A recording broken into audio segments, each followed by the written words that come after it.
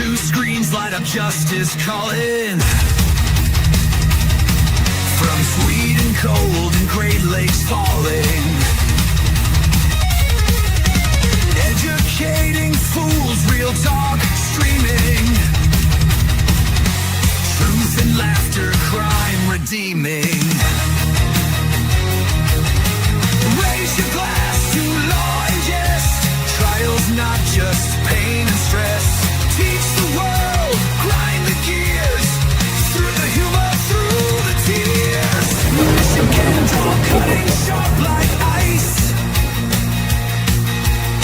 Swedish fire burns, truth precise. Shot of whiskey, sip of gin.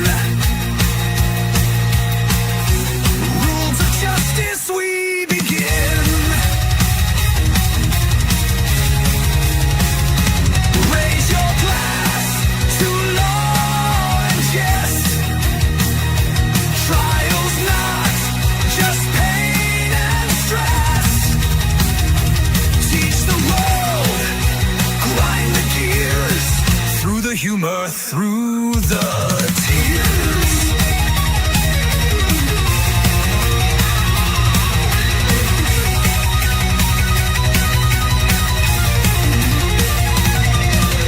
Bang the gavel, crack the screen. Courtroom chaos in between. Wine and laughter, we all bleed. Streaming trials, feeding need. Layers of law, peeling truth bare. Laughs flow wild, do we even care? Chip on shoulder, beer in hand again. Together on this shaky stand.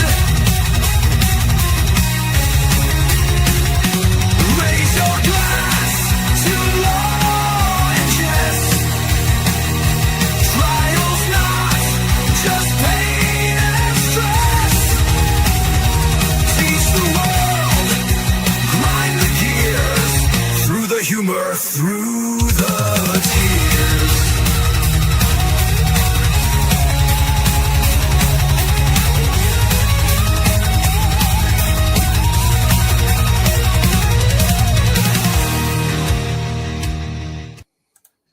All right. Good Hey-o. afternoon. Heyo. How you doing, Nick? I'm well. Well been- rested, relaxing day, I heard. No.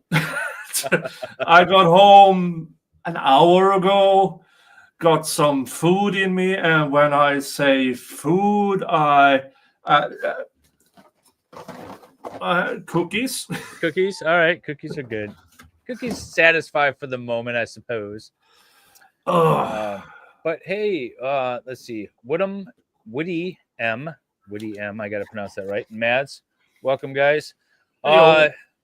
So we're going to start a little late today, or we are starting a little late today, but we're going to be able to get caught up by the time this is done, I'm pretty sure. Yeah. We get to spend a lot of time with an expert witness on stun guns today. Yay! Yeah. Hey, Cindy. Oh, Cindy, did you make it down to the protest today? Did you wave your flag this morning?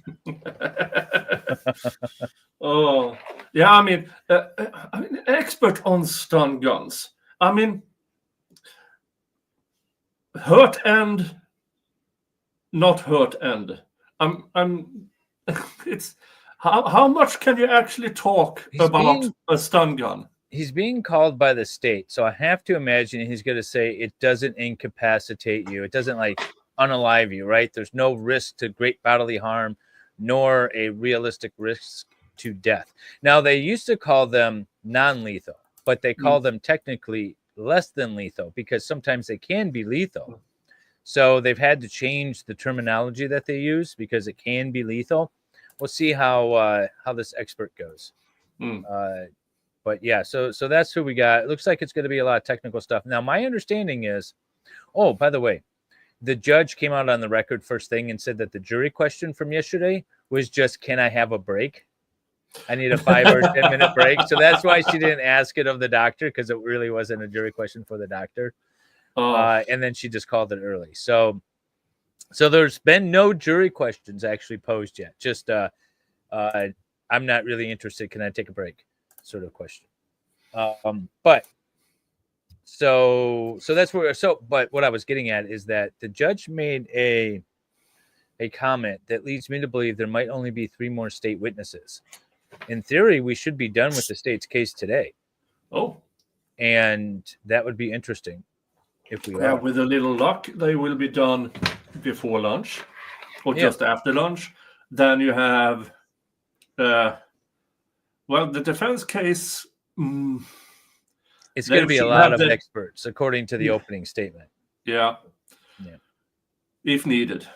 I mean, they can change their mind because it's not like the state have had especially good witnesses. They really haven't. I was trying to go back through and look at what our witnesses were. So the first 2 witnesses were bros, my bro of the victim. One was the passenger that took the phone video. Then the third witness was the neighbor, and he was, what is it? Exacerbated. I can't say the word now, but anyways, he was fun. And then witness number 4, I can't remember what witness number 4 is. I don't have it logged anymore. But then there was basically just a bunch of people introducing videos. Nothing. There was the I think 4 was the Michigan State Police detective that took over. We had the medical examiner that testified to the lead poisoning, which caused the death. And we had the crime scene investigator that said, yep, we found a gun and some taser stuff. And here's a picture of the officer in his uniform and his hands. And that's about it. We're just sort of like putting out all these little things, and we haven't really connected the dots. So we'll see what today brings. We'll see what's maybe tomorrow. Oh, that would be fun. I was trying to think. This is going to be a lot shorter trial than I anticipated. If it's still going on the 1st, Thursday, the 1st, I might be able to get out there. I can't tomorrow. I might be able to make Thursday happen. I doubt it will go on for that long, actually. Which is a bit sad because May 1st is a national holiday in Sweden. I'm free. Yay. And if it goes on Thursday, on the Wednesday, if it's still going on tomorrow, since I'm free the day after, I might have a beer. All right. That sounds good. Mads did correctly point out that the medical examiner also talked about the blood alcohol content of the victim, Mr. Lyoya. That was 0.29 or 0.28 or something like that. It was really high. So if you wake up drunk and then go buy beer, generally your blood alcohol. No, I'm not going out swinging red banners on May 1st. What's the red banner for? It's the International Workers' Day. Oh, aren't you just going to go out with your hammer and sickle? Yeah, I mean it's the day that were made up by the second international convention of the communist scum, and seems like something appropriate to celebrate. Yeah. Now, I'm even though I do labor law, union jurist, and they really don't like me for refusing. I say, you go, you swing that pole around. I'll be home. That's blasphemy. Blasphemy. Nick is calming this down. All right. Well, do you want to get on to this taser expert and see what he has to say? Sure. Right. Let's see how interesting he is. I'm so happy we can do this in 1.25. I can live too. Yeah, definitely. So this is the state's 9th witness. His name is Brian with a Y. Childs without a D. What happened before that? Because you start a bit into the... was basically just people roaming around the courtroom, chit-chatting. Everyone trained the cameras on the defense team as they walked in with their briefcases and laptops, and then the judge came out and said the jury question was just, "Can I get a break?" So that was literally it, and then they brought the jury in. So I skipped ahead. Yeah, good choice. Okay. Thank you. Thank you, Ron. Sir, could you state your name and spell it for the record, please?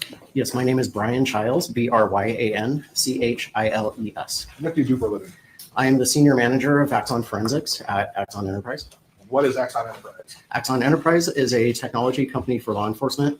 We're mainly known for providing taser, energy weapons, and body-worn cameras. And what are some of your responsibilities in the position you hold? My responsibilities are running my department, which conducts forensic investigations regarding taser energy weapons or body-worn cameras, pretty much anything in the Axon ecosystem regarding the logs or physical evidence, putting the story together from the device's perspective, and then producing a report. Can you give the jury a little bit of your educational background on how you got to be a taser Axon administrator? Yeah, so my education is This guy goes for like an hour and a I have half. my associate's degree in electronics technology. Most of my experience is work experience. I'm going to skip. I'm pretty much wearing two hats. I was in charge of compliance and in investigations. In 2020, I took full responsibility over investigations. That became my full-time position. So when you talk about investigations, you're investigating tasers and body cams and just about anything that Axon produces, right? Correct. I guess maybe focusing specifically on the taser, do you have an idea how many taser type investigations you would have done in your career with Axon? I don't know an exact number, wonder but why, it's man. over 500. And those are from across the country? Global. Global, okay. So Yes. everything across the world, they send it to you in terms of looking into what happened with a taser or a body cam. Correct. And in terms of those, you've done it globally. Do they use tasers in Sweden, Nick? Taser and body cam What? area. Did they use And tasers in before- Sweden? Yes. How many times? They got it approved just a couple of years ago. Approximately 70. And that, once again, is that global or is that just the United States? That's So- US, Canada, and the UK. And this time I moved to have them. They're not in Sweden. Sorry, Nick. Oh no. Okay. Qualified as an expert in tasers. He looks proud. I'll get a little idea. I'm going to show you what's been kind of marked into evidence is Exhibit 23. And on all the Yeah, places he tell us what testified this to, is. This is a mysteriously, Taser 7 victims energy show up. And Taser 7, why is it Taser They were 7 stunned first. versus the Taser? Yeah, there's several models over time, and Taser 7 was our 7th iteration. He's really, really What's happy taser right about now? tasers. Right now we're on He Taser loves 10. tasers. And this is an How many older times do you think version. this guy's been tased? When did this version kind of go into use? I say at least two This one dozen was times. released in 2018. Oh, he's a taser Can salesman. you, if you can show the jury in terms of what describes some of the things on, it kind of looks like a gun. Is it a gun?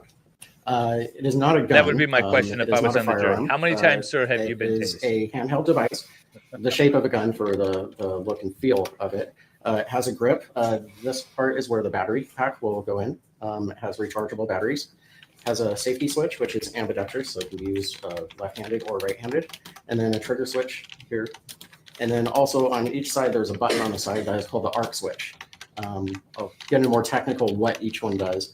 We also have cartridges that install in here. There's 2 cartridges. Each cartridge has 2 probes. So there's 4 probes total. What else? We have cartridge release. That's essentially it. There's a high voltage section and then pretty much the microprocessor and the smart section of it. When you talking a little bit more, you talk about a safety switch. The safety switch is on there. What is that designed to do? So the safety switch arms the weapon. So it turns it on, powers it up, but it does not activate the high voltage yet. All right, so I gotta it just pull puts it up. at a ready. If the trigger is pulled or the arc switch is pressed, then it will activate. Also with the How many safety times has switch, this expert been tased? That's the laser poll. aiming will turn on. and I the don't know. flashlight Enough will to have a constant smile on his Now, face. what is a taser designed for? He is What all was the giggly. purpose of the taser? The overall purpose I'm of a asking taser weapon Suno.com is to make a taser man inject song. electrical signal Just into the saying. human body or animal and override the central nervous system and tell the muscles to contract. So when activated, it produces high voltage pulsing, and that pulsing, if delivered to the body, will be received by the muscles. And all of your muscles, all movement that you make is done by electrical signals from your brain. And so what this does is it puts an electrical signal on the muscles, and the muscles say, oh, I need to contract. So they contract and then release. but the weapon does it 22 times per second, so it causes a rigid muscle lockup if you have enough muscle receiving that signal. I'm gonna go and maybe help a little visual in terms of how this works. The play what's been stipulated to is Exhibit 22. People, Your Honor. It's amazing. The defense, I still come back to this. The defense wanted a live taser demonstration. You recognize it? Yes. Unfortunately, the court said no. That would have been so funny. Oh, they're going to show it? This On is the a doll? computer-generated bad AI sort of thing. Or what is this? Mr. Testifier, taser man, throw on the doll. Who had the taser hurt you? Oh my! Is this a commercial for the? It's a taser? commercial! Taser 7. I want one now.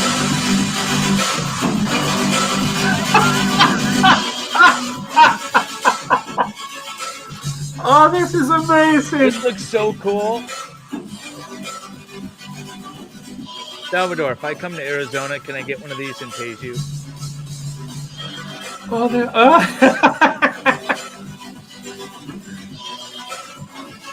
How did this get approved to be shown in court?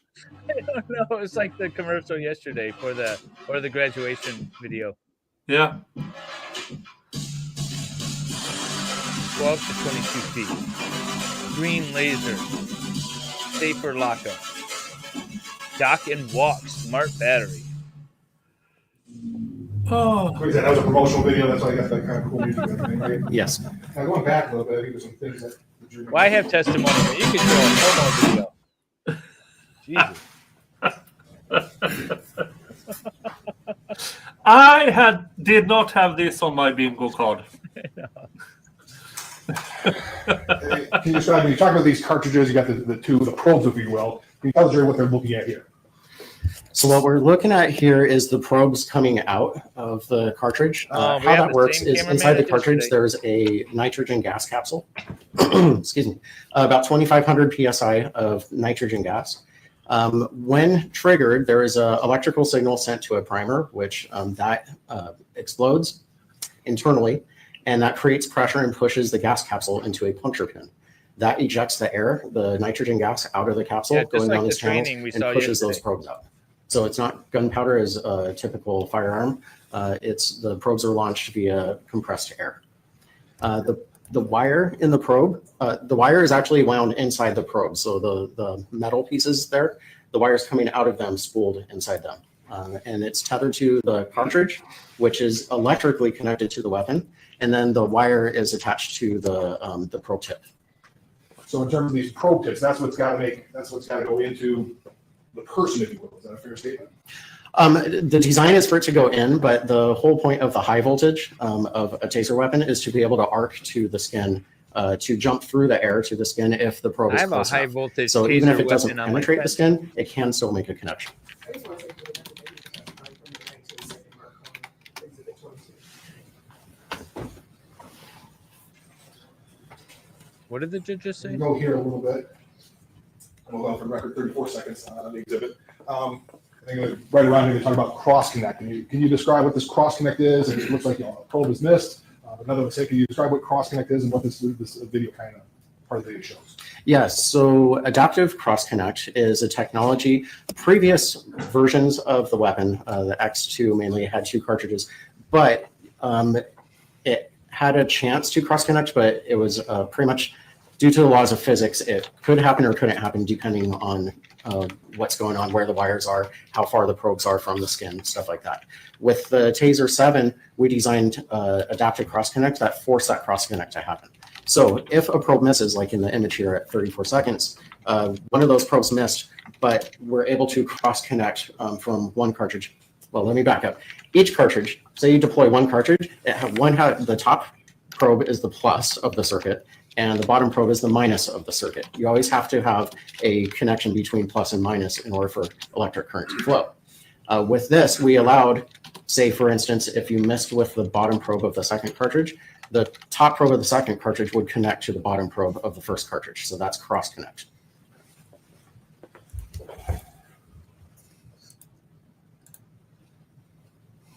Now here, the Taser 7, and once again, correct me if I'm wrong, the Taser 7 had something about a close range cartridge versus a longer range cartridge. Could you tell the jury what you mean by that? Yeah. We're at .53 now, and you're talking about the close range cartridge. So with Taser 7, one thing new that we added was 2 different types of cartridge. On each Taser cartridge, the top probe comes out straight. The bottom probe comes out at a downward angle. The reason for that is, I mentioned before with the Taser technology, in order to cause a reaction from muscles, you need enough muscle to receive that signal. So you need enough muscle mass between those 2 probes. So you need distance on the body. And so with the bottom probe coming out, or top probe coming out straight, and the bottom probe coming out at a downward angle, the further back you are, the more spread you have between those probes. That can cause a problem because if you are too far away, then the bottom probe might hit the ground before it reaches the target. So we designed 2 different cartridges, one with a 3.5 degree angle, and that is for long range. And then we have a close quarter cartridge that has a 12 degree angle on the bottom probe, and that is pretty much at 4 feet. In general, your general rule is you need about 12 inches of spread between the probes. There are caveats there on the location on the body because it's really about muscle mass, how much. But in general, you want 12 inches. So effective at 4 feet means at 4 feet, you'll get about the 12 inches of spread between. I was listening to the song that you made. I wasn't even paying attention to this testimony. Like, we need that in the background, just to play in the background. Yeah, to create that ideal situation for NMI, you'd need to be at 4 feet. And then,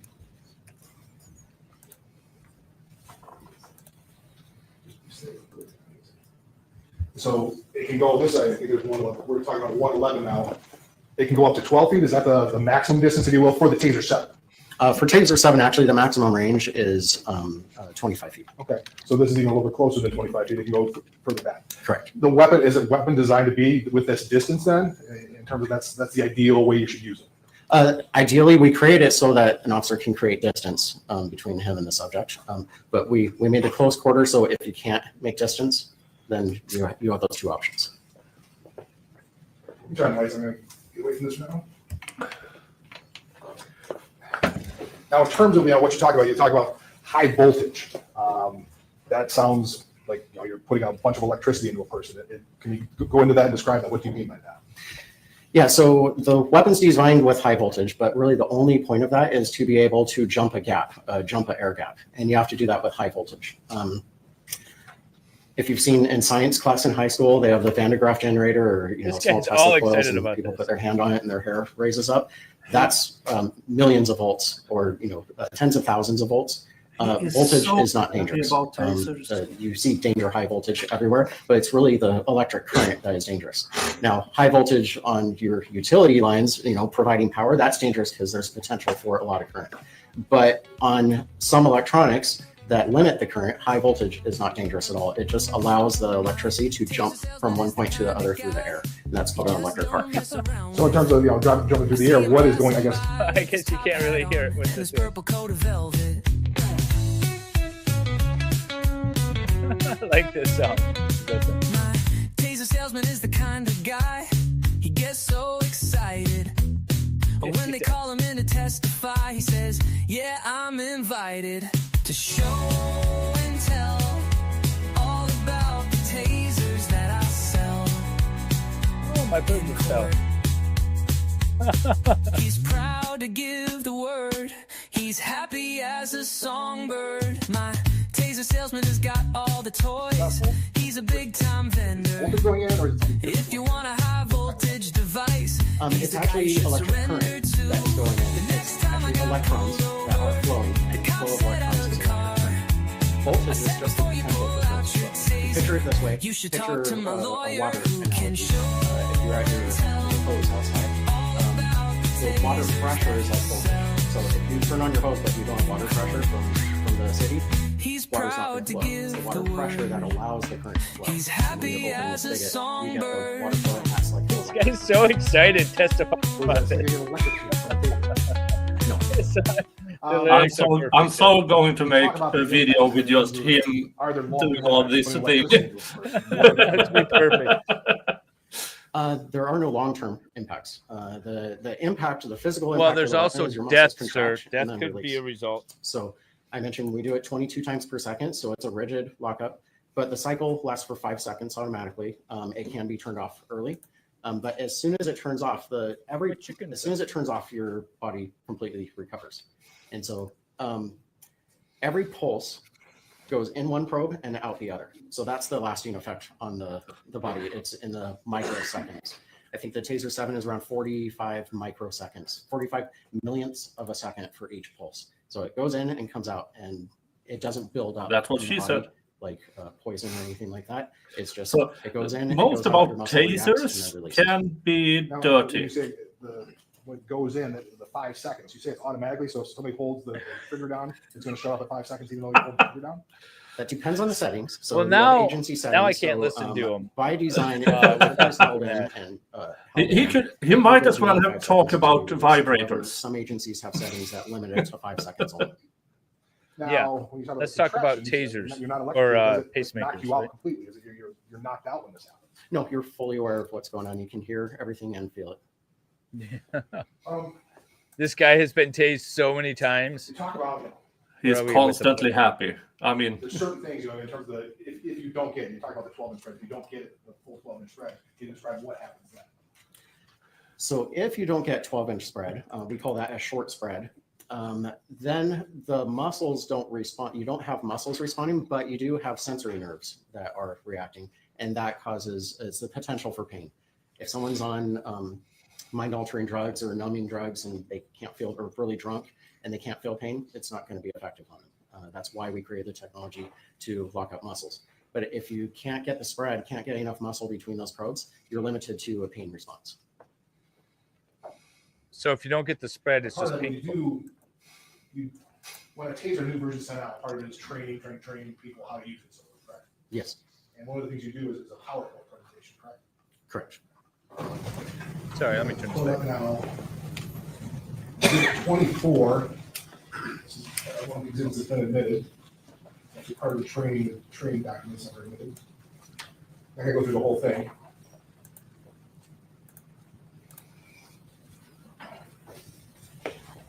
We have it put on the screen, please.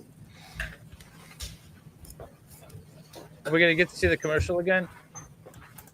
So you recognize this? Okay. Yes, I do. And this is one of the PowerPoints that are put out with the training when the Taser 7 went out, correct? Correct. Now, in terms of, can you explain here when you say Taser CEWs, that's controlled energy weapon, Conducted energy weapon. are not a substitute for authorized deadly force. What is that there for? What does that mean? So the taser weapon has limitations. Like I said, if you can't get probe spread, or if you don't get enough muscle mass between those probes, it's limited. So we put that in there to say that we're not saying don't put your gun out if there's a deadly situation. Don't rely on the taser. Like if there's close range and person has a knife, they're typically going to go to their firearm rather than a taser because there's limitations. If you don't get the probe spread and it's a deadly situation, your life might be in danger. So we're just saying it's not replacing the gun yet. Now, replacing that, is the Taser designed to kill people? No, What's it? It's not designed to kill people. What exactly is it kind of designed for then? it's designed to temporarily incapacitate. Notice how he first said it's designed to he was going to say incapacitate, but his marching orders are temporary incapacitate. Maybe move down, but try to be a little quicker. It's hard to move. We'll go to slide 37. So this is part of the PowerPoint as well, correct? Yes. And you have this warning here. You just said it's not designed to kill people, but then you have this warning here. Can you explain that? So the warning, the first point, can incapacitate. That's what it's designed for. Can cause death or serious injury. Serious injury, you can get a probe in the eye. You can, using force, you can cause injury. As far as death, most of the deaths have happened from falls. Incapacitated. When a person Is walks it up and they're possible for a incapacitated, they perpetrator typically to fall kill down. him? Or at elevated height, they fall That's straight a to the good ground. question. Or head Yeah. injuries. Well, the can defense happen as or the well. jury have It that. can, anything can cause, almost anything can cause death. But taser energy weapon, it's not designed to, but if used improperly, it can. Now, with Like this by along the slide, somebody you just don't who send out the slides. You send out Takes it instructions off for of the a person police officer. giving the Doesn't have any presentation, if you training will. with it. Is there a script, if you will, that goes along with the slide? not necessarily script, but a guide. There's notes for the instructor on. This is not going to go the notes state's way the more about he the safety talks. of the, or about that slide. On this one, it's on warning, so there would be notes, additional information for the instructor. What kind of notes are you talking about here? What are those notes? By not addressing this from the prosecution, they're mostly notes for the the speaker. jury might see that, oh, why are you hiding this from us? I don't know exactly. Yeah, word for no, word what it that's a says good on point. here. You should, But there will be when you like know handcuffs, there's a exercise problem injury. with There's notes that testimony talk or about, evidence, you should falls get out or in head front of injuries, it stuff like and that. address it Talking about before the the other side gets an safety opportunity study. to address it on cross. Yes, it does talk about, well, there's been many safety studies done on tasers, independently and from Axon. The National Institute of Justice, NIJ, did studies, Wake Forest. There's several universities who have done safety studies on the technology. And what do those safety studies find in terms of this technology? As far as electrical safety, it's a safe weapon. It does not affect the heart. It doesn't cause damage to the body. There's certain things in the use of force that can, but the taser weapon itself, it causes the muscles to lock up and release them. It's really a muscle stimulator. That's really what it is. Yes, Staying at a that's point, your goal we'll in have life. to- To find a partner that loves you as much as this guy loves tasers. Yeah. Slide 50. Hey, Dark Lotus. This Morning. talks about voluntary Afternoon. exposure. It's voluntary exposure that sometimes that police agencies use in their training. Yes. Now, in terms of looking at this, when you talk about risk of injury from stress, that first paragraph, talking about muscle exertion, can you describe what does that mean? So the taser exposure causes your muscles to contract. And so it can, repeated exposure can cause fatigue in the muscles, just like working out really hard. And so that is warning that, stress, physical exertion, falling, especially like voluntary exposures, you don't just have someone stand there and hit them because they're going to fall and hit their head. And so always use spotters. So there's several instructions that are given on doing voluntary exposures. When you talk about those total exposures, about strong muscle attacks, you talk about repeated. Is like one contraction going to cause this type of strenuous exercise, or is that repeated? It'd be repeated. Okay, so that repeating it during a ballpark, how many? Is that 5, 6, 2? Yeah, is there any kind of idea? Don't really have a number. There's been studies that the taser exposure is a whole lot less exertion on the body than, like, say, punching a heavy bag or sprinting or running. So this warning, specifically for voluntary exposures, is just warning the user taking the exposure that they might feel soreness. It might feel like they work out or something like that, but it's not going to cause damage to the muscles or anything like that.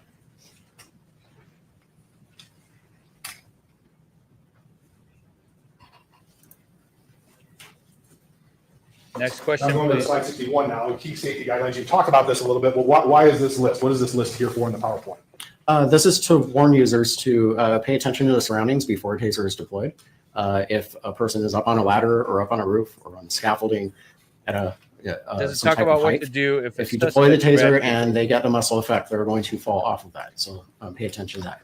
Flammables and explosives. There have been a few out there where this person guy is has seriously injured definitely or tested a due to fire taser with because, like a taser can was of deployed gasoline. in a explosive environment or a flammable environment, and the high voltage arc can ignite flammable fumes. Are those kind of the top reasons people have been killed in the history of the taser? Yes, falls is the number one, feel like that's and leading. then also fire injuries is up there. Now, in terms of Wait, did he say fall? Oh, falls. If they get tased and then fall over. Okay. number 4, the restrain fast, That was avoid like prolonged falling on. exposures. You kind of testify saying, well, prolonged exposures don't build up, but now you're saying avoid prolonged exposure. Can you explain why that's in there? It's just for the situation. The device is painful, and it's a strong use of force, and so it's not causing long-term damage. I mean, eventually, a very long exposure. We had a volunteer do 45 seconds. So one activation is 5 seconds. We've had a volunteer do 45 with no damage. But eventually, at some point, you're going to cause muscle damage. If you keep lifting weights beyond you're tired, but you keep on going, you're eventually going to damage your muscles. So that's why the warnings there. Prolonged exposures, you want to limit. All in all, we teach officers to use the minimum amount of force to effect the arrest. So get them under control, get them cuffed, and turn the taser off. So you had a volunteer do it for 45 seconds, you have to pay him? I believe he got a free taser. Oh, okay. All right, so that's something.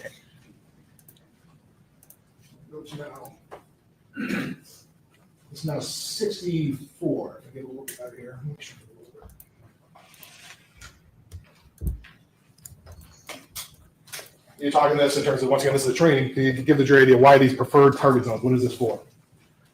So preferred target zones, one, we're thinking safety, and two, we're thinking effectiveness. And so the preferred target zones are deemed safe, won't cause serious injury, and also have the larger muscle groups to give a better chance of getting effective NMI. So we tell you hit a muscle, so if it just goes like, I mean, I guess maybe your hand is kind of bulky. So if it hits the hand and gets a bullet, that's not going to have the same impact, if you will, or the same NMI. Right, you have a lack of muscle there. Another example, I mentioned 12 inches. You want 12 inches between the probes. If you put a probe from my fingers to my arm, you have over 12 inches, but that's not going to be effective because there's not a lot of muscle mass there. Make your arm do this.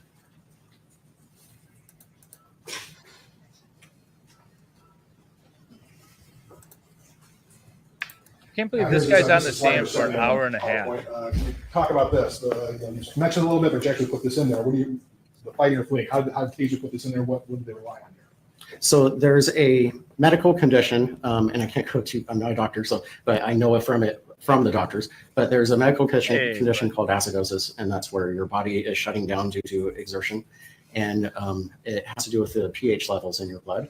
And they did a study comparing taser exposure versus fighting, punching a heavy bag, sprinting.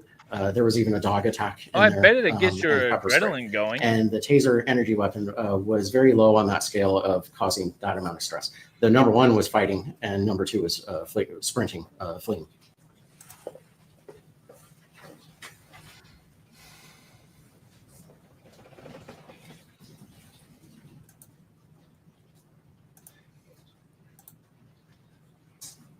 This is exhibit 71. Why is there, you got, sorry, slide 71. Sorry. You talk about sensitive populations. Why is there danger with these individuals? Well, like children and children, it's not physical. Well, their bodies are developing and all that. So like small children, besides being wrong, it's developing body. You might not have the strong bones and everything. So you don't tell a little kid to go work out really hard and start, lifting weights. They're developing. Elderly, they can be frail bones and frail muscle structure. Pregnant, we have falls, so you can cause them to fall down. Sickly, low body mass. So this is a weapon that causes muscles to contract. And if you wouldn't have someone go and lift weights, it's ideal. You wouldn't want to do them. If you have an elderly person, you're not going to, have them go work their muscles in the gym because you could cause issues. So.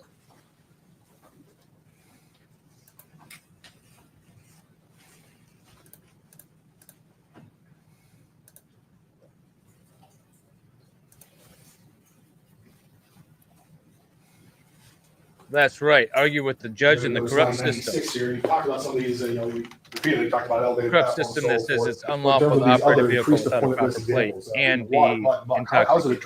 How's it a drowning risk? Can you explain that a little bit? Oh, well, if you're in a swimming pool and your muscles contract and you can't swim. And so if someone's in water, you have to be aware of that risk. Now, if it's a situation I'm just thinking about and learning about all these new potential challenges to have fun with the taser. Where a person had a weapon, they were by a pool, so they deployed a taser, they locked up and fell into a pool, and the officers jumped in and grabbed him. So life was saved there. But if the officers didn't go in and grab him in time, he could have taken a breath and drowned. Stuff like that, the elevated position, operating machinery. If it's something where you are going to lose control, you won't be able to voluntarily move the muscles. Job. He loves tasers. Are in a situation where you need to break a fall or defend yourself, you won't be able to. So we're just warning users to be aware of the situation. And if someone might be injured due to it, seriously injured, think about it. It seems to be like almost secondary impacts of, when you hit them with a taser, it's something that happens because of the NMI, not because of the taser. It seems to be that's the main danger. Right. It's all secondary. The weapon itself is designed to be safe. Designed to be safe. You know how he says that? You see that? Doesn't mean it is. It's designed to be safe. So is a car, right? Yeah. So is a People die in playground. those than anything else. Yeah. a playground is always safe, designed to be safe, and then people use it. I'm gonna get in here, you can see that. Talking about the drive stun. I think you mentioned a little bit, can you go a little bit more into with the jury, what is the drive stun? What does that mean? This would be slide number 124. Yes. So drive stun. And first, I believe I've talked about NMI. I think it says NMI in there. That's neuromuscular incapacitation. That is when your muscles lock up and you no longer have control of your muscles. So I mentioned the point of the weapon is to incapacitate, but that is done via the probes or delivering energy to enough muscle mass. A drive stun, a lot of people call it a mode of the weapon, but it's actually a tactic from the officer. And drive stun is when the weapon is activated and driven into the body of the person to make contact. It's also called contact stun. There's tactics they teach Oh, to stun. hit, I thought they kept saying stone. pressure points and nerves to cause more of a pain response. And that's really what it is. The drive stun without probes causes pain, but does not cause the muscles to contract. I think that's what the "Don't Tase Me, Bro" got. Example. We go to exhibit 12, graduation video, Lyoya. My name is Taserface. That's a great movie. This is about I'm watching that 103 tonight. in graduation video, exhibit 12. Back it up a little bit. And here I was. Oh, here we thinking, go. They're playing I this thought again. this testimony was going to be boring.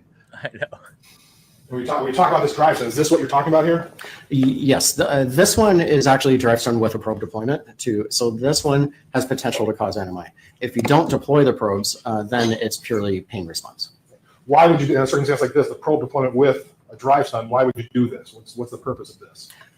Well, we had talked about like there's a minimum distance, like the 4 feet with the cartridge. That's what causes the 12 inches. If you're closer than that and you cannot get distance, then you can do a tactic like this where you deploy close and then drive stun on another part of the body to complete the circuit and get more muscle between those So electrodes. if you'd just done this without the probe deployment, that would just be the drive stun you're talking about. Yeah, that would, and it's very similar. This was a probe deployment really close. That would be the same body response as a drive stun without probes, just because it's close.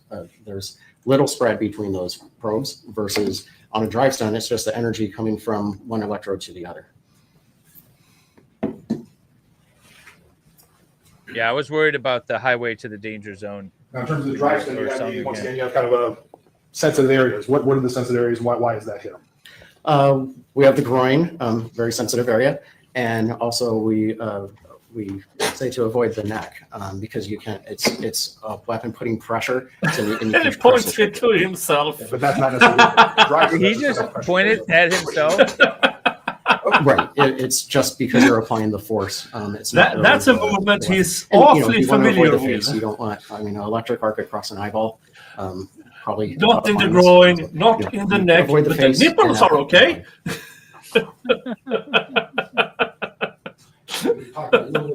I renamed that short from yesterday to "Highway to the Danger Zone." Oh. I'm having way too much fun with this. He's just so excited. He's a fun witness because he's just Maybe so talk excited about about maybe his what job better and visuals tasers, with and I really want to know cartridges, more about what this guy does Yeah. what are we looking during at? his Which free time with his cartridge would tasers. this be? Excuse me. That would be slide I mean, number one. he's probably used to This is, police 3.5 precincts and degree security cartridge also requires scan firms cartridge. selling his tasers. Here he is, longer and he can tell sensitivity. us all about it. Oh, What was that? It's like an earthquake. Even the witness Earthquake? noticed it. He looked up. There was like a weird loud sound in the court. huh.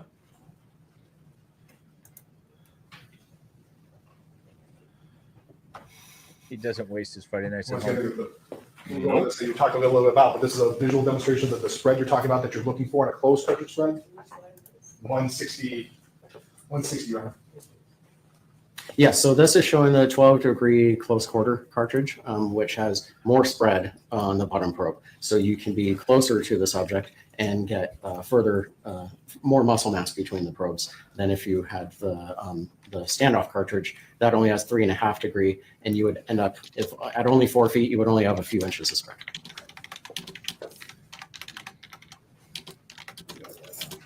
Are we just repeating ourselves now? Part of what you did here, I'll turn it off right now.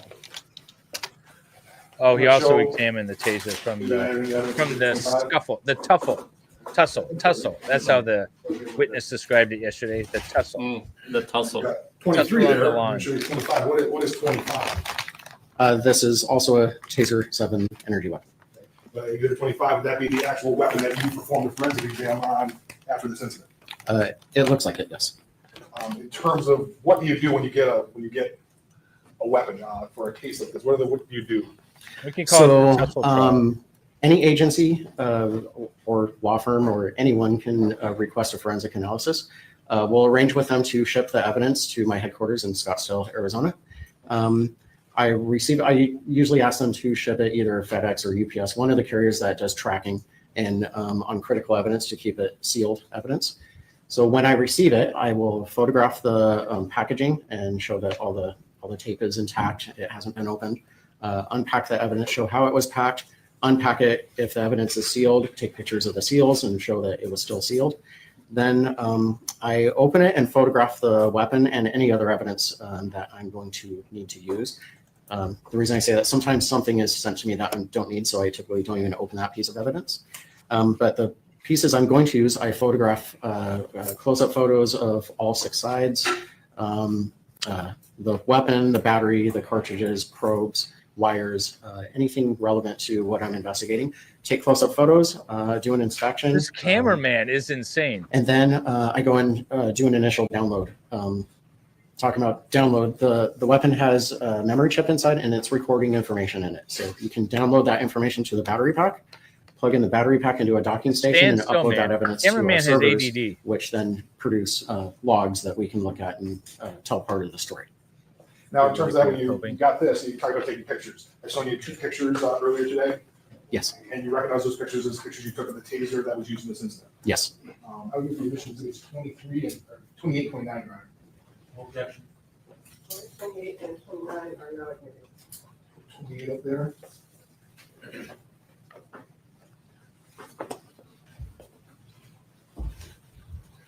Could you tell the jury what we're looking at here in exhibit 28? That is the front of the weapon. So this is after I have unpacked it and taken photos of everything. And now I'm taking the close-up photos of the front. So that is as if the weapon's pointing towards you like this. Now, obviously, there's apparently a lot He of points mud it at dirt the in that. jury. Yes, and grass. Now, in terms of which, I don't know if you can see it well, what would be the close cartridge and which would be the longer cartridge, if you will? The one on our left is the 3.5 degree close quarter. And the one on You're going the to try to right say that it is the wasn't 12-degree, in a position to be that's why it's fired dropping given down. all the dirt and Right. stuff in it. But And so that doesn't do anything. looking at it because the from this officer angle, didn't know. the cartridge 1 is on the right, cartridge 2, I'm sorry, I messed that up. Yeah, cartridge 1 is on the right, I was correct, and cartridge 2 is on the left. And then going to exhibit 29, what are we looking at here? This is 2 probes and the wires unspooled from them. So this is when, after it's been shot, and the taser's kind of left after the discharge. Yeah, they've been deployed from the weapon, and also the barbed end tip of the probe has been pulled from the body of the probe. Now, in terms of you took these pictures, then you talked about getting a download or trying to tell you what the taser tells you about the incident. Could you tell the jury what you found out about the deployment of the taser in this specific incident? In this incident, the deployment, there was 2 trigger pulls that deployed both of the cartridges. The first deployment, there was no connection between the probes. I believe it arced in air for a short period of time and then lost connection completely, and the weapon couldn't discharge. Okay, stop right there. Part of it, you did a report on this. Yes. So And the you first kind of time it was included photos pulled, and, came in no when you find contact the with taser was deployed in anyone. that This is report. going to be interesting. That's if they- correct. And you had it after you take a look at those pages and those. A are the record of a pictures contact. What the taser looked like, reflecting when the taser was deployed. Is that true? Yes. don't know if I remember, just to make sure, I moved the admission of exhibits 26 and 27. I wasn't sure, so that's all I got in.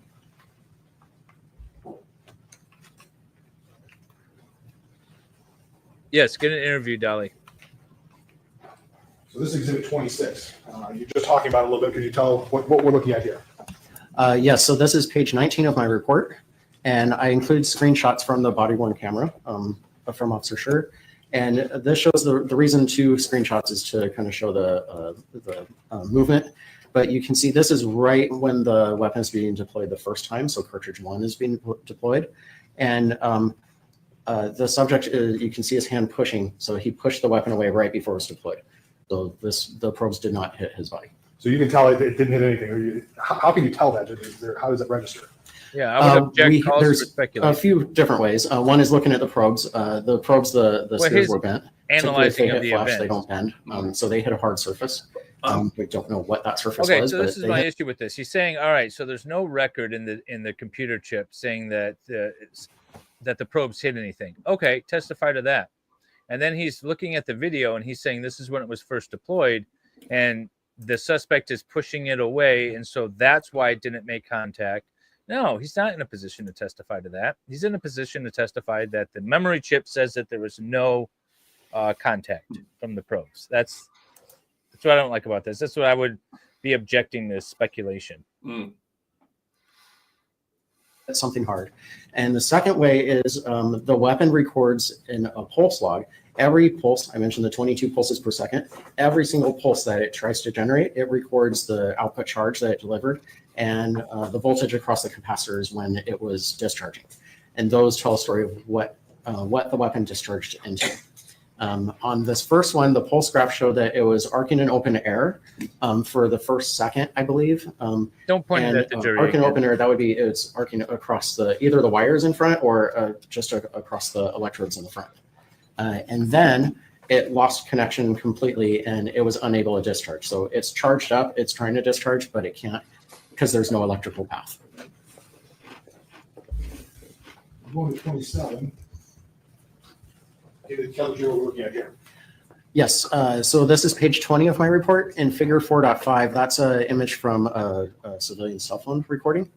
And this is a little bit later. And while they were struggling in the grass, the wires were being pulled. And I have the two red circles shown in the grass there. You can see two shiny things moving as they are moving. And those, I am very sure, the probes being pulled from the wires as the two subjects wrestle in the grass. That'd be from the first one, the first deployment? Correct. Okay.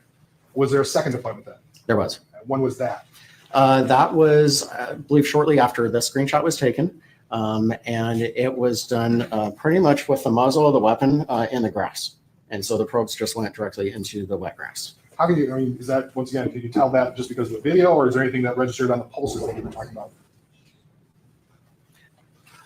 Was that something on the pulses that we were talking about? There's something going on in that courtroom. The pulses were a little bit Keeps getting different distracted. because typically you don't fire into wet grass. Wet grass can look like human flesh, but wet grass it depends on the grass. I'm sure the grass in Arizona is a lot different than the grass here in Michigan. You have grass in Different Arizona? minerals.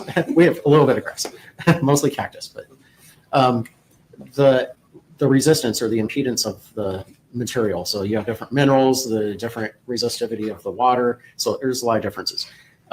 In that activation, it showed it discharging into what would look like flesh, but it was also short-circuiting, which means it was probably it was raining at the time, so the grass was very wet and the ground was very wet, and so the water was probably short-circuiting. It didn't cause any damage, but it's the logs were recording discharging some pulses into Isn't it called cacti? resistive material and It's some pulses multiple? into a dead short.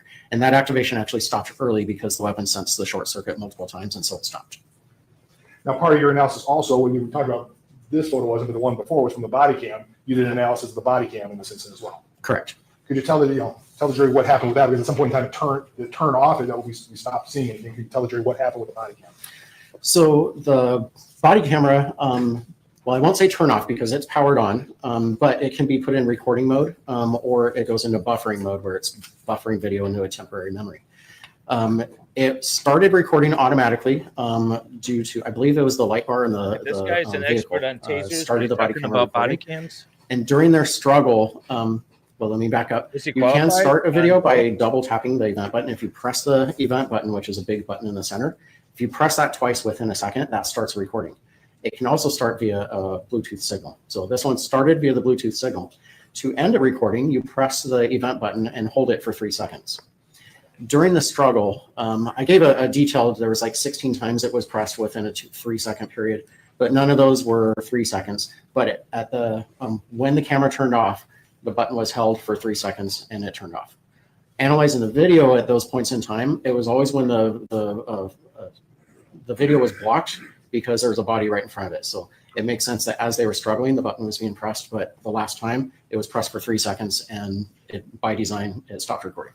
So is that more of an unintentional because there's the body's pressing against one another than somebody intentionally? Yeah, Correct. I assume so because he said that they make tactical equipment for police agencies, and since they're questioning him about it, but he was qualified as an expert in tasers. Yeah. I don't remember asking him to be qualified as an expert or offer any opinion as to body cams, even though I'm sure that they do make them. It's just an interesting little thing. The defense isn't raising an objection, so I guess they're fine with it, but just noticed it.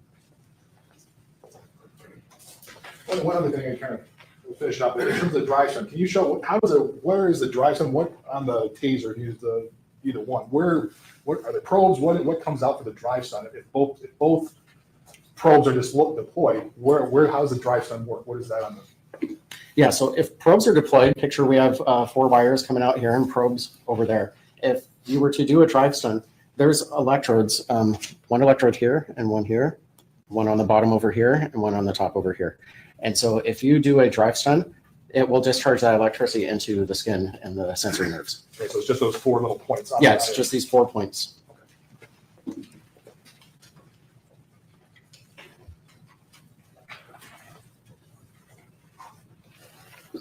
Are we on to Cross now?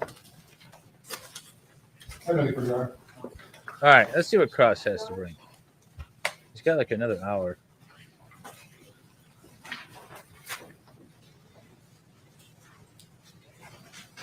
Maybe half hour.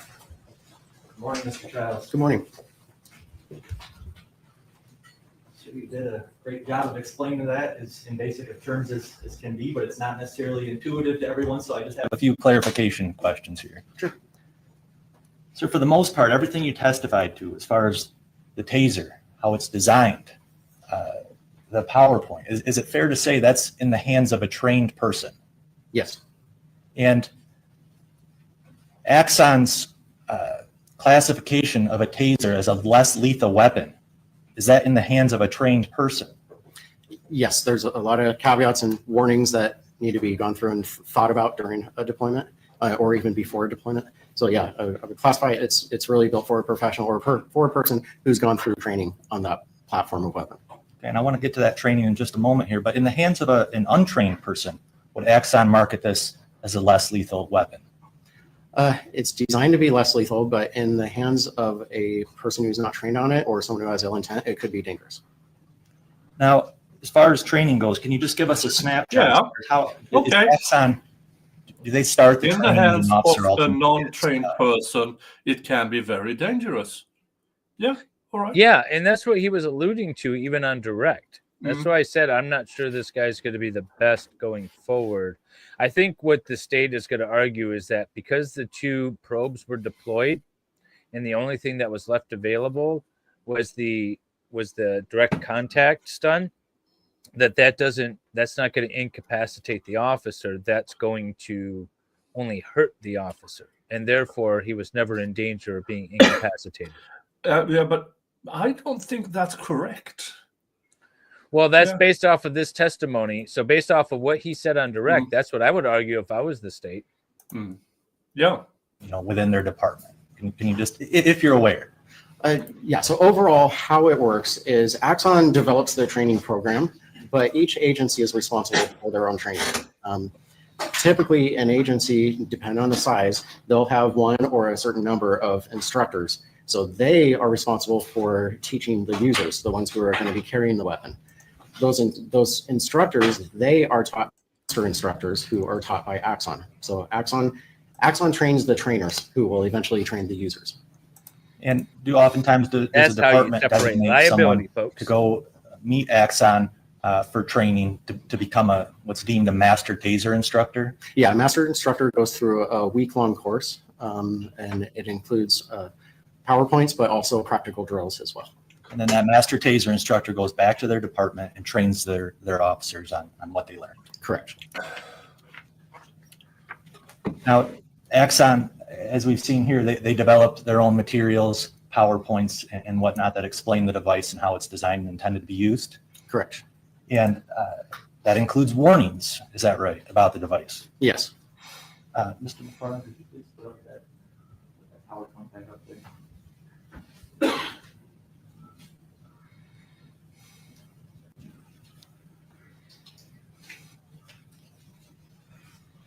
And you're familiar with these materials, is that fair to say that you just went over with the prosecutor? Yes.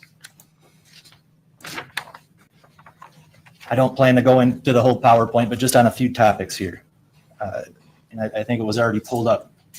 Axon, the manufacturer of this Taser 7 device, warns that it's a serious weapon and should be treated as such at all times. Is that correct? That's correct. Do the Axon materials and warnings tell officers that the Taser is no longer dangerous after both cartridges are deployed? No. Could you please go to slide 13? He's using the legal warning That is exhibit 20. against him, which is good. I don't, is this ours? That warning is designed to limit the liability of the manufacturer, not necessarily declare a fact to be true. Yeah, but it sounds So it appears to be, so I just wanted to. bad for the prosecution. So there are 12 jurors that are going to hear the case. I can't remember if they impaneled 14 or 16. It's a mix of men and women, mostly men and mostly white. That's what I know about this jury. And it's also in a fairly conservative county, and it's a black suspect and a white cop. So read into any of that as you will. And yes, it's Nick's 40th birthday tomorrow. Or no, Friday.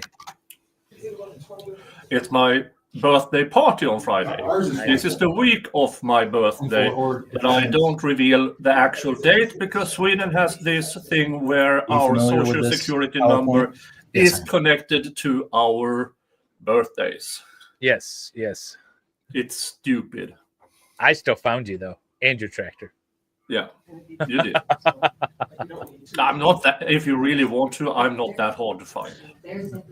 Beautiful country. Yeah, it is. This is just the party question. So there. So this is part of their exhibit. Yeah, we don't have. Yes, it is. So then it'll still be. So they're But you can, trying to identify exhibits. the slide that's within the PowerPoint, it's actually gonna be the same slide. I don't know.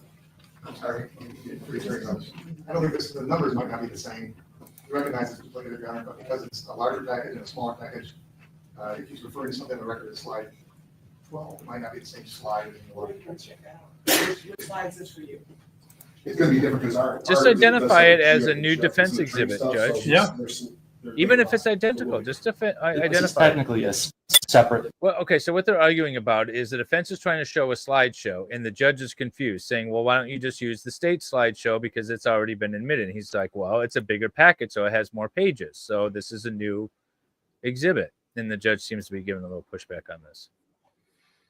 Would then be a separate piece of material here. So it's still not a big, And I would move for the admission based on this expert's knowledge of this. and that's a G.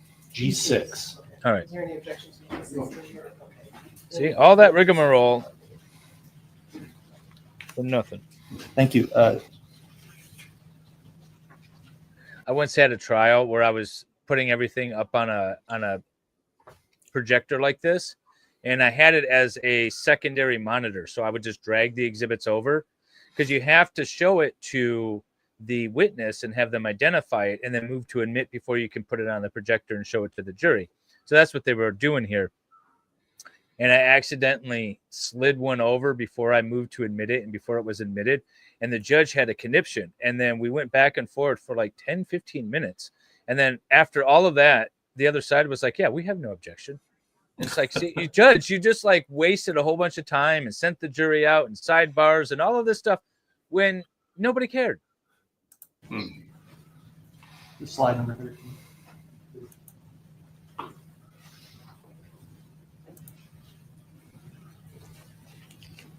Now, I think you've already discussed. So, just for example, like this is the exact warning that was shown in the state's exhibit, but it was probably a different page number. So, I don't know why they're not using the same one, but the defense apparently has more pages they want to go over.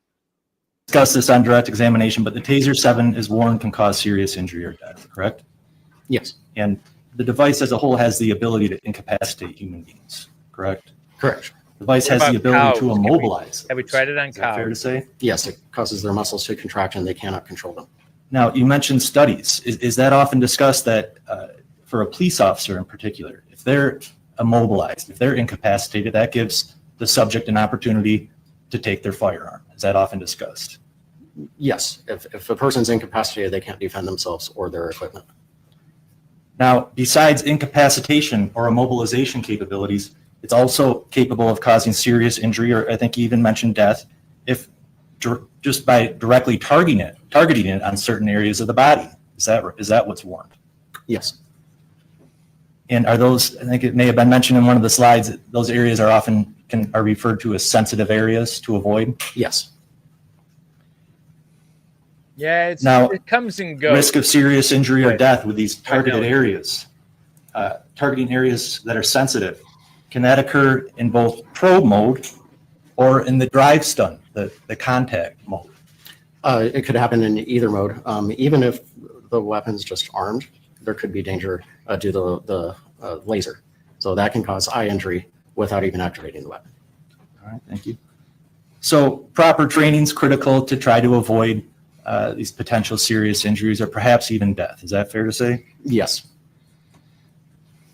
And the device, as we discussed, is less lethal if used in the hands of a trained person as designed and intended.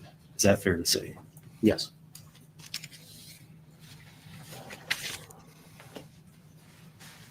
Now, a trained person is obviously notified about these potential risks of the device.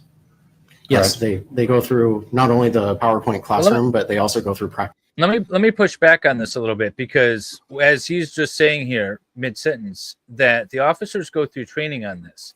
So you have to put yourself in the mindset of the officer. The officer's been trained on how dangerous and incapacitating these devices can be.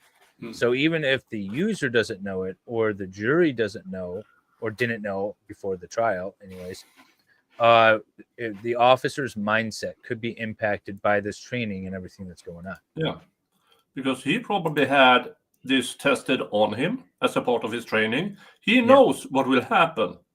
Yeah. Drills where they're put through scenarios to think about these things. And I just want to, for a moment here, go over to the sensitive location topic that I know was brought up somewhat on direct examination. Could you please go to page 41?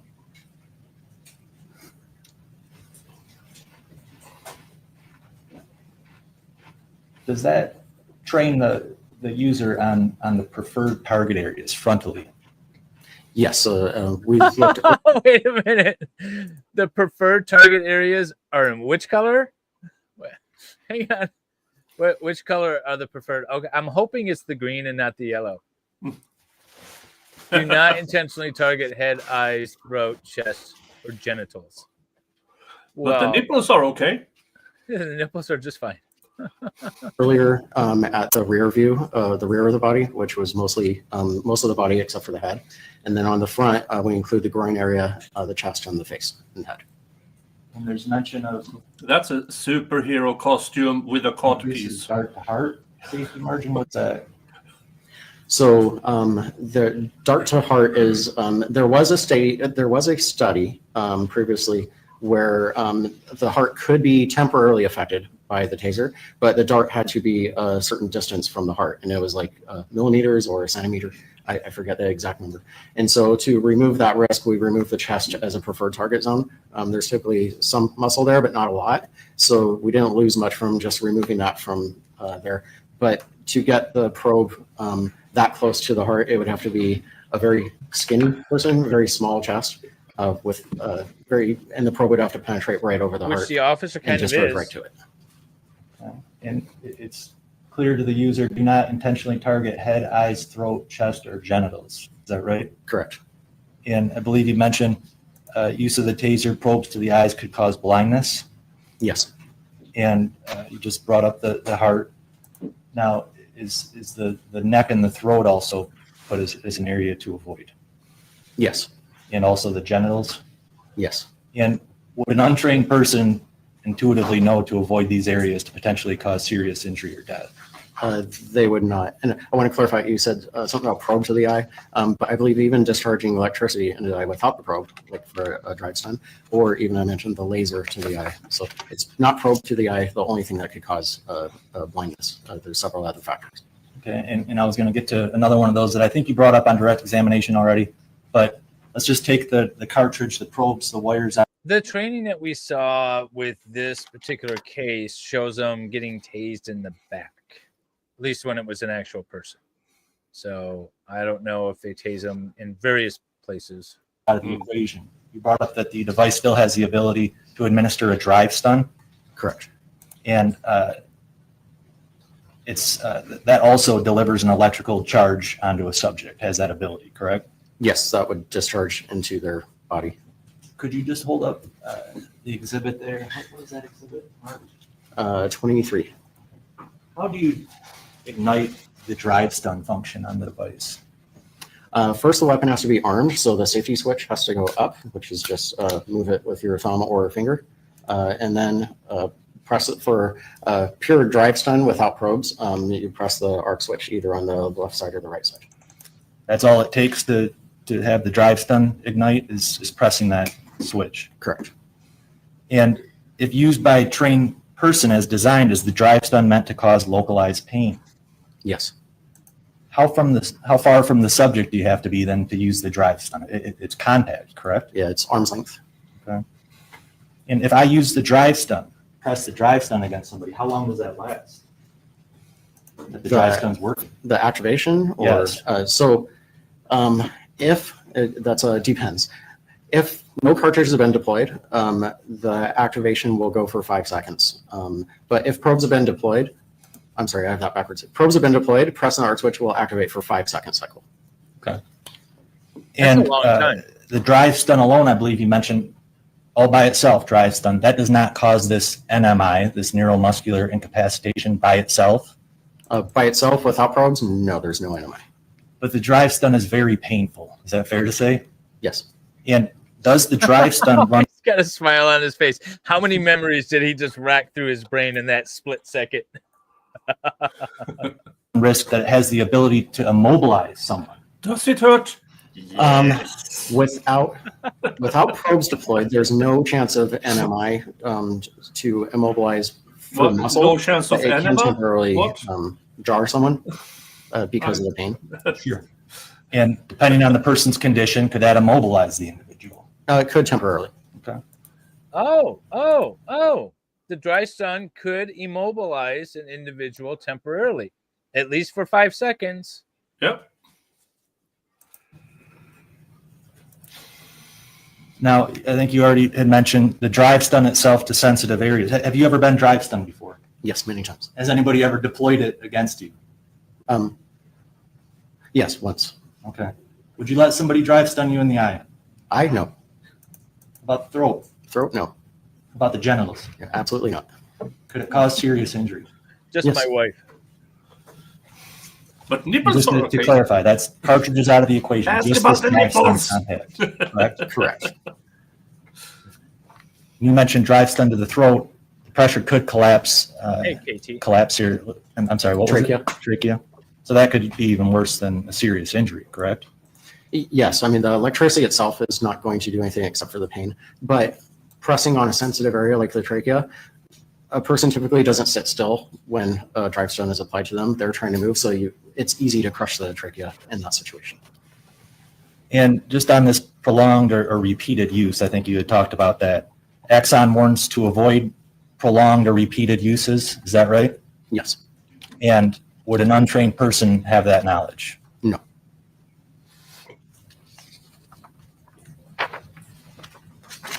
If you were deploying cartridges on me, or deploying a cartridge, fires the probes on me, makes proper connection, is that sometimes referred to that I then take the ride? Yes, it's been called that, typically in volunteer. Take exposures, the yes. ride. How long does the ride last? 5 seconds. Oh. Now, Say, I'm going to give Salvador the ride.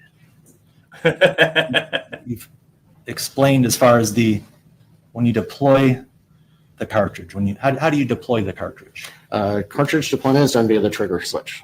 So that's this one. Take much pressure to pull that trigger. Low pressure, but not much. It's easy to do. Okay.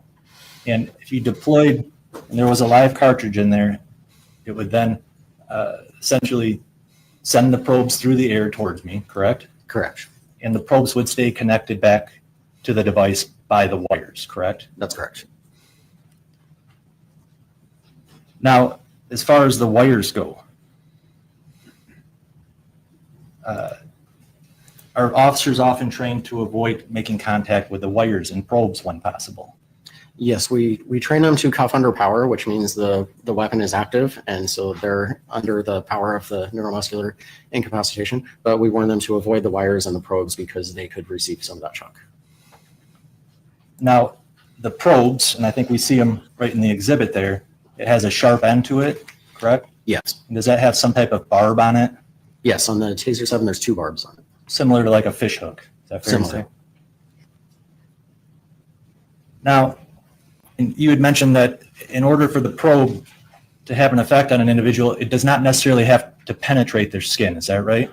That's correct. Due to the high voltage, we design it to be able to arc to the skin if it doesn't penetrate through. He said penetration. You had talked about this Taser 7 device has the capability of holding 2 cartridges, correct? Correct. And one of the cartridges is what's referred to as a closed probe cartridge. Is that what it's referred to? We call it close quarter or Close quarter. CQ. I'm sorry. Close quarter. Okay. And that cartridge gives the officer, the trained person, more of an ability to use and have that device be to be more optimal within close ranges. Is that fair to say? That's correct. And as we watch that video there, it says 4 feet. Is that an optimal range? That's the optimal to create 12 inches of spread between the probes. Now, this optimal range, is that a distance that's created in the laboratory? It was more, I don't know if it was a laboratory, but yeah, it's in a test setting. There's been several studies that were done on effectiveness, and we call it motivation, where you get someone really motivated, they're going to try to ignore the pain and get to a task. And we see the different areas on the body and the spreads between the probes, how effective it is in stopping them from going to that task. And the reality out in the field, though, officers can deploy probes at closer ranges than 4 feet. They're allowed to do. That's reasonable, correct? Oh yeah, and there's situations where you, even at a close range, say if someone's hunched over, you could still hit a probe and an arm and get a lot of spread even though you're at a close range. So it's all depends on the situation. So 4 feet may be optimal, but you could still cause NMI even at closer ranges than that. Yeah, that 4 feet was just saying the probes will be at 12 inches at that point. And let's say the probes do hit very close to each other, maybe not optimal. Is there another third point of contact that the officer can use to create NMI? Yes, actually, we watched a video of a graduation video, and that was called a 3-point. So probes were deployed close range and then brought over to the leg. The weapon was brought over to the leg, and that completes the circuit and causes more muscles to contract, giving NMI in that short spread situation. And when the officer initially fired the probes into the back of that dummy, was he approximately 1 foot away from the dummy? Yeah, he was close. Yeah, or closer perhaps? Yeah, possibly closer. But then he followed up with the drive stun to a different area of the body, correct? Correct. And that's an effective means of delivering NMI. Yeah, we train tactics to deliver NMI even in a close range, if you're closer than 4 feet or just hand to hand. I'm still in all sorts of. Now, I just want to talk a little bit about re-energizing. None of these witnesses the have done it probes. for me on either. Not able to do a side. live demonstration in the They're not courtroom here, pushing me but one way or let's the just say other that much. you have the device there. You fire both cartridges. So now on the floor here, if they were to land on the floor, we would have 4 probes and the wires connecting those probes back to the device, correct? Correct. And officers are trained to avoid contact with the wires and probes, right? Yes. And let's say the 5 seconds goes by from the initial deployments. Can the probes and the wires be re-energized? Yes, they can. And can you just explain that a little bit, please? Assuming the weapon's still armed, they would either press the arc switch or pull the trigger, would reactivate all 4 probes. And ignite the probes for how long? 5 seconds. And what if I am in contact with some of the probes and the wires? Am I at risk that I could experience the effects of the taser? Yes. Now, do I need to be in contact with 2 probes necessarily to feel the effects, or could contact with the wire as well create a circuit upon me? Contact with the wire could create that circuit. They're insulated. They're designed to be insulated to the 50,000 volts. However, if there's any flaw in the insulation, a nick in the wire, someone stepped on it, or even the wire as it's coming out of the probe is scraped, that could allow the high voltage to jump through it. So if you're close enough to that wire, you don't have to be on it. If you're close enough to the wire, it can jump to you and deliver the effect to you. So if I wanted to purchase a taser, I could for $1,549. Jesus. But I can get a pretty what blue do a taser case. cost on Temu? Yeah. Look at tasers on Temu. If I wanted this brand though, Taser 7, that exact one, it's $1,500. Let's say I'm close to the wire. I found that's not a I'm taser. just in cartridges contact with one wire, one probe, one exposed wire, or one probe. Could that create NMI upon me? If you point to your knee, so you're like kneeling on the wire and your direct stun to the head, Or anywhere else? anywhere in the upper body, yes, I believe that would cause NMI, because that would be the same as if a probe is in your knee and a probe is. It's going fairly well so far. We've had just this taser expert who is extremely excited to talk about tasers, and he's giddy about it to the point where I believe he has a taser at home. Yeah. But otherwise, again, it's back and forth. Like the testimony on direct was like, I could see where the state's going with it. And the testimony on cross is, I could see where the defense is going with it. So, yeah, I'm still like right in the middle. Wherever that direct stun. So you would have pretty much most of your muscle mass affected. Okay. And sir, you've seen the videos here, correct? I found the it prosecutor as far as this laser incident for here. 1945. And the 2 men are struggling for Or control of the taser, taser. Is that fair to say? Yes. And it appears the wire and probes are all around the men during the struggle. Yes. And you later analyzed the wires and the probes from this incident, correct? At least some of them? Yes. And did you actually observe what appears to be blood on one of the probes? I believe it was on 2 of the probes. Okay. Now, going back, the prosecutor showed you or talked about in your report the second deployment.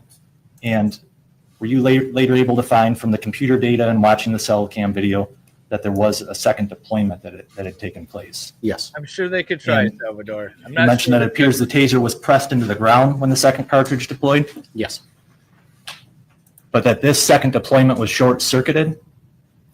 Some pulses sensed a short circuit, some sensed a resistance. So it wasn't short circuit the entire time. It was delivering charge into the ground as well. Okay. And the sound, if I ignite a cartridge, that's not as loud as a gunshot, correct? Correct. And so by the device being shot into the wet ground, it did not carry out its normal 5-second sequence. Is that fair to say? Due to the short circuit that I saw multiple times, it stopped before the 5-second cycle was You over. can get a Now, commercial. from watching You can get a commercial, not police grade taser that actually fires out probes for $500. that video, you can't tell whether or not the officer noted there was a second cartridge deployment, can you? Jack, that goes kind of beyond his expertise here, Your Honor. He's just testifying to his observations of the video. But I think you would have to speculate. So I'll sustain that objection. watching the video after the second cartridge deployment, does the officer continue to fight to attempt to get the weapon? Is that your observation? Yes, they continue fighting over the weapon. And does the officer seem to continue to treat the weapon seriously? It appears so, yes. And does he continue to tell the other person to let go of and drop the taser? Yes, I believe that's the words he was using.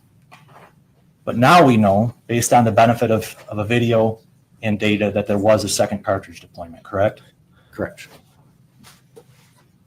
But even after both cartridges were deployed, 5 seconds goes by. Based on the proximity of Officer Schurr in that video to the probes and wires, and what you explained as far as this ability to re-energize the probes or wires, drive stun, could Officer Schurr still have been at risk of suffering the effects of NMI? Yes, he could. Could that have been by contact with probes or wires? Yeah, contact with probes, wires, or drive stun. All the above could have caused NMI. Do you think that even with both cartridges deployed, 5 seconds passes, that the taser still deserved its classification as a serious weapon? Yes.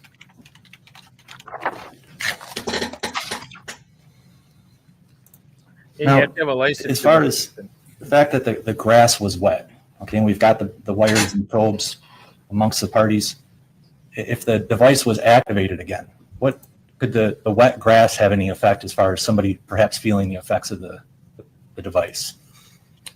There's a misconception that water increases electricity strength. It does not. However, it does create more chance of a path to you. So that's why you don't go near power lines when it's wet, because you could cross that path where electricity will travel through the water. So in this case, the water helped. So in Michigan, you can carry one if you have a valid CPL license. We can't have shit in Sweden to defend ourselves. We can't carry guns. We can't carry knives if the blade is too long. We can't have, It's you like know, these school. telescope batons. Yeah. Illegal as well.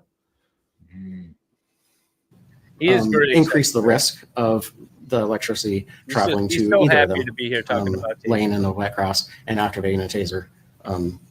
Both of them were at risk of feeling the effects. Okay. And just taking the wires, the probes back out of it once again, and talking about just the drive stun, just the contact Yeah. ability of that If you device. can pause, Dave. After the cartridge is deployed, A couple of months ago, there was a big school shooting, but it was an adult learning school, and a guy went in there, went hunting weapons, and shot and killed 9 people. That was in Sweden. That was in. Yeah. That was where the giant lives, right? It's in the center. Yeah. Yeah. And what happened was that none of his weapons were an AR weapon. Now they are banning AR weapons. Well, because it's an emotional thing. You know, we Yeah. can use None it of to it. our advantage. Yeah, he had a Ruger and a shotgun and a third rifle. None of them were automatic. One of them was semi-automatic, but the other was you had to actually Phil, load right? load the bullet yourself. I feel like But was they I are in Sweden banning when that AR happened? because of this. Was I in Sweden when that happened? I feel like I was. No, I think you just went home. This must have been late January, early February. Okay, so I had just come home then. Yeah. Mm. All right. device still maintain its ability to administer a drive. Bolt action. Yes, I mean, drive stun is a use tactic. It's not really a Yes, loaded the weapon. guns he used are still So legal. anyone holding it can do a drive stun. If it powers up and turns on, if they can press a button, they can do a drive stun. And with these men in the close proximity that they were, does Officer Schurr appear to be in close enough proximity where the drive stun could have been used upon him? Oh, yes. I'm going to conclude here, but just to clarify a few points. If the taser probes are deployed on a subject, they are at risk of suffering NMI for a minimum of 5 seconds. Fair to say? Experiencing, yes. Okay. And if a subject disarms a police officer or taser and deploys the probes at the officer, then that officer is vulnerable to perhaps have other weapons accessed or be assaulted. Is that fair to say? That's fair to say. If they were under the effects of NMI, they can't defend themselves or their equipment. the taser can still cause NMI at a distance less than 4 feet, particularly with a Very follow-up happy from the they dry are stun. pronouncing it that way and not Correct. enema. Not limited to that, but yes, definitely. If the probes are deployed at certain sensitive areas of the body, this may result in serious injury or death itself, correct? Yes, they're sharps with barbs, so like an injury to an eyeball. Not only is a puncture to the eyeball, but also it has to come out as well with a barb, so it can cause serious injury. All right, we only got An untrained person would be unaware of this We haven't sensitive taken the poll. area Take the training. poll. Is that fair to say? Yeah, I wouldn't expect them to be aware of it. How many times has this? Therefore, Axon would not necessarily consider a taser a less lethal weapon in the hands of an untrained person. That's correct. Just recapping, even after both cartridges deployed, as we now know is the case here, the Taser 7 maintains the ability to re-energize all 4 probes and wire by simply touching the arc switch or pulling the trigger, correct? Pressing the arc switch, yes. I'm sorry, pressing the arc switch. And if an officer is in contact a lot of with objections, certain probes and or wire, This is a lot of asked and answered, but there's no objections. There's very few objections here. This is how most Michigan trials go. and the arc button, arc switch is pressed, then the officer is at risk of suffering the effects of the taser's electricity. Is that fair to say? That's correct. I think I've said it enough, but even after all cartridges deployed, the compact drive stun can work together with the already probes wires on the ground to close the circuit and cause NMI. Yes, that's true. And it's as simple as just pressing the device upon somebody and pushing the button, correct? Or pulling the trigger, correct. And Axon warns, do not press the drive stun on certain sensitive areas of the body, correct? That's correct. So even after both cartridges deployed, 5 seconds passed, the Taser 7 weapon still maintains the ability to deliver incapacitation, immobilization, or its contact drive stun can still be used on sensitive areas to cause serious injury or death. Yes, if it's activated again, yes. Okay. Just one moment, please.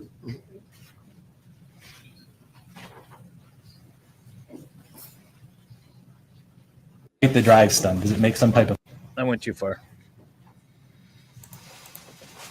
stun? Does it make some type of noise? Activating the weapon does make noise, yes. Okay. That's what we heard. Like on the what, video. what noise does the drive stun make? I hate describing this. It's difficult to describe. So when the weapon is arcing in open air, arcing across the electrodes, it's like a Mimic it. loud clacking type of sound. Clacking? 22, It goes with 22 times clacking? per second. So it's a fast clacking. Fairly intimidating? Yes, we even train, there's called an arc warning. So without deploying, you can press the button and show the arc and they hear it. And that sometimes it is a deterrent to get compliance without even deploying the weapon. Okay. Yeah, make the noise. And, right, Carol? Just one other topic, deploying the probes at less than 4 feet, the optimal range, there's still an ability for the device to cause NMI at less than 4 feet, correct? Yes. And if we watched a voluntary tasing video and the individual was shot from a foot or two, it still has the ability to lock somebody up pretty good. Is that fair to say? Yes, the potential's there. Yes. Okay. That's all I have. Thank you. So, Farrell, the defense actually filed a motion to allow a live taser demonstration during the trial, which would have been amazing. But the judge said, no, you cannot fire a taser in my courtroom. It's just like, I so wanted to see that. This is your some follow-up. We'll start. Can you do a VR screen?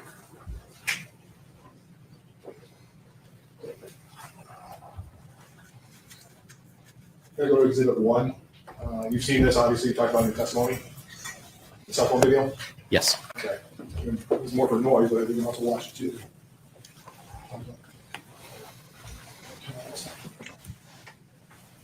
Possible trigger warning. I don't know how far they're going to go. 25 seconds.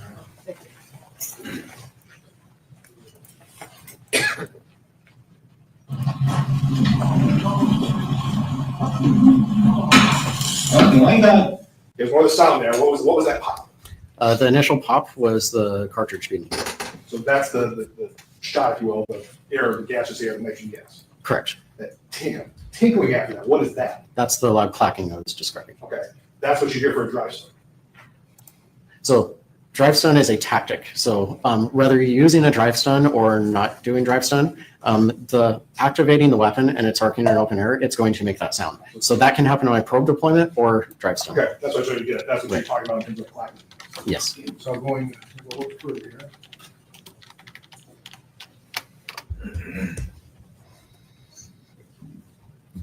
We go to 52 seconds in. Let's call the taser. I was gonna wait and pull it up. Yes. No. Thank you, Whiskey, for the $10 super chat. A Swede and a Michigander walk into a bar. They each have a beer, and the Swede has to carry Dave out. Yeah, that sounds about right. We've experienced that before, a couple of times maybe. And congrats to Farrell on her and Rexy tying the knot. Congratulations, Farrell. Congratulations, Farrell. Yeah, very excited for you. Rex will make a wonderful housewife for you. That clacking was Nick on the keyboard, yeah.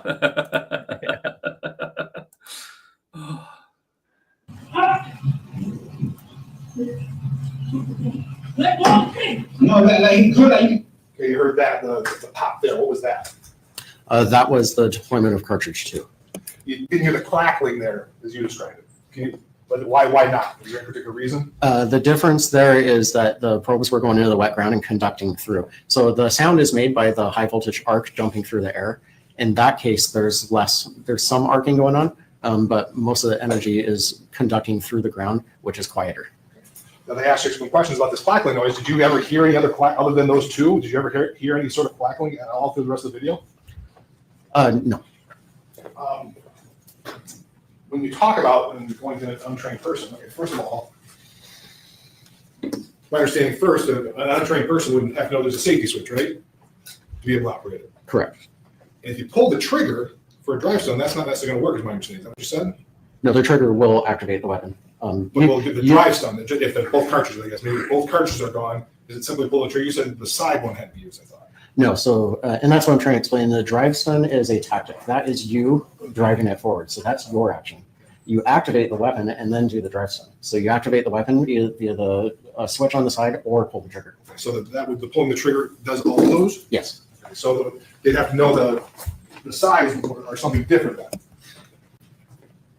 Well, either activates the weapon. I don't know what a person would know. I mean, being a gun shape, I think the trigger would be the most optimal, but that would activate all 4 probes as well. But that happening after the safety was engaged or disengaged, if you will. Correct. Now, in terms of a lot of the questions you had, they asked about the wires. Did you ever see any evidence of anybody impacted by the wires lying on the ground?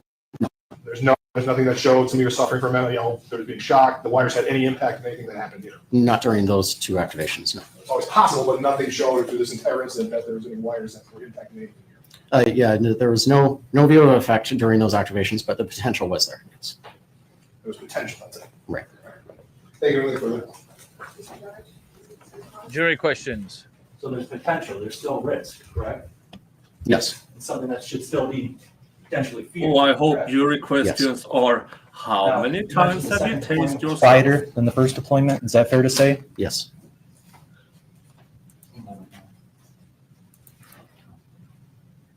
That's all, thank you, sir. Anything further, Your Honor? One jury question. Turning off the safety, do you have to do that each time you use the taser? Uh, Or is it off, it's off? No, so when you arm it and say deploy 2 cartridges, if you do not place the safety in the safe position, it still can be activated by the press of the button. That was a good jury question. Yeah. Do you have to undo the safety every time you want to deploy it? That makes sense. So the jury's paying attention, right? Because the officer tried to deploy it. So now we know the safety is off. It doesn't have to be turned off again for it to be continuously deployed. So Lyoya would not have had to know that there was a safety in order to be able to deploy the taser. Yep. I'm going to end my poll, which was how many times has this expert been tased? And the winner is between 1 to 5 with 38%. Wow, everyone was all over the board. I was guessing more than 10, and that was 23%. That came third place. Yeah, I'm ending my poll as well. I started mine quite late, and Someone's listening. That's 1 good. to 5, 1 to 5, 22%. Daily for years, 77%. I should have phrased it that way instead of over 10. It should have been daily for years. You skewed the results, sir. You skewed the results. Nick, you gonna take this opportunity to jump off for a bit? Yeah, I have to jump off for a bit, but hopefully I will be back for the final hour. Okay, sounds good. Yep. Well, we're an hour and a half behind, and it looks like they're not stopping anytime soon. So we'll keep it going. We'll Yep. be here. Yep. See you in a bit. All right, sounds good. And then, do you have to hold the trigger? Now we're down unsupervised. Using it as a drive stun, or do you have to hold the trigger or push the trigger and then hold it while you're using it No, pull and release, it'll automatically go 5 seconds. in the drive stun? Drive stun or pro mode, it doesn't matter. It'll automatically go 5 seconds. Thank you. Any questions based on that? Okay. And I guess, but just to clarify, to activate the drive stun, both cartridges are already deployed. You can simply press the trigger to activate the lightning bolt at the end of the device. Is that correct? To activate the high voltage, yes, The it's lightning triggerable bolt at the end of the or device. arc button switch. Either one does the same thing. Okay. All right. Thank you. I don't know. It's going to be tough. And we see, Juror has a question on how to cart. Oh, was that the judge's question? That wasn't even. Oh, no, wait. Does the juror have another question? Was that the judge's question about the safety, or was that the jury question? I feel like it might be inappropriate for a judge to ask questions if this is a jury trial. But it's not unheard of. We can approach with respect to Mr. Dodge. All right. They're going to go off the record. A little sidebar to query about the jury question. If it's a question, both sides get to weigh in on whether or not it's an appropriate question, because the jury could ask something like Salvador would ask, and that wouldn't be appropriate. And in the drive stun mode, due to the taser having dirt and grass, etc., on it, would that make it more or less effective? The dirt and grass on it wouldn't affect it. The dirt is porous, and anything porous, electricity can travel through. The fact that the dirt was wet as well really doesn't impact it at all. Any follow-up on that? Okay. Don't see any other hands raised. May this witness be excused? Yeah. Any objection? No. Thank you. Thank you very much. Your excuse.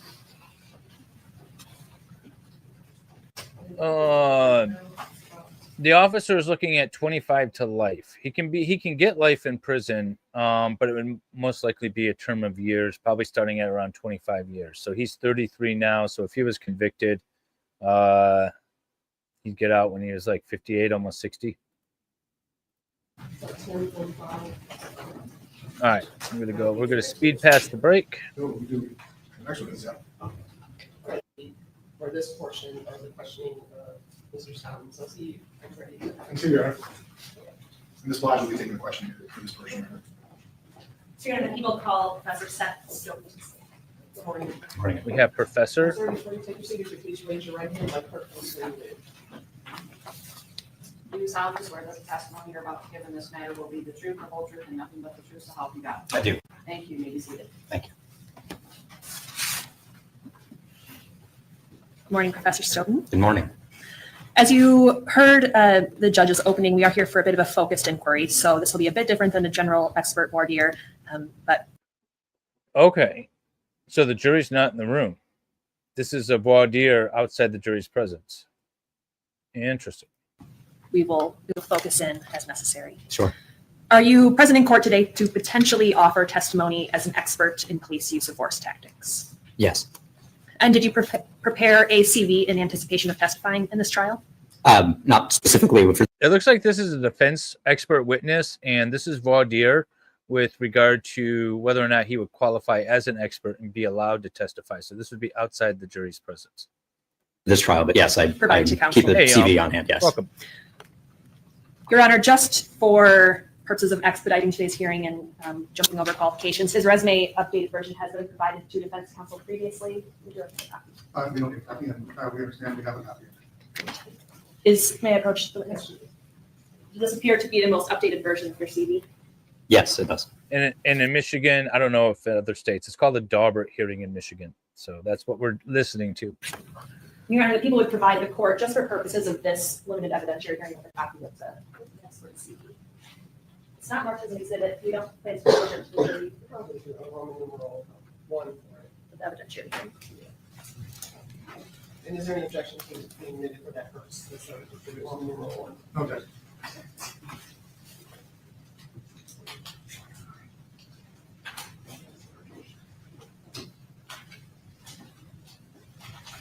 Here's exhibit number 4. Look at Farrell Loves Me. And just briefly, Professor Stoughton, where do you currently work? At the University of South Carolina, Joseph F. Rice School of Law, which I'm contractually required to say the full thing. And what is your title there? I'm a professor of law, and I'm faculty director of the Excellence in Policing and Public Safety program there. And how long have you served in this position? As a professor since June of 2014 with EPS, the Excellence in Policing program, about 2 years now. As a professor, is it safe to assume you teach classes to law students as part of your duties? I do. As a professor of law, I teach in the JD program, our law student classes, yes. And in general, in your position as a professor, do you do any research? Yes.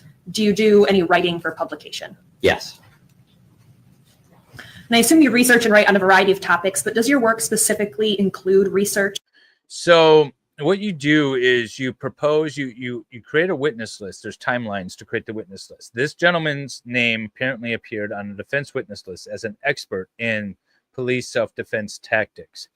And then, so he's like the Andrew Branca, right? So think of him as like Andrew Branca. So the state has challenged him and said he's not qualified to be able to testify on this. And then we have what's called a Daubert hearing to go over his credentials, his opinions, whether or not he has enough experience, knowledge, know-how, and whether or not that is relevant to the issue at hand to be able to be called as a witness. Now, normally they do these a little bit earlier. They don't do it in the middle of a trial, but here we are.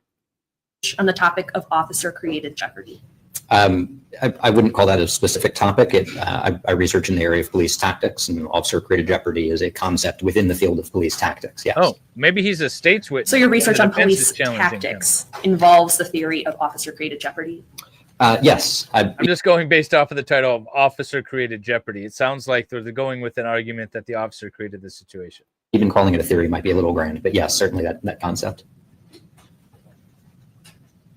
How would you define the concept of officer-created jeopardy?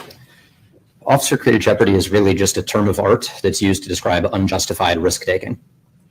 When officers use tactics that they should not use, and as a result of that, the poor tactic increases the danger to the officer, we could call it bad tactics or unsound tactics. The phrase that is used is just officer-created jeopardy. And when you are performing this research and discussing the concept or term of art of officer-created jeopardy, what methodology do you use in your research? My opinion. So it depends on exactly what I'm researching. I usually dream about it. I draw some tarot cards. For researching the history of police tactics, it is essentially going back to the early days of formalized police training in the 19-teens under August Vollmer and identifying what police training consisted of. There's a good article from 1929 that identifies that police tactics was among the list of things taught at the early police training schools, as they were called. Going through sort of history of policing and looking at tactics, the real emergence of police tactics as a field and what's sometimes referred to as the tactical revolution of the 1970s with police practitioners and scholars like Jim Fife, Peter Scharf, Arnold Binder, a number of other folks working in that area to identify the framework for examining use of force incidents, which includes a tactical component. And looking at more modern practices, it's identifying there's definitely grounds in this particular case for officer-created jeopardy. I believe the officer came in hot and heavy. He had an opportunity to step back a couple of times and still maintain control of the situation and the suspect. He didn't. Research Forum, so I agree. Association of Chiefs of Police to get an understanding of how tactical concepts bubble up from the field and become generally accepted. So your methodology includes examining how these police tactics have evolved over the course of history. Oh, sure. Yeah, absolutely. There have been some very notable changes in police tactics. And one of the things that's important in examining any We can't particular rough incident is up guys identifying in the back what of the the station tactical anymore? guidance was at the time. If you look at active shooter situations prior to 1999, He's the a tactics were proposed different state's than active witness. shooter response today, for example. And just to be clear, so he's a proposed state's witness. This is a Daubert hearing to determine whether or not he would be qualified to testify. Hey, Miss K. Griff, welcome.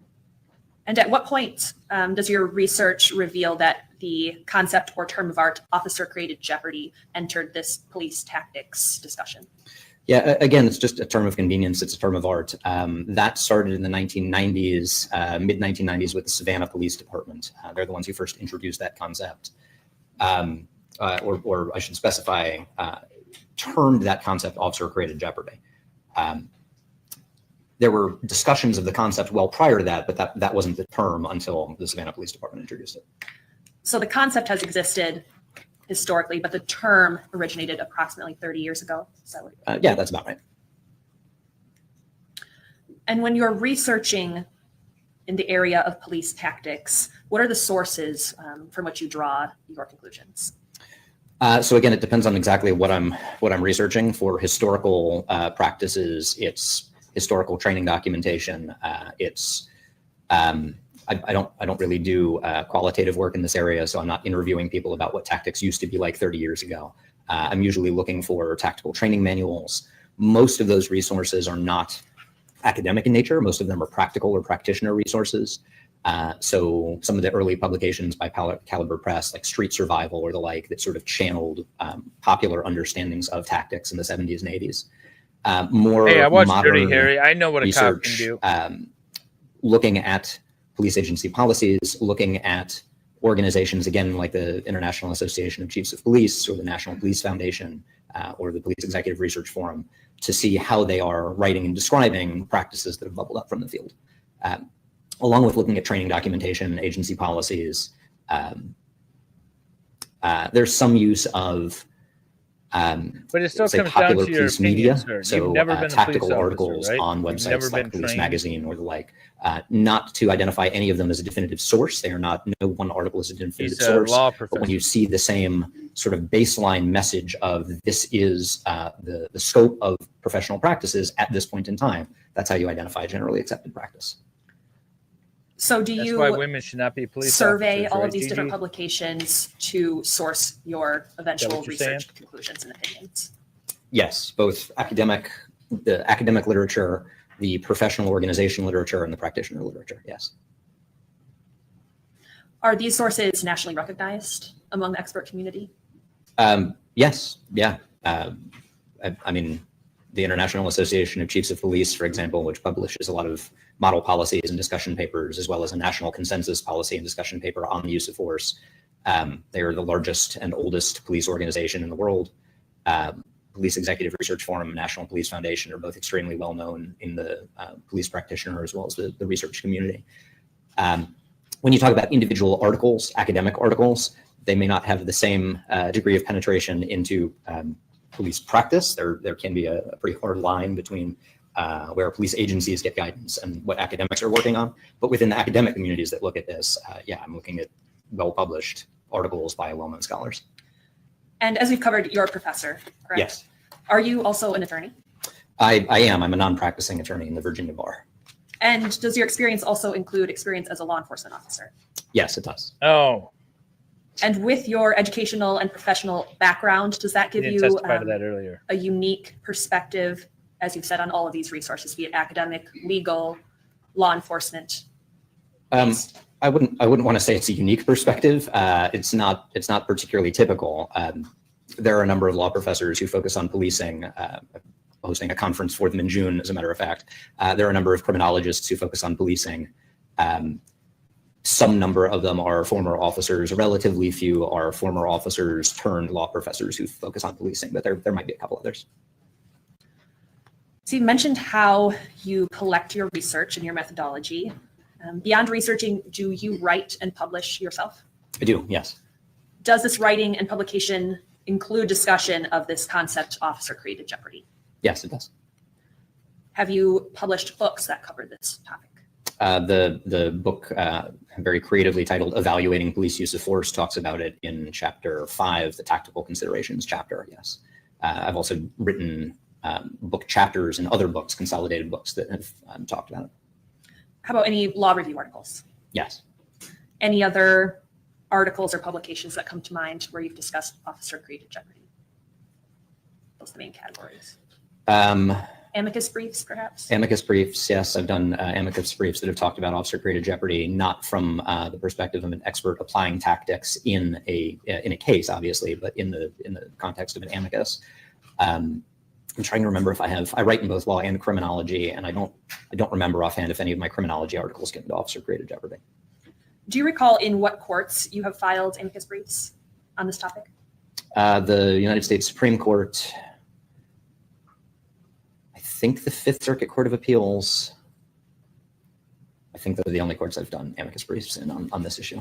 And those are both federal courts? Yes. When you publish these articles and books, have you ever seen them cited by courts or other experts in your field? Yes. Do you recall any specific citations? Kind of breaking it up broadly, there are a number of academic citations, that is citations to my work by other academics in an academic context. That's true most obviously in law and criminology. This is also in like some a other foundation disciplines. part of a Psychology and expert's geography and a couple of testimony, others. except that, it goes the I entire entirely time. understand why they're citing me, but they do.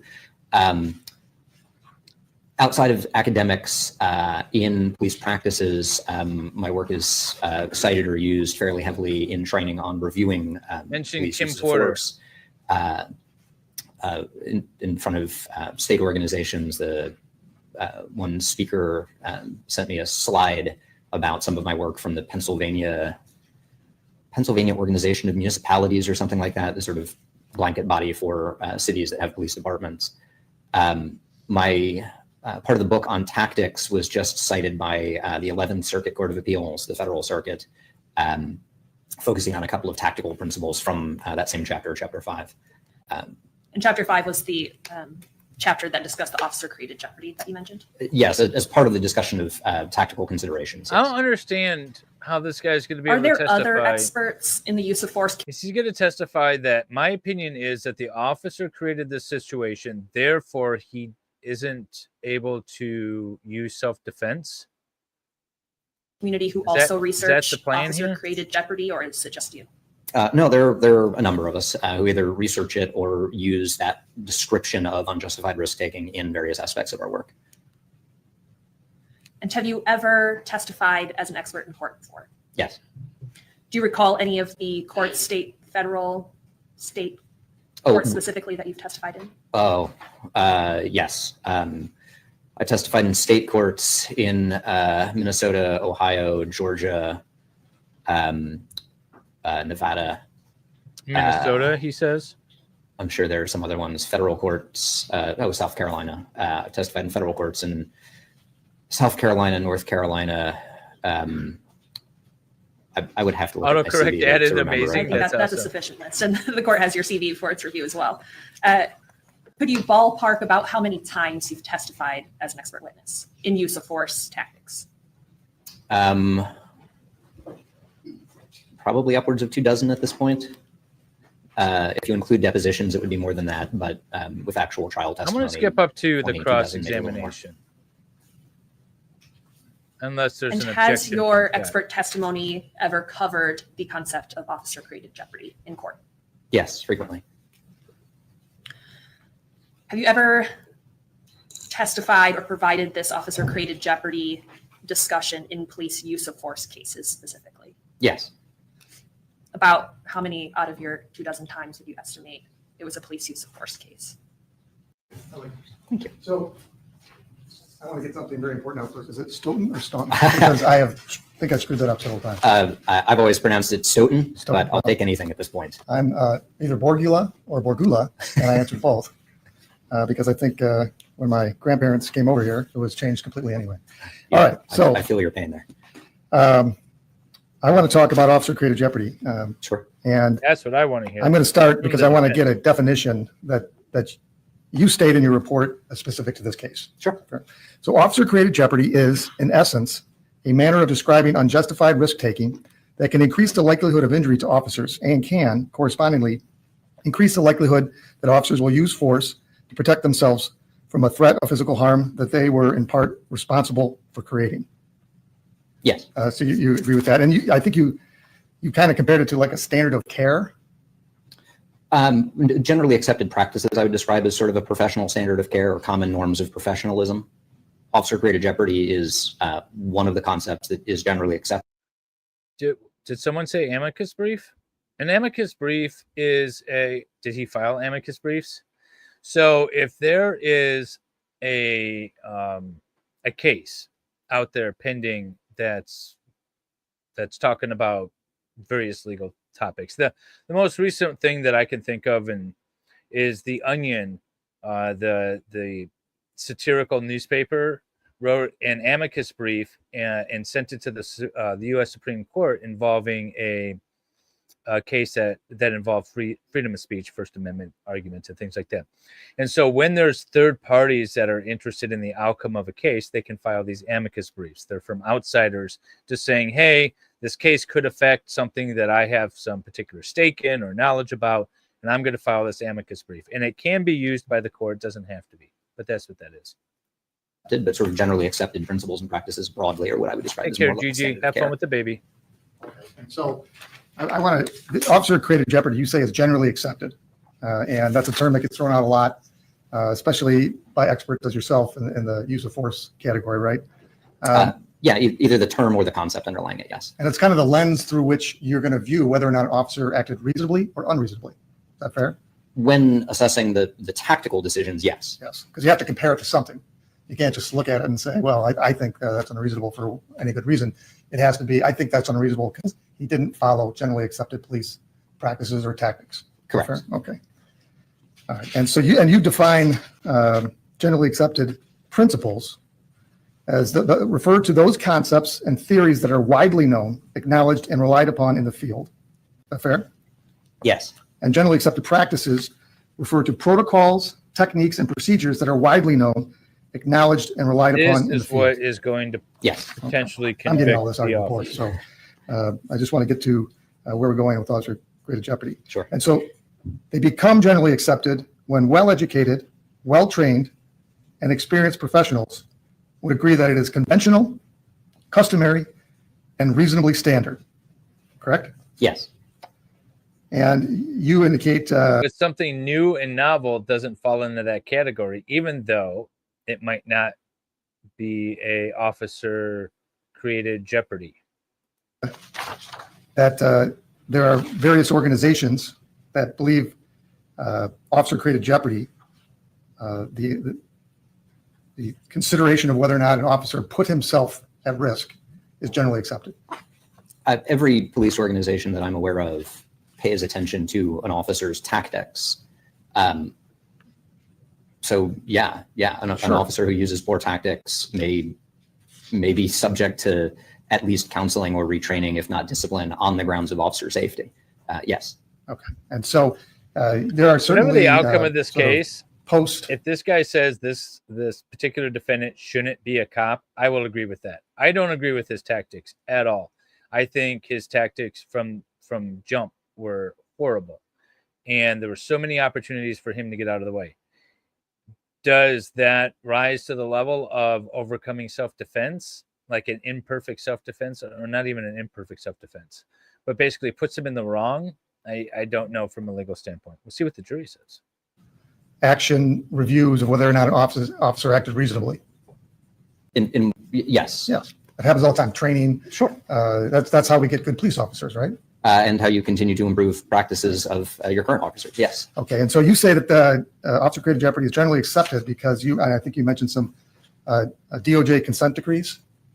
That can be one area where generally accepted practices are reflected. Yes. And you talk about a civil settlement, U.S. versus City of Albuquerque. In the description of vehicles, I think, yes. Okay. It's one of the things that you relied upon in your report and that the prosecutor put in her motion. So you're familiar with that particular settlement agreement? I would have to go back and look at it offhand, or excuse me, I would have to go back and look at it. I don't remember the details offhand, but yes, Okay. at least in broad terms. So in the civil context, DOJ and that consent decree discussed officer-created jeopardy. Is that fair? Again, I don't remember if they use that particular term, but certainly police tactics, yes. Okay, well, there's a difference between police tactics because everything is police tactics, right?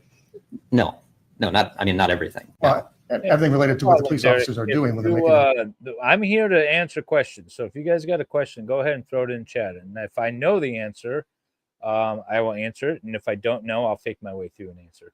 Arrest, for example.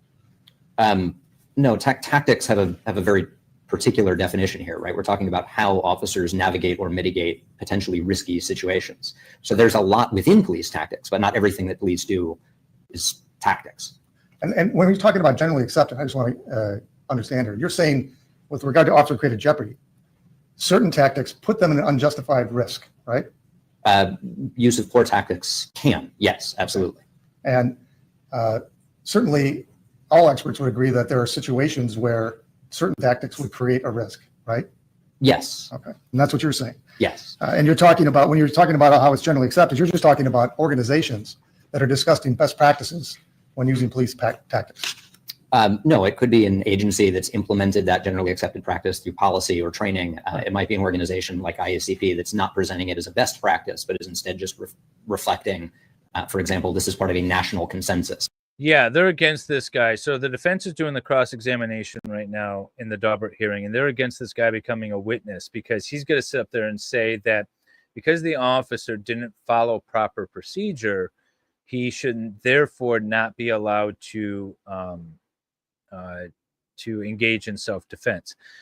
From a citizen standpoint, like I can't start a fight and then I can't then escalate it and then claim self-defense. So because I was in the wrong in the first place. If I was committing a felony by battering somebody, then I can't claim, well, then I had no choice because I was getting my ass kicked. I had to shoot him. Like you started it, you were in the wrong to begin with.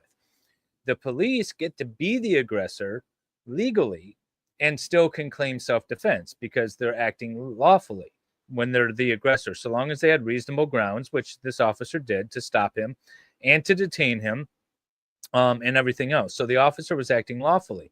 If this expert gets to get on the stand and say that the officer was not acting properly, that takes away the officer's self-defense argument. So that's why the defense doesn't want him on the stand. That's right. That's certainly what I would describe as generally accepted. So you talked about the International Association of Chiefs of Police, and they have a discussion paper. Yes. Okay. Police Executive Research Forum. Yes. Moving beyond speculation and towards empiricism of the 2007 publication. Yes. In-agency policies, and you referred to a 2008 evaluation of the New York City Police Department firearm training. Yes. And firearm discharge review process. Yeah, that was by the RAND Corporation, if I recall. So New York has discussed officer-created jeopardy as with regard to their. Yeah, that was the RAND Corporation. That was just this little thing I did. Practices, right? I assume it's related to the New York City Police Department. Yes, it was. That particular one is relevant to officers drawing a weapon. Okay, and the Department of Justice does not train its agents on officer-created jeopardy theory itself. They don't use that term, correct? I don't know if they use the term. They certainly train on tactics and using good tactics and avoiding bad tactics. But I don't know if they use that term specifically. And it's your opinion that there are certain circumstances where tactics caused the officer, in this case, to be in a situation where he had to use deadly force, right? Sorry, can I ask for the context in which you are asking me that? In my role as an expert, I don't get into causal claims, right? In my research as a scholar, yes, absolutely. But as an expert, when you get into things like but-for or approximate causation and what is responsible, right? Who is responsible? That is beyond my scope. What I'm analyzing is an officer's tactics at the time.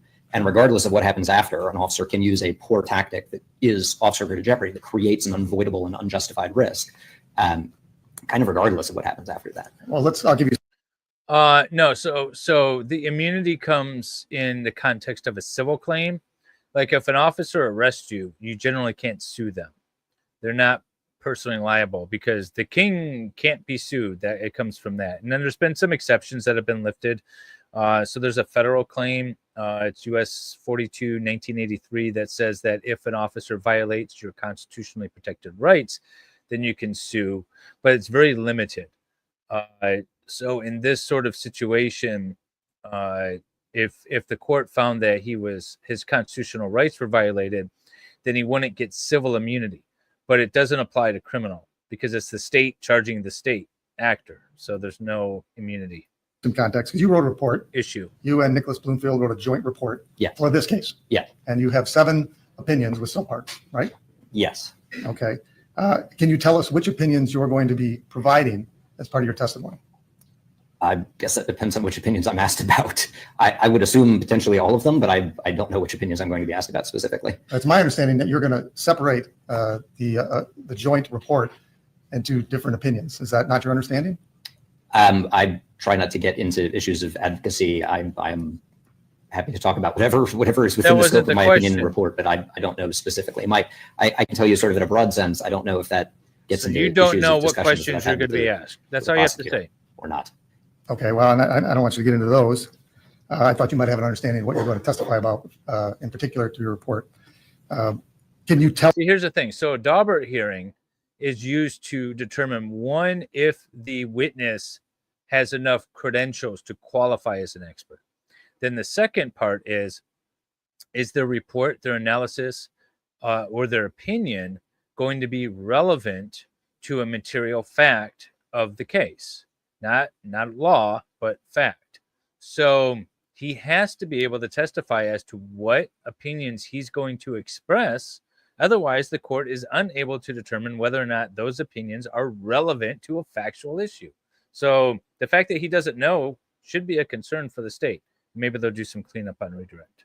Tell us how Officer Created Jeopardy influenced your opinions or became the opinion you report. Which opinions are related to Officer Created Jeopardy? Sure. There's the opinion about the brief foot pursuit after the initial sort of hands-on and pulling away, where Officer Created Jeopardy is a component of that opinion. There's an opinion relating to the deployment, of the taser, where Officer Created Jeopardy plays a relevant role. Okay, those happen to be 3 and 5. Does that sound right? Yes. Okay, and then there's a 7th opinion regards to whether a reasonable officer could be in fear of the taser. Does Officer Created Jeopardy influence your opinion in that circumstance? I'm not entirely sure what you're asking. Well, I'm trying to figure out whether there's any relevance to your other 2 opinions. If it doesn't affect your opinion and the ultimate opinion that he wasn't in fear, or a reasonable officer wouldn't be in fear. Okay. Yeah, sure. So my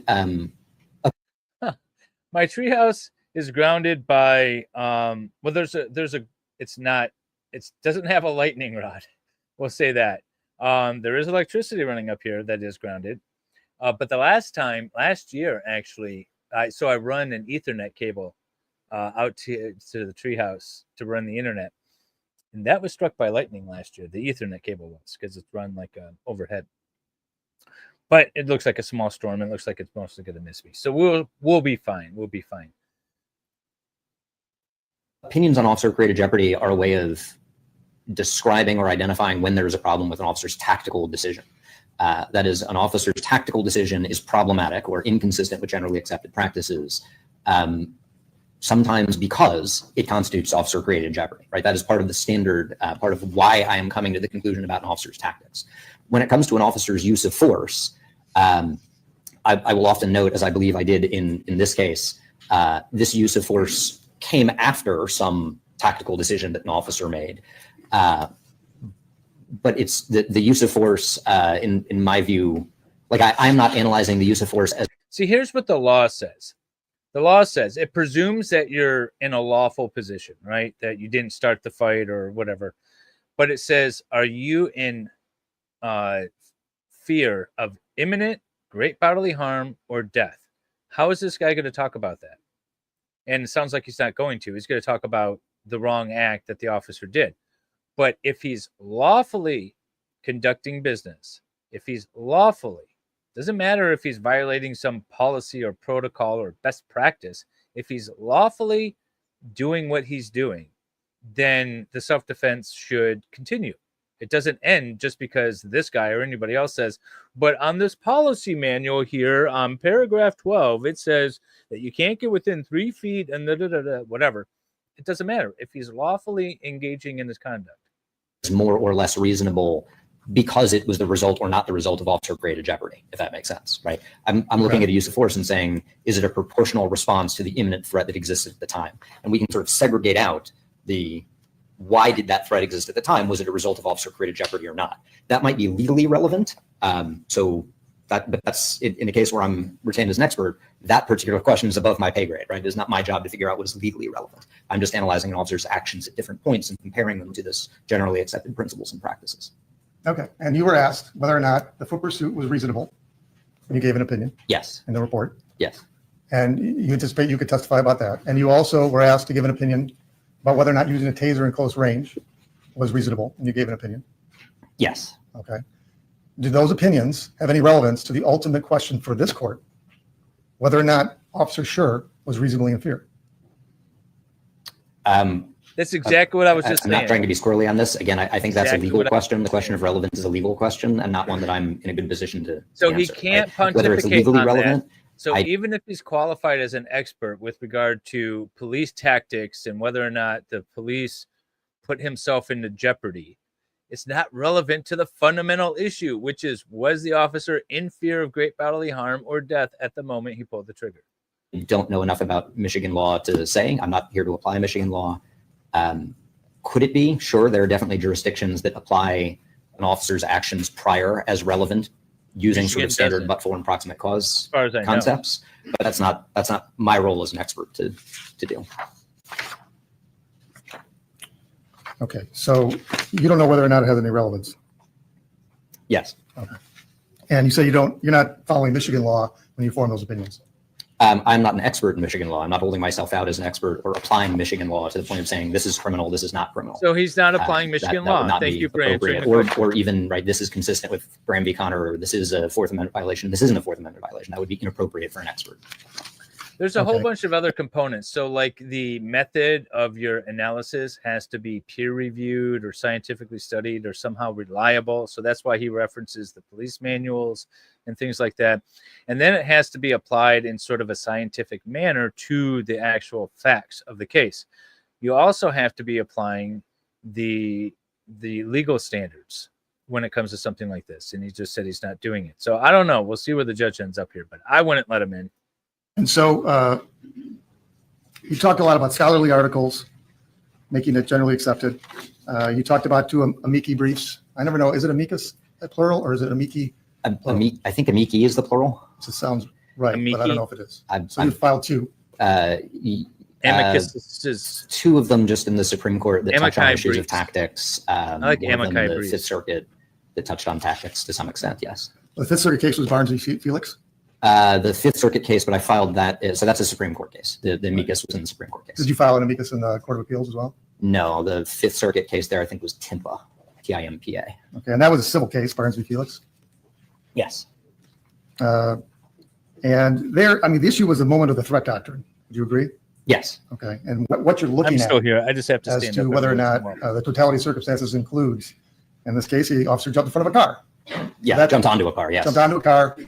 The person that had been pulled over, or at least called the police, I believe, started moving forward just a little bit, and the officers like jumped on the car. Correct. And then the guy took off, and the officer was like, "I got to shoot him now because I'm going to die." Right? Yes, more or less. And it goes all the way up to the Supreme Court, and you would agree that a lot of people were interested in that case, right? Oh, sure. And the reason it goes to the Supreme Court is because it's an unsettled issue of law.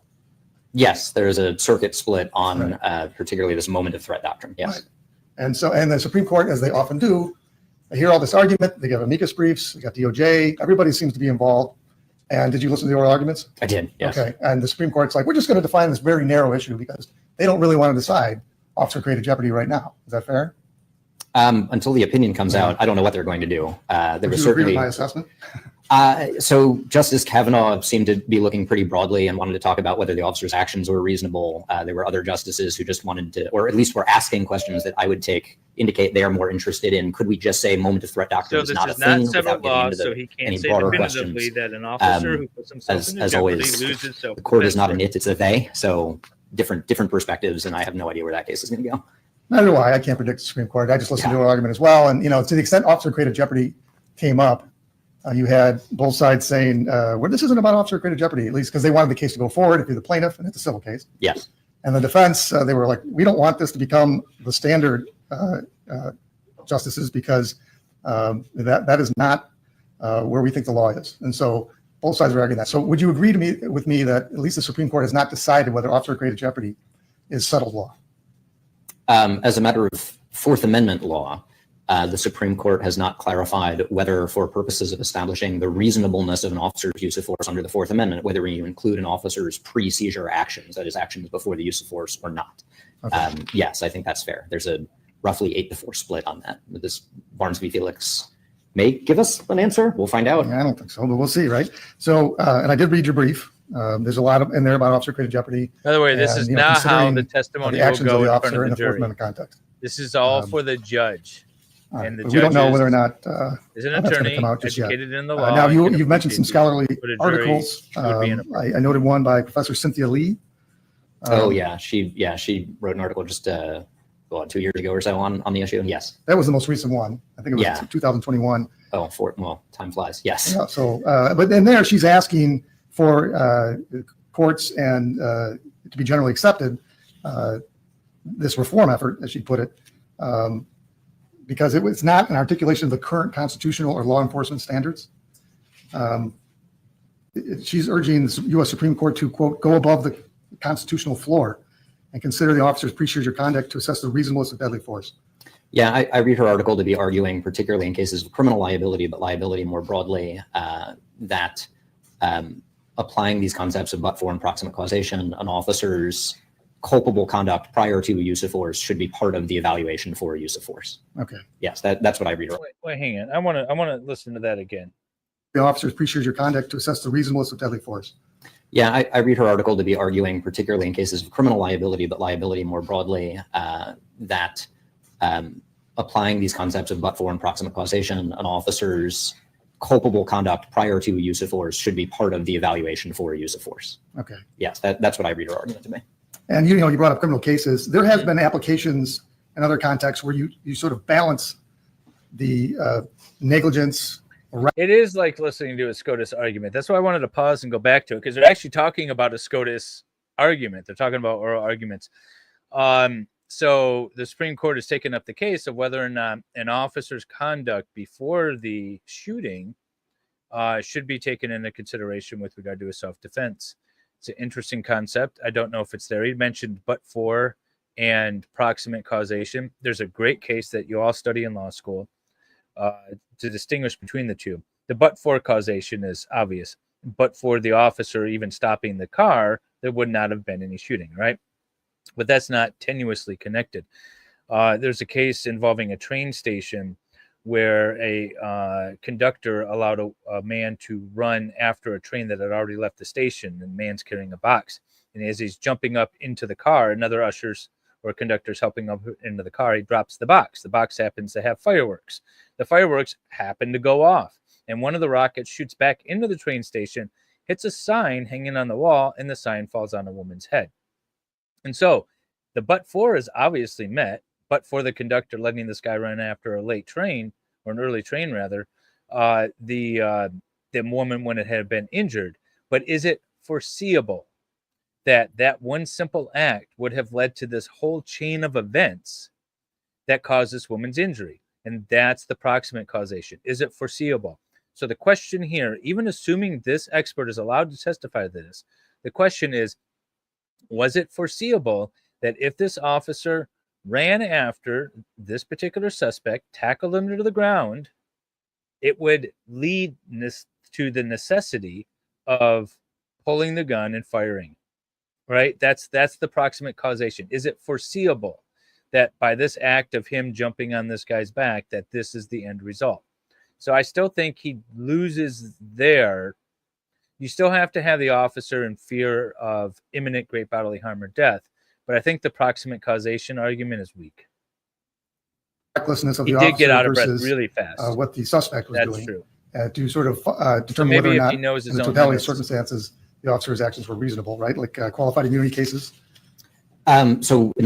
With Fourth Amendment qualified immunity, we're looking at an officer's actions as objective reasonableness. So we don't actually look at individual culpability in the sense of like mens rea, right? With specific mindset.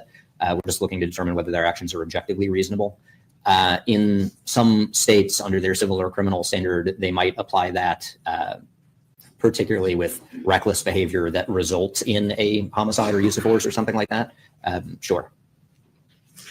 And then, so an officer's reckless behavior could be considered in 1983 actions. That's another context.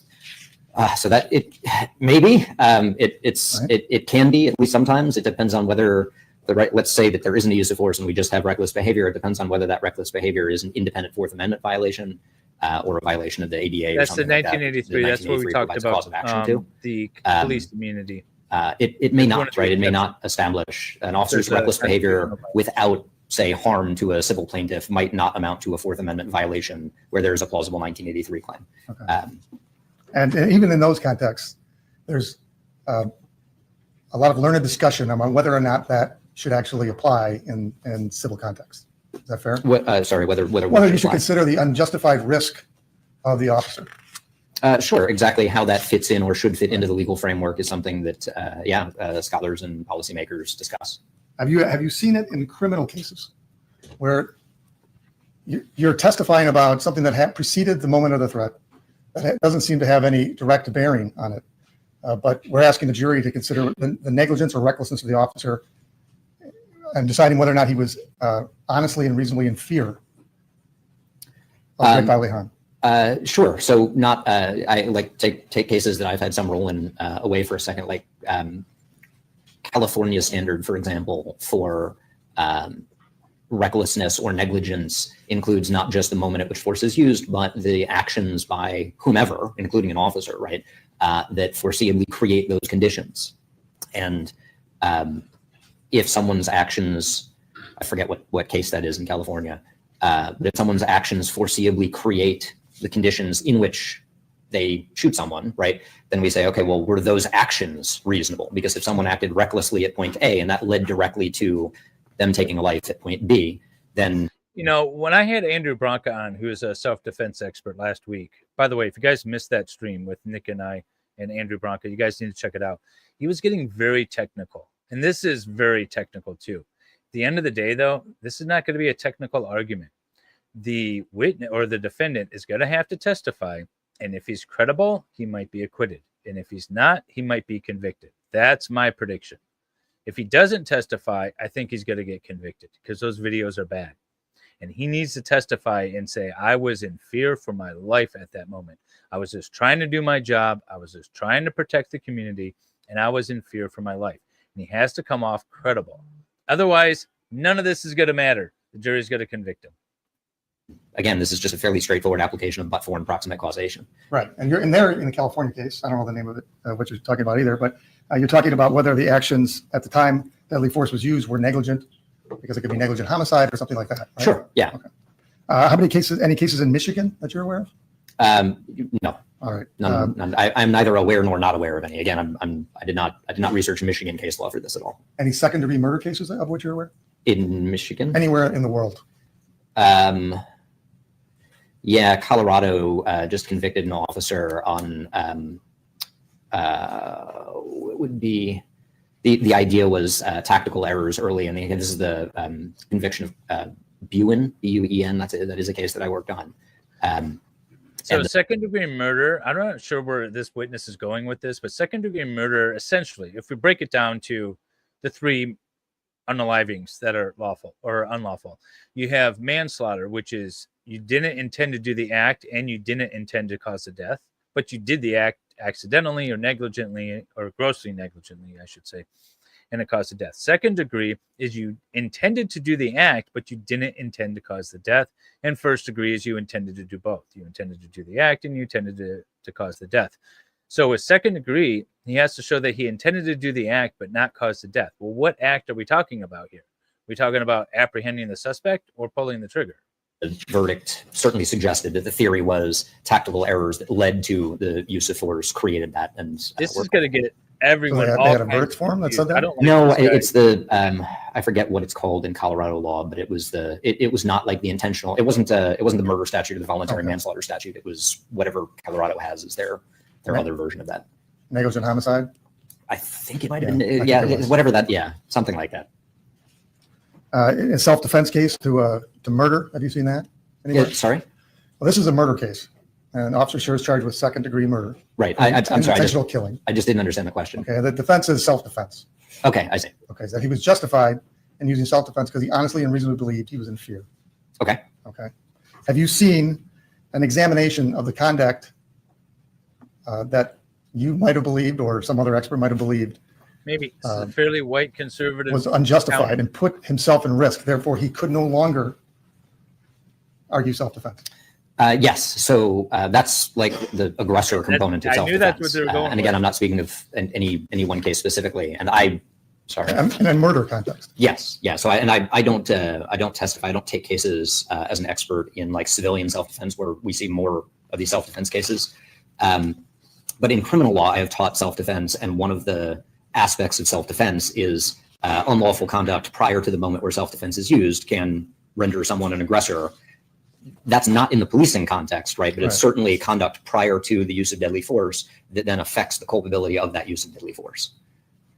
This is Well, very and technical stuff. not So if you you're down not a in the little bit, I policing get it. context, But I'm interested we don't in have private citizens effectuating an arrest, for example, right? You can't pull someone over if you're a private citizen. I certainly hope that's the case. Well, they do sometimes, but yeah, it's not great. And you're not familiar with Michigan law. No. Okay. Are you aware whether or not there's even a statute about when a police officer can use deadly force in the state of Michigan?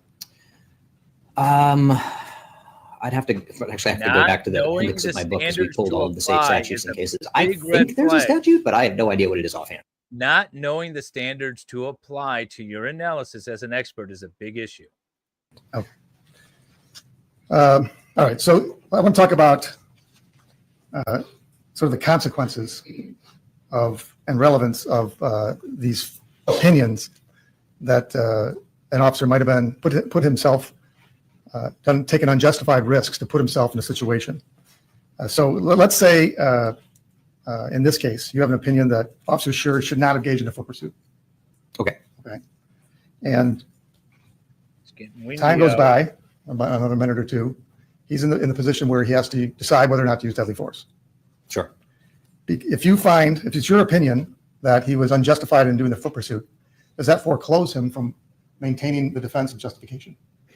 Are you asking how my opinions as an expert would relate those two, or are you asking like as a legal matter?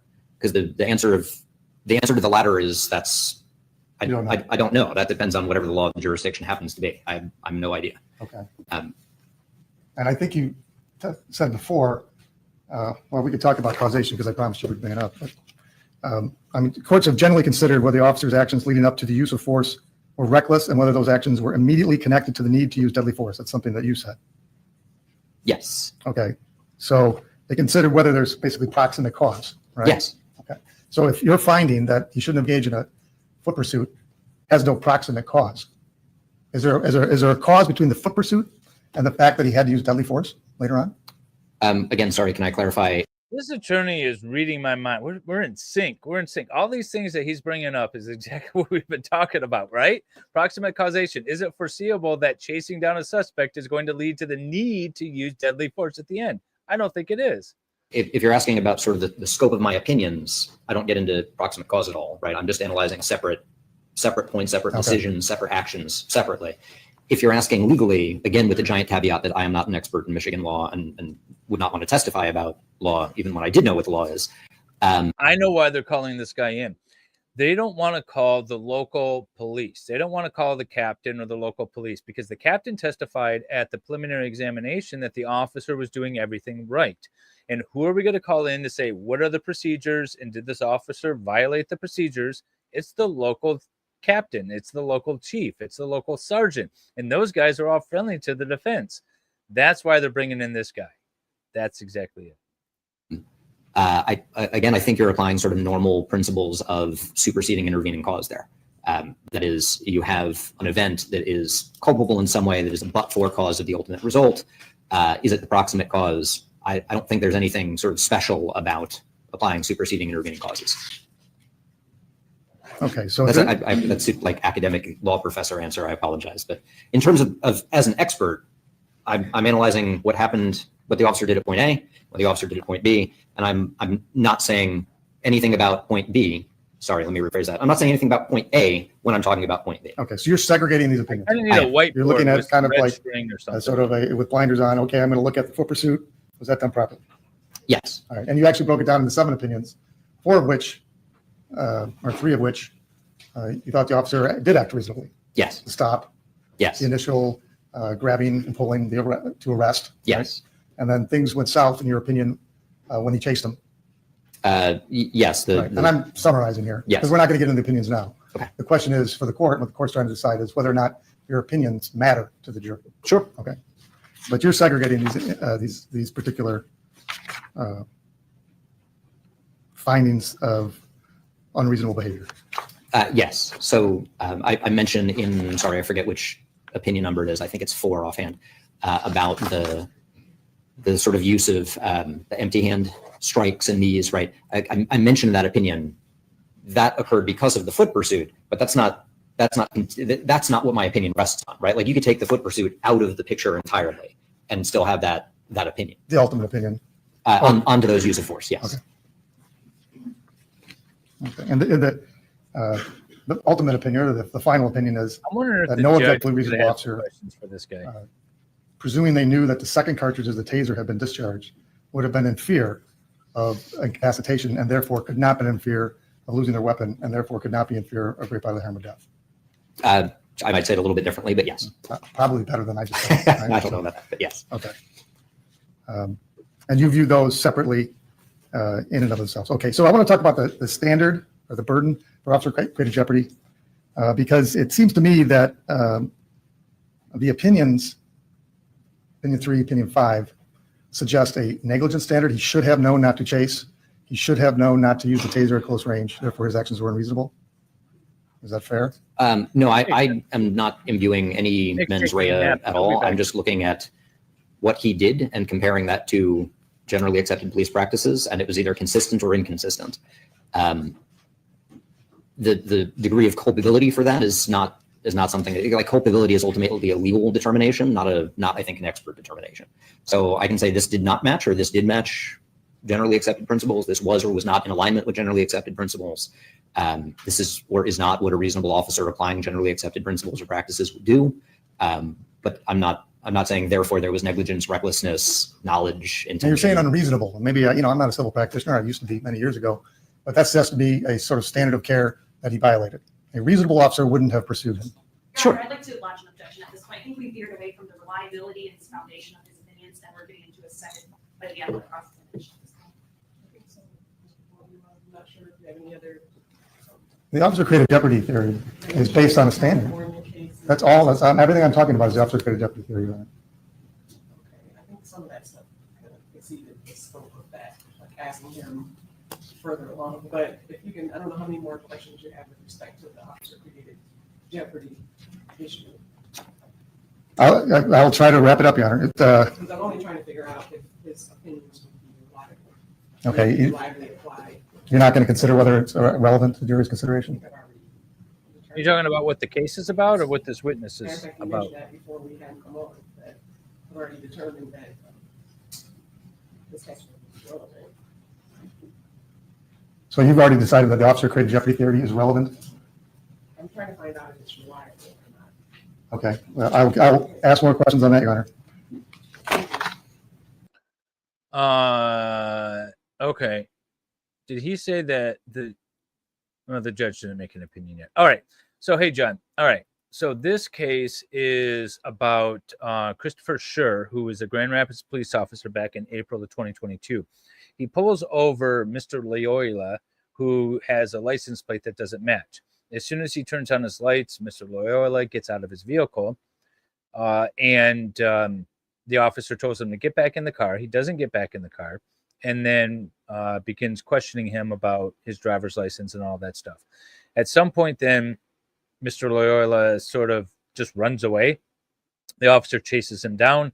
They wrestle for a bit in a tussle, as one witness testified to. The officer draws his taser to tase Lyoya, and Lyoya grabs the taser and is holding it and is fighting for it. And that lasts for about 3 minutes, 2.5 to 3 minutes, until the suspect is then on his stomach on the ground. The officer is on top.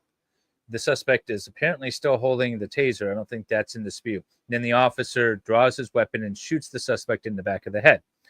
The officer is claiming self-defense, that he was in fear of imminent great bodily harm or death based on the taser being in the control of the suspect at the time. This witness right now, this is a Daubert hearing on whether or not this witness is qualified to testify in this case on behalf of the state, to say that the officer placed himself in jeopardy by not following standard procedures, and therefore he should not be able to avail himself to self-defense. And that's where we are. This is day 2, and I think we're just about done with day 2. I think the court called it early. But welcome. It's been a fun case. We did, Nick and I did 2 streams, morning and afternoon yesterday.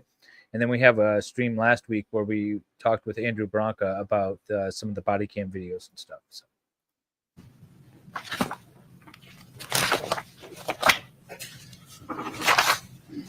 Well, and to go back to whether or not it's generally accepted, you've heard of Force Science, the agency? Yes. Okay, and you're aware that, Von Klein, have you heard that name before? Yes. Okay, you're aware that he does not believe that the officer created jeopardy theory should be something to consider in the when considering out whether the use of deadly force was reasonable.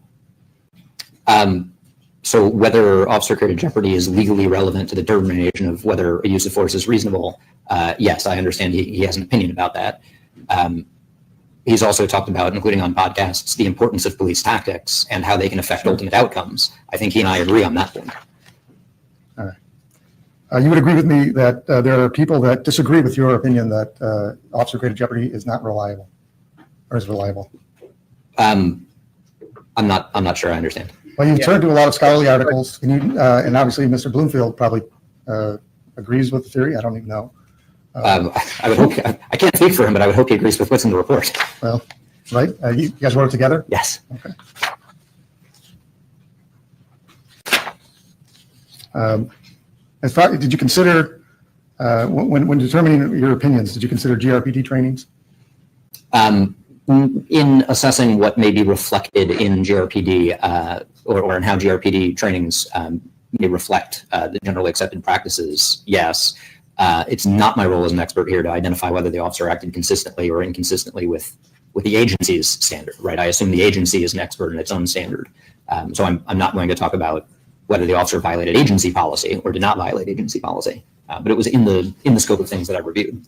Right. You're just deciding whether or not, in your universe of generally accepted police practices, whether or not his actions were unreasonable in a specific context. Right. Whether they were consistent or inconsistent with those generally accepted practices. Yes. Okay. And so you have no idea whether or not Officer Schurr is aware of any of these officer created jeopardy or any of these other generally accepted police practices that you are going to talk about today. No, I can't talk about his knowledge or lack of knowledge about any of them. Okay.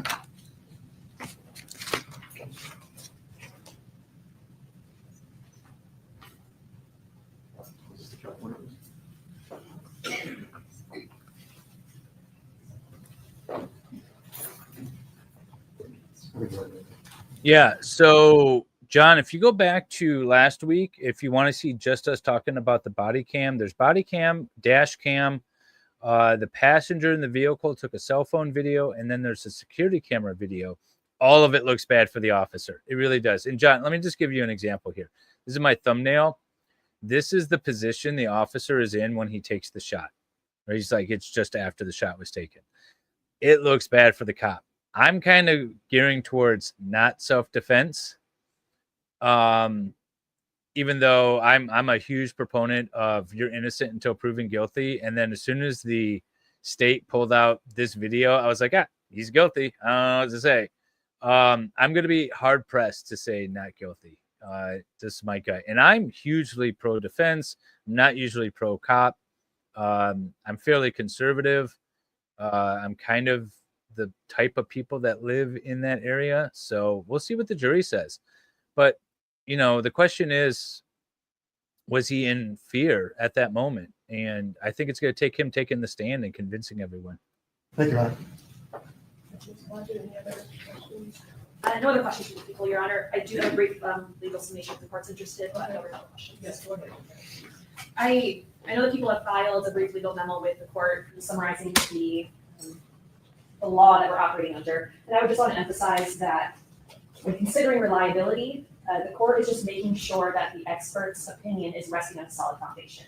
It doesn't need to be a universally accepted opinion. All experts don't have to agree, or his opinion need not be proven 100% correct. Just that it's based on sufficient facts, data, a reliable methodology, and comes from sufficient personal knowledge, training, or experience. And I would represent to the court that Professor Stoughton's testimony today shows his wide source material, his expert publications, his citation by case law, courts, other experts, and being hired to provide expert consulting, filing amicus briefs. And then not only that professional experience, but also his personal experience as a trained law enforcement officer who has received training on the topic of officer-created jeopardy, all go toward establishing a solid foundation for his expert opinions that would then allow the people to argue how that fits under Michigan law and supports the facts of this case. Thank you. And he's also happy to listen. Thank you. I was doing that. Thank you. And I'm looking forward to our line the same. Thank you. The prosecutor, Your Honor, is asking you to create a use of force law unknown to Officer Schurr. There's not a single Michigan court that's accepted this theory in a murder case. The U.S. Supreme Court in Arlington Felix declined to consider it as not a theory. It's still yet to be litigated. Professor Stoughton acknowledged that it's an unsettled area of law. This court should not be the first in Michigan to accept Professor Stoughton's theory. There are citations to law review articles and civil cases. This is not the context in which this applies. It's not reliable because it has no application, especially in the case of alleged self-defense. It doesn't account for intervening cause. It doesn't account for the standard negligence versus recklessness. And the opinions here are based on the act of unreasonable with a full pursuit. The act of unreasonable because he stood too close to him with a taser. Therefore, he can't argue self-defense. That's the suggestion by putting that information in front of the jury, that he's created this unjustified risk that he is foreclosed from defending himself, no matter what happens. That's the problem. And you're going to confuse the jury completely by letting Professor Stoughton give opinions about things that based on this theory. I agree with the defense on It's this one. absolutely dangerous. We're going to ask Officer Schurr that once you. I mean, I still think Officer Schurr is guilty, that you can no longer defend yourself or others. but That this is what witness the theory should not says. be allowed to That is testify. what we're going to be asking the jury to consider, whether or not this has any relevance whatsoever. This is a murder case. The issue is whether or not he intended to kill somebody, and the issue is also whether he was justified in doing so. We ask the court not to accept this theory. It has no bearing whatsoever on this matter. There are other areas that is in the experts' report that they can opine upon that actually might matter. But the theories of the foot pursuit and standing too close are not reliable in the context of this case. Thank you. Well, as I previously stated, I wanted to hear from the witness regarding his opinion, because under 702, MRA 702, a witness qualified, who's qualified as an expert by knowledge, skill, experience, training, etc., may testify in the form of an opinion if the proponent, which would be the people, demonstrates to the court that it's more likely than not that his opinion would help the trier of fact to understand the evidence or determine the fact of the issue, that testimony is based on sufficient facts or data, and it is a product of reliable principles and methods, and that the opinion reflects a reliable application of the principles and methods to the facts of the case. Here, there's no dispute that the witness, Mr. Stoughton, is qualified to be an expert as he has the requisite knowledge, skill, experience, and education. Again, the issue is whether or not his testimony would be the product of reliable principles and whether his opinion reflects a reliable application of the principles to the facts of this case. As he testified to, well, first I'll say here, part of what the jury has to determine, they have to take into account all of the circumstances in the case, not simply the moment of the shooting, but all of the circumstances. And there's been a lot of evidence and testimony surrounding what the circumstances were at the time that this incident occurred. In considering that, after hearing from Mr. Stoughton, he clearly testified that Officer created Just got to allow him. that particular theory is a term of art, and that term of art, which was coined in the 90s, not by him, but by someone else, that particular term of art, officer created jeopardy, is regarding tactical decisions made by an officer, which is subsumed within generally accepted police practices. So because I believe that he has testified sufficiently that he has applied the facts in this case to the generally accepted principles and practices, which apparently are nationally recognized and nationally accepted, I believe that because officer created jeopardy in and of itself is not a particular method, rather a theory, again, subsumed within those accepted police practices. For those reasons, I am going to allow him to testify that's horrible. as an expert in use of force and generally accepted police principles and practices, because I believe that he's testified that he does, Again, I don't think it's going to matter at the end of the day. I think it's going to come down to whether or not the officer testifies that is convincing. Help the jurors understand the evidence in the case. So with that, what I'm going to do is we're going to break for lunch and come back at 1 o'clock. I've already put word to the jurors We have more hearing. that they can have lunch and we'll continue at 1 o'clock. Is there anything else before we break? Nothing, Your Honor. I just whispering to my right now, 1 moment.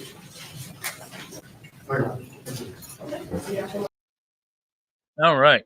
So we are done with the morning. We're going to move on to the afternoon, and this witness is going to be testifying. So let's get this going. Don't like that decision. Don't like it. Let's see. We at 1.25. Oh, let's wait for the jury to come in. All right, they're going to call this guy.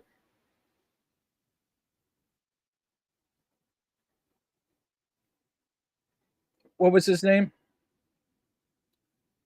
But just for the jury's benefit, since you weren't here for the first time, kind of went through this, could you state your name and spell it for the record? My name is Seth Stoughton, SETHSTOUGHTON. Could you tell the jury what you do for a living? I'm a professor of law at the University of South Carolina, call him Joseph Professor F. Rice S, School of Law, and the faculty director of the Excellence in Policing and Public Safety program there. I guess I could split that up. Could you tell the jury how long you've been just purely a law professor at the University of South Carolina? I'm just finishing my 11th year there. And knew that you get the whole title of the policing aspect of it. What is that, and how long have you been at that? The Excellence in Policing and Public Safety program is about 2 years old now. I've been the faculty director the entire time. It's a legislatively funded program in South Carolina to help provide training, professional development, and research and technical assistance to police agencies in South Carolina and beyond. We spent the last 2 years doing training of groups of police executives in South Carolina. In August, we will launch the country's first master's degree at a law school specific to public safety executive leadership. Now, when you talk about training executive leadership for police department, what is executive leadership defined as? When we're talking about police executives, we're really talking about what's often referred to as command staff members. Exactly what that rank is will depend from agency to agency. At a very large agency, that might be captains or majors and deputy chiefs and a chief. At a much smaller agency, it might include sergeants or something like that. This guy's on the stand for the rest of the day. Rank and file officers and sort of middle management, anything above middle management is really what we refer to as police executives or command staff. Now, you're saying this is only 2 years old. Could you give a little bit of background? How this get started? Why did it start? Sure. So I and some other folks that I work with at the University of South Carolina wanted to look for ways that we could bring academic resources at a All right, research executive university decision to time. local This police is centers. all the credentials that already we just have, listened to. already This is had being pretty good relationships with reiterated local for the agencies on an jury. individual basis. I think I I do a want to lot of kind of work skip with through this and specific get to the meat and agencies, either potatoes assisting because them we with, just heard all of this. research needs, or I asking am them to assist at. me with research needs. But we Let want me to do just something skip to sort up of a bit. institutionalize and formalize that. So the Washington, D.C. Metropolitan Police Department has a police leadership Yeah, we heard academy. about It's all of a this. 3-week program, like grant, a Bureau of Justice Assistance grant or something like that. Have you testified then as an expert in any of those tactics? What are tactics that are in your wheelhouse? Cool, and making sure that I can do the work that needs to be done in the timeline that it needs to be done on. Sometimes that will involve a preliminary review where I look at maybe 20 minutes of work material, a short video or something like that. We did not do that in this case, as I recall. I think we had a preliminary discussion and then engagement, and then We'll keep it actually going start the here. review. We'll see I if get it's the more body material foundational that, stuff. We might is shared speed it up between- or start move the up. review process. Before we get into it a little bit more, you talk about tactics and use of force being kind of in your wheelhouse. Could you describe to the jury what you mean by, first off, what are tactics? What are tactics that are in your wheelhouse? What do you mean by that? Sure. In the policing context, tactics are how officers navigate and mitigate potentially risky situations. It's the decisions, the procedures that officers use to help keep themselves safe. And because they are safer, the community members that they're interacting with are also safer. There are a couple of different definitions of tactics, but they all come down to making a decision to balance competing priorities in a way that allows officers to achieve whatever the police mission is in that individual interaction in the safest manner that the situation allows. There are a bunch of different kinds of tactics. I'm sure we can get into some of that, but sort of as an overview, tactics are just how officers manage risk and prevent risk from escalating to the point of being a threat, or a threat from becoming a full-blown actual injury or harm of some type. And when the use of force, you kind of separate that out. What does use of force mean to you in this aspect? Yeah, in the way that I'm using that term, use of force is really about the application of coercive physical force. So the easy one is shooting someone, punching someone. Sometimes you'll get some different definitions where use of force might be just communication. When I'm talking about use of force, I'm talking about hands-on physical engagement with someone, either with weapons or without weapons, the use of coercive physical force. Now, when you talk to them, you start to get into, you take a look at all the materials when you're reviewing a case. Can you give the jury an idea of what materials you reviewed when looking at this case and what occurred here? Sure. At a very high level, there were 3 videos. There was a dash cam, a body cam, and a bystander cell phone camera. There was a John, if you stick around, we might see it again. Investigation. There were some agency policies and procedures, some training documents. I can probably get more detailed if needed, but that's an overall summary. And so you take a look at it, you get all that together. Now, in this instance, I also want to clarify, this was kind of a joint report with Nick Bloomfield, correct? It was, yes. How do you do a joint report? Is that different? Is that something you normally do? It's not common, but it's not uncommon either. I've had a couple of cases now where I've done a joint report with another expert. The process does not really change at all. The only thing that changes is after we review the materials and develop opinions, is coming together and make sure that the report that we submit has opinions that we both agree to, and that we don't have any internal points of disagreement that would require an addendum or additional reporting indicating our points of disagreement. So for the jury's benefit, you get a look at the body cams, you get all the materials, the investigative materials. Could you give them an idea? What do you look for? Okay, what is going through your mind in terms of reviewing a force? What happened here? What criteria do you use, I guess? Sure. So the first thing is I have to know what actually happened, right? So the first thing that I do is review the materials to get an understanding of the facts. It's a little simplistic to say I watch the videos and read the reports. It's a little bit more like I watch the videos, I read the reports, and I compare them to each other to identify points of consistency or inconsistency, to identify where there are still lingering questions that the body of evidence doesn't actually solve, to identify discrepancies or issues where 2 different witnesses might say 2 different things, right? We do. As an expert, it's not my job to figure out who is telling the truth or figure out which discrepancy is accurate, or which piece of evidence in a discrepancy is accurate or inaccurate. So normally what I do in cases like that is I just make note of this discrepancy and say, hey, there is, this person said X, this person said not X, right? Said something different. Once I have an understanding of the facts, then I try and identify what the different decision points were. That is where an officer made a decision. And as you can imagine, there might be dozens of those decisions that an officer makes over the course of an encounter, right? With each decision, I'm looking at the decision to see whether the decision, and that might be a tactical decision, it might be an enforcement decision, like do I stop this person and chat with them or not?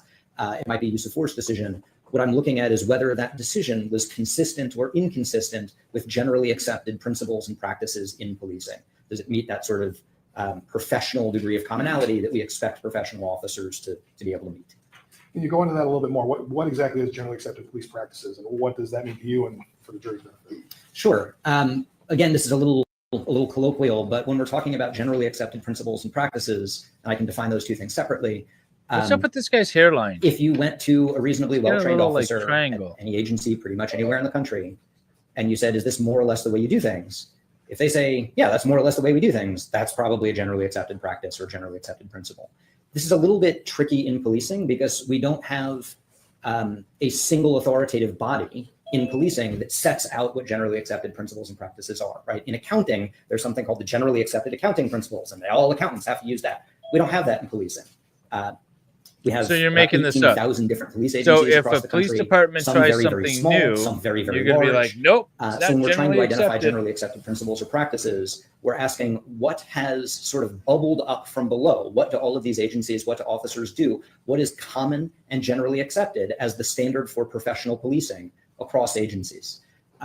You can find information about generally accepted practices reflected in an agency's policy manual. You can find it in statements or publications by police organizations like the International Association of Chiefs of Police, He was very the worn Police out. Executive He was Research very Forum, exhausted. or the National Police Foundation.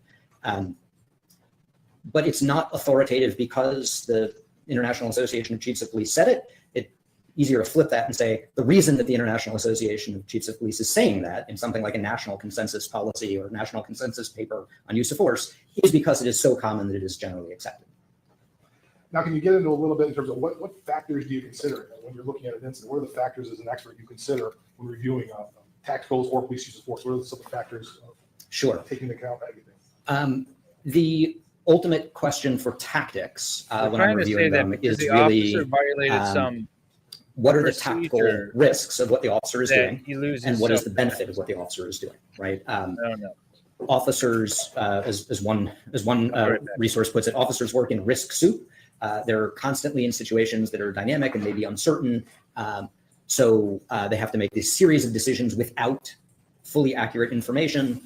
So what risks do they take? And what risks do we say those are not professionally appropriate risks anymore?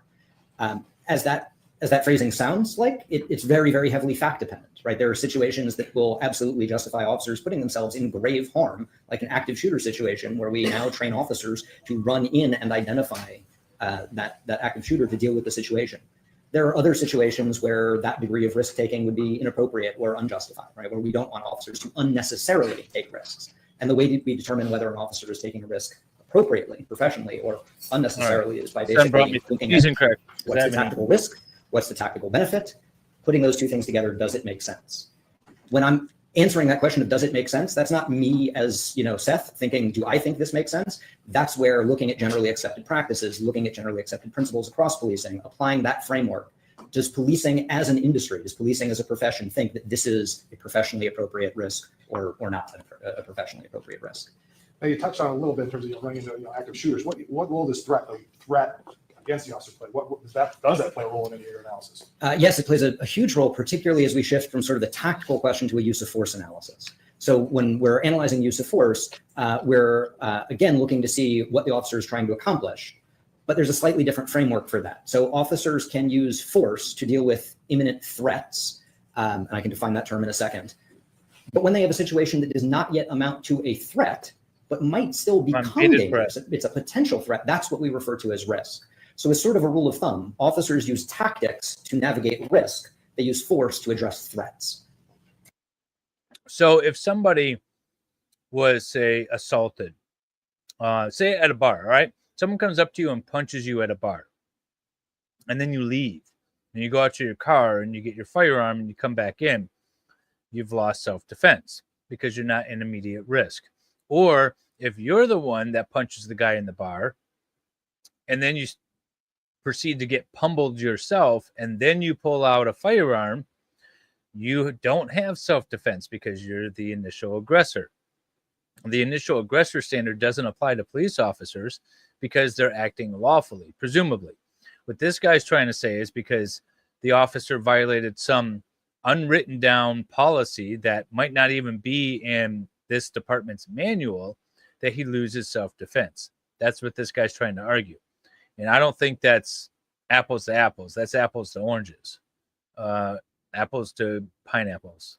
And in policing, a threat exists when the individual that the officer is interacting with has the ability, the opportunity, and the apparent intention to cause some kind of harm to the officer or others. I can find It's those like terms. saying if your I guess child because you talk about imminent, crime what- after you the said fact, imminent, the is that- state will tell you is if that you the did a definition good of job imminent threat, parenting Ron? them or not. Or the ability And to if so not, forth? then they'll In charge you policing, for it is, yes. You will sometimes hear immediate instead of imminent. You will hear some commentators sort of distinguish between those two things. For my purposes and most experts, the important part is there an imminent threat? And an imminent threat exists, or if you like, a threat is imminent and thus justifies a use of force when the subject has the ability, opportunity, and intention to do something, right? At that point, there is a threat of something that may justify a use of force. Can you go a little bit more detail? What is the difference between imminent or what is an imminent threat and maybe something that's just concerning? Sure. Yeah. So really this focus on ability, opportunity, and intention. Again, I don't want to get too like carried away with specific language because it's really the concepts more than the words. Sometimes you'll hear ability, opportunity, and jeopardy, or you'll hear ability, opportunity, and threat, or some combination, but it all kind of means the same thing.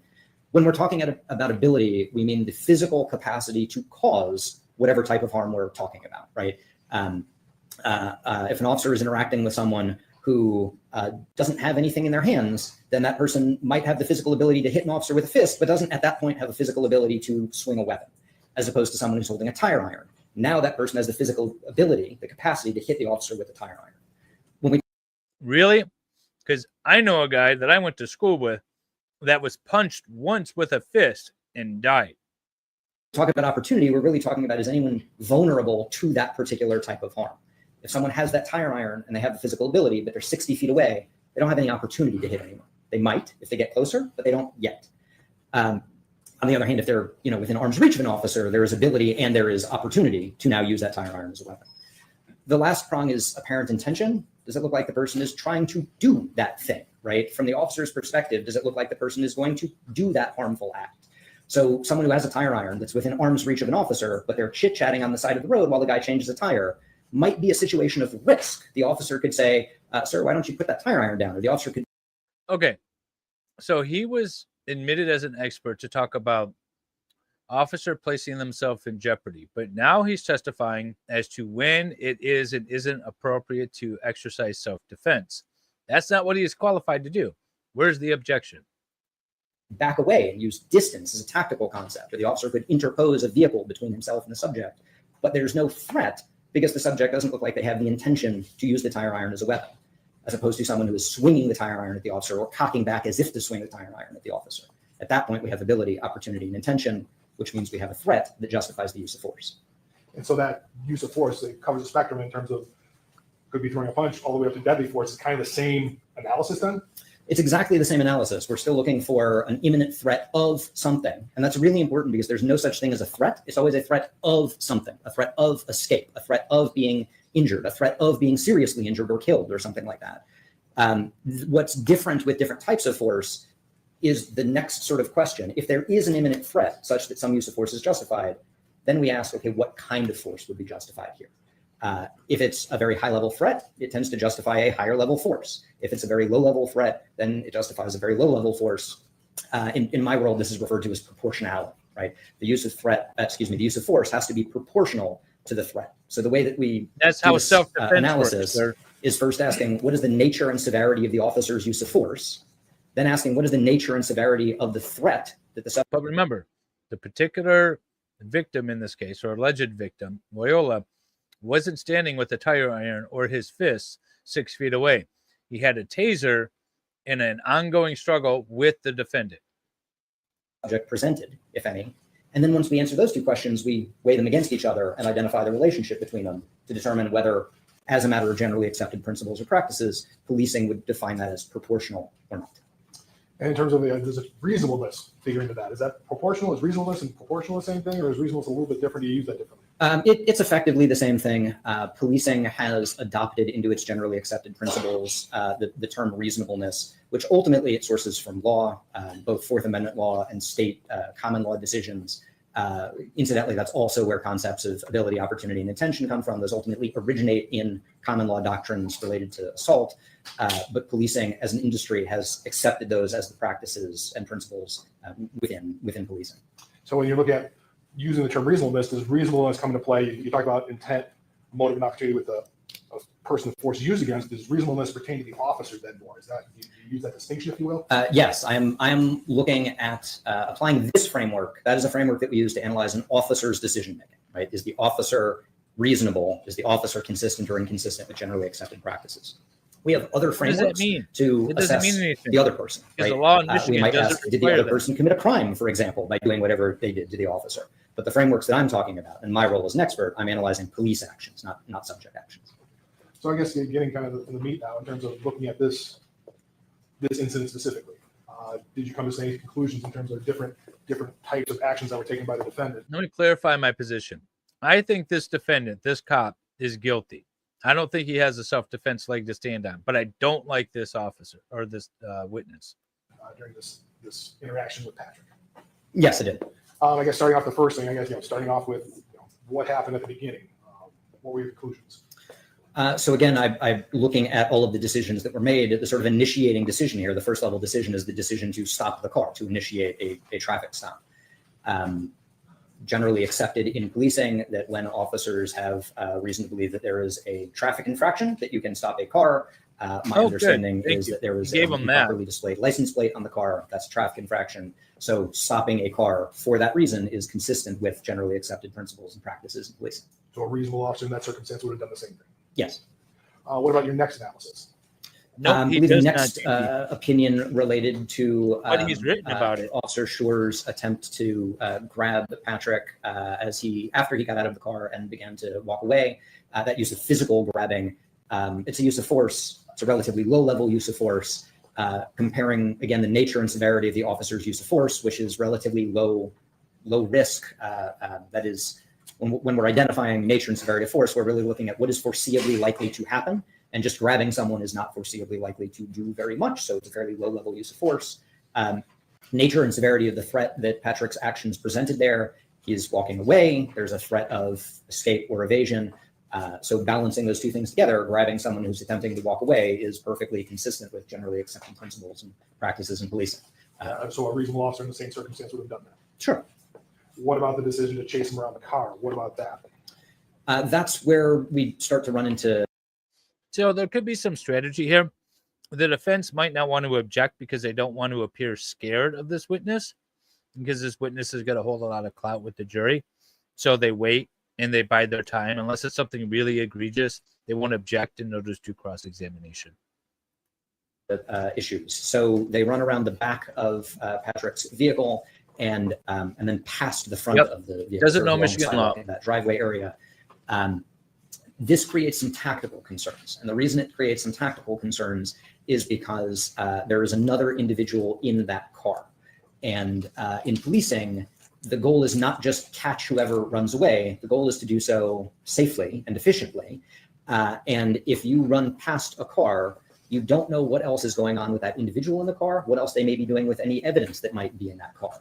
So if one person goes hightailing off and you chase them, you may miss the fact that the other person is taking all of the evidence out of the car and walking away and dumping it somewhere. You also expose yourself to some unnecessary tactical risks. When you run past the car and now you have the other individual in the car at your back, you have no idea what they're doing because you're so focused on the individual that you're chasing.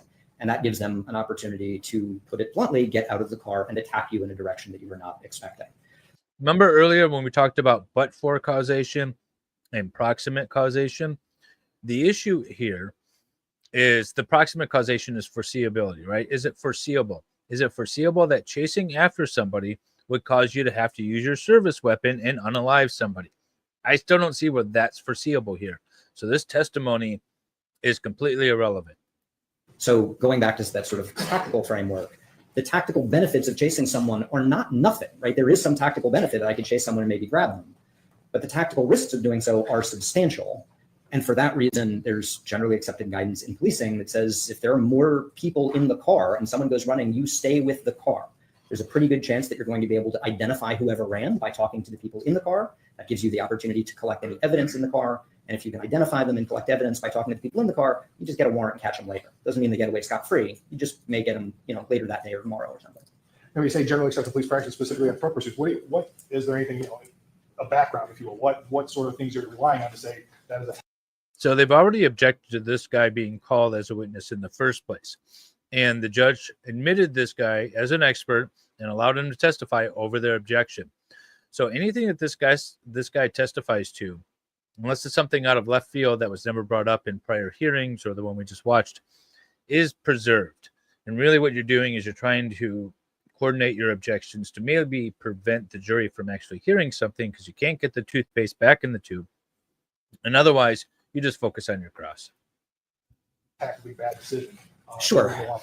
Yeah, so there's now a lot of guidance on foot pursuits, including from the International Association of Chiefs of Police, the Department of Justice, and others that have pointed out that foot pursuits are an indication, not just that someone is trying to escape, but that someone is more likely to resist at the end of that foot pursuit. If they're already running, they may try and push you off of them, or they may even be, direct violent or assaultive action toward the officer with their attempt to escape. So because of that reason, even ignoring someone else in the car, the general guidance in policing is that when you are chasing someone on your own, you do not actually want to catch them until you have another officer present, right? You want to keep them in sight until there are additional officers on scene so that, to put it bluntly, so it's not a fair fight, right? You don't want it to be a fair fight one-on-one. You want the officers to outnumber the person that they are attempting to take into custody. When you add other people in, and like the person sitting in the car, again, there are tactical considerations beyond just catch the person who is running, like the ones that we mentioned. So the International Association of Chiefs of Police, for example, reminds officers that they have to consider that totality of the circumstances, including other people who may be running or who may not be running, but may choose to involve themselves in the. But the jury is sitting there saying, yeah, but the guy shouldn't have ran in the first place. So then look, kind of the next step, I wanted to, because Nick's going to testify tomorrow, or maybe later in the day, depending on how things go. I want to kind of skip over the taser, leave that for him. Sure. In terms of following up the next aspect. Did you have an opportunity to take a look at Greenwich police policies and procedures as part of your analysis of all this? Yes, it did. Okay. I'm going to show you what's been entered into evidence in Exhibit 32. Hey, Wendy, I'm holding up just good. I do. And Boy brought me some cheese and crackers. In terms of that document, that's one of the documents you reviewed as part of your. Can I just say, after not streaming trials for like a year, I forgot how much work this is. Your analysis of this case. Yes. I think maybe it's the second or third page on that. There's a policy changes, if you will, 2020 policy changes. Yes. Got on page 3 or 4? I'm not really can't remember. Policy changes is on page 4 here. Okay, I mean, interject that we have match what the professor is.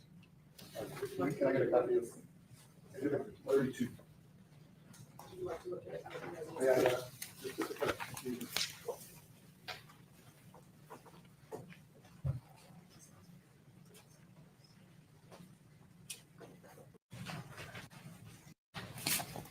Thank you. So the 2020, there's some changes, I guess, in terms of 2020 in regards to police, specifically Greenwich police policies and procedures, correct? Yes, that page says GRPD at the very top. GRPD use of force policy changes 2020. Now, in terms of the policy changes, was there any direction in terms of giving a warning before using deadly force? There is. This is number 3.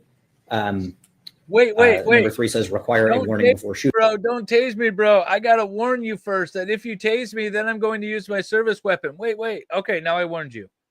Stupid. And then goes on MOP 9-1.6 for whenever reasonably possible, officer shall provide verbal directives before video games and gives out.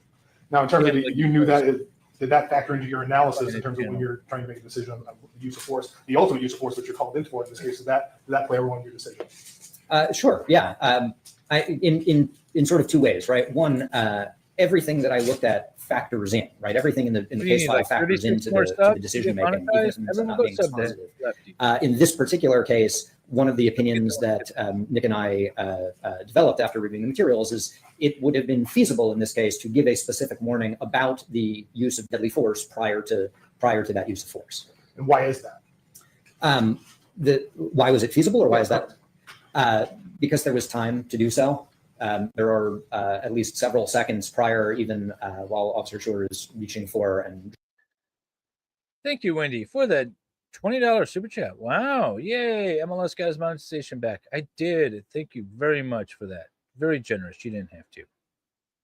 Drawing his gun that would have allowed for a specific warning about. I think, the use Wendy, of everyone goes sub to Lefty. Now, in terms of that, you talk about generally acceptable police practices. Does this policy also reflect that, if you will, in terms of, is that something that's required now, or at least across the country?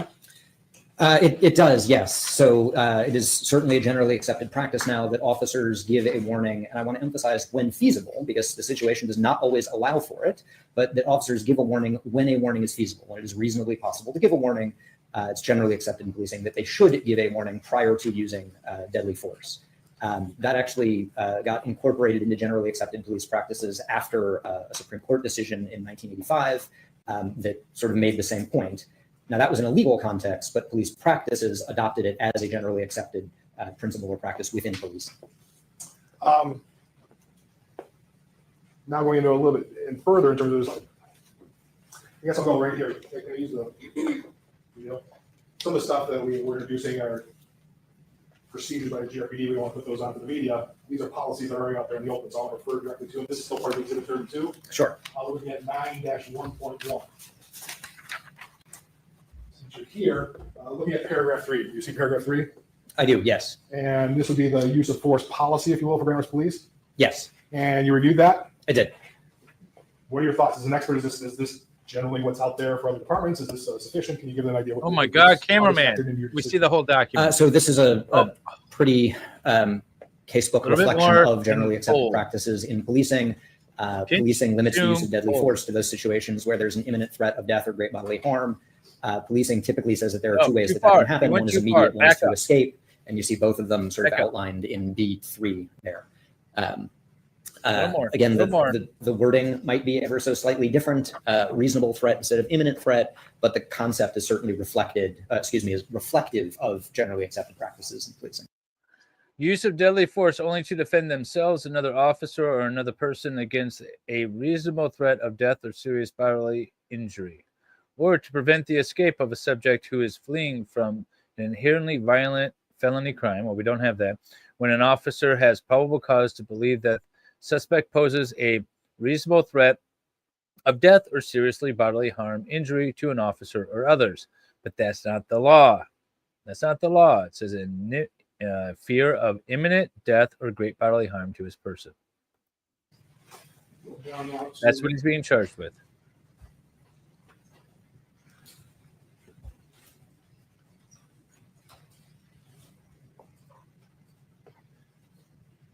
This is 9.14. I don't want to shrink it too much. You can see it just a little bit.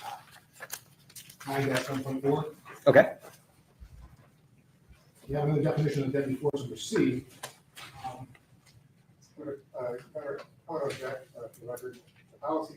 This cameraman's been insane this trial. Maybe very similar, but it has not been established this policy. Look, see, okay. The prosecutor's head is in the way of the screen. That was yesterday and the day before. Move your camera, man. Move it. So specifying about something that's completely wrong. I think this is the same policy that they were trained. No, it's a violent felony, such as the unaliving of somebody or the raping of somebody. Those sort of things. But this was also given in the assaulting and or battering with the intent to do great bodily harm and or unaliving. There's a policy from January 19, 2021 that came from GRPD. It may be very similar, but there may be differences. But these are already admitted, Your Honor. These are already admitted, Your Honor. Is that admitted as an exhibit? It's already admitted as exhibit, so this one, the 2017 policy has been made. Okay. But it's on your objection. Doesn't matter. Are you saying that the exhibit's not relevant? Right. Well, I'm saying his testimony's not relevant. I didn't know the development. So. None of it's relevant. It's all unrelevant. An admitted exhibit Or irrelevant. would be Unrelevant. Unrelevant. I'm gonna go with that. admitted. To the extent that it's different, then obviously that would be something you can admit. If there's a newer, different policy, you can certainly move to admit that, but because this is. There's no foundation. Where's the foundation? And also, if we could get some explanation for why this witness is not an expert on policy, is it provided the basis of his opinions? Yeah, he's saying because the suspect, Lyoya, had the taser that he took off of the officer and refused to give it up after 29 commands to drop the taser and to put his hands behind his back, that the officer was in fear of imminent great bodily harm and or death. The argument being that if Lyoya tased the officer, then he'd be able to incapacitate him for up to 5 seconds, which is the testimony we heard this morning. And that would be long enough for the suspect to then secure the officer's service weapon and maybe do worse. I don't know about that establishing. That's more of a foundation. So there's a policy manual. This one apparently is from 2017. And the defense is objecting, saying it's irrelevant. Either the testimony is irrelevant or the manual is irrelevant, but there's also a newer manual. That's all I heard. But they're arguing over this exhibit. So I just asked him. Really, what? That he's an expert on your policy? Yeah, it What should role be a does this play in his sidebar. decision? Probably. Okay, so I'll allow him to answer that question. Maybe he didn't play any role because then that would be a moot point. So I just can answer that question, but again, I can't say that the exhibit's not relevant or that this witness's testimony regarding an admitted exhibit is irrelevant because he can only use the facts that are in evidence and information that isn't evidence and the exhibit isn't evidence. So you may answer that question if you're looking.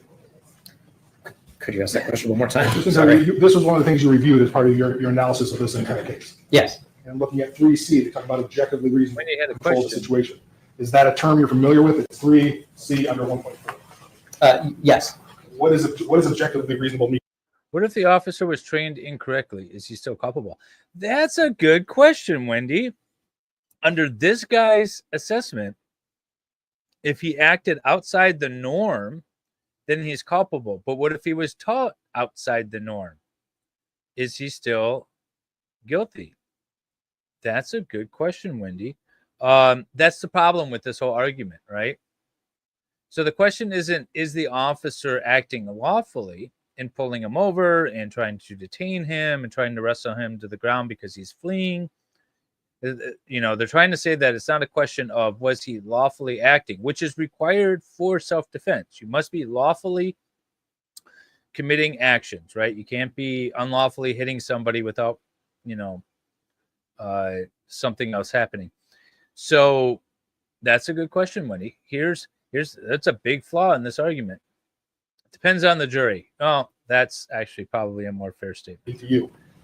That is the phrase in policing that is the generally accepted standard for police uses of force. They must be objectively reasonable. That language generally accepted in policing after policing adopted it from a 1989 Supreme Court case. And so that's part of the analysis, not only for JRPD, but that's something that you're familiar with and use in your analysis of this case. Yes. Once again, looking at, we're down to 9.15.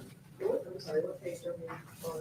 Again, I think this officer is guilty and probably should be convicted, but I don't like this witness. Page 10 of the PDF or the. So in terms of the totality, you talked about the totality of the circumstances. What does that mean to you? And I guess Lefty, this witness apparently testified in the Kim Porter case and somebody else. I don't know if it was Darren Chauvin or something, but he testified apparently in the Kim Porter case. That's the officer that said taser, taser, taser, and accidentally grabbed her weapon. How is it reflected? Is this what's reflected in their policy reflective of what the totality of the circumstances mean? Did he testify there too? Yes. So Kim Potter. Totality of the circumstances here, when you're analyzing use of force, it means you look at all of the facts and circumstances that the reasonable officer on the scene would have been aware of, the facts and circumstances that were available for an officer to observe and draw conclusions from. we want to avoid artificially limiting that, because ultimately an officer should be basing their decision on the information that's available to them. And there's some information that is maybe potentially relevant, and there is other information that's far more likely to be relevant, right? So for example, like the phase of the moon is not particularly relevant to a use of force. It might be relevant if it happened at night and we're talking about ambient lighting conditions. Ambient light is part of the totality of the circumstances. What I see this list of 1 through, it goes down to 15, as is a summary of relevant or potentially relevant factors that can make up, don't necessarily, because they may not be present in every case, but they can make up the totality of the circumstances that we review in determining the threat that the subject presents and whether the officer's use of force is proportional to it. And so this listing here for grounders policy is also what is used out in the generally accepted police practices as well.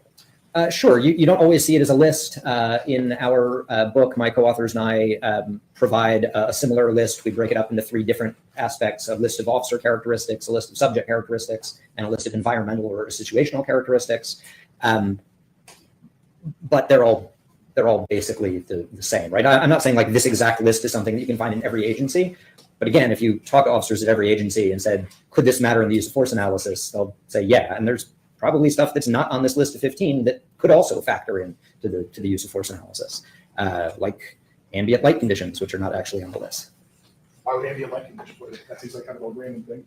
It depends on what an officer can see or can't see, right? How well an officer can actually see what's going on and what conclusions they draw from either good visibility or limited or bad visibility. That can definitely matter.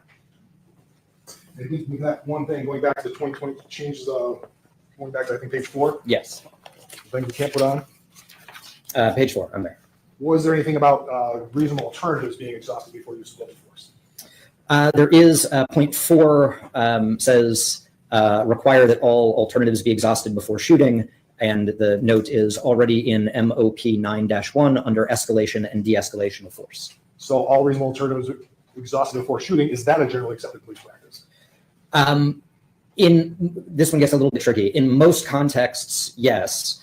But we have to be careful in how we define reasonable alternatives, right? In the context of a shooting, officers are presumably using deadly force to address a threat, as mentioned elsewhere in that policy, to address an imminent threat of death or great bodily harm.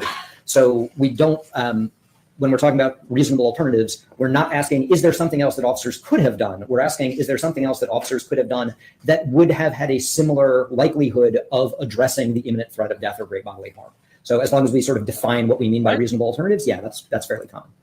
So ultimately, this comes down to the. So if he could have shot him in the leg, then he should have shot him in the leg. Is that what this guy's saying? The decision to fire on the cell phone video that you watched, correct? Yes. Can you give your idea?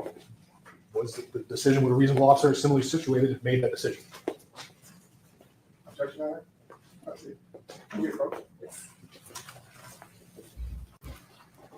Now we're getting into the sidebars. We were missing sidebars for a while, but now we're getting there. It's always weird as a witness just sitting there.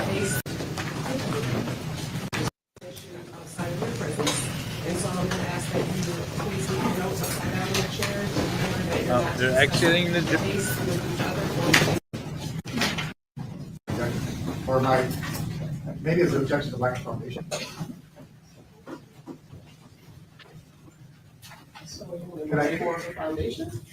Well, I don't even know.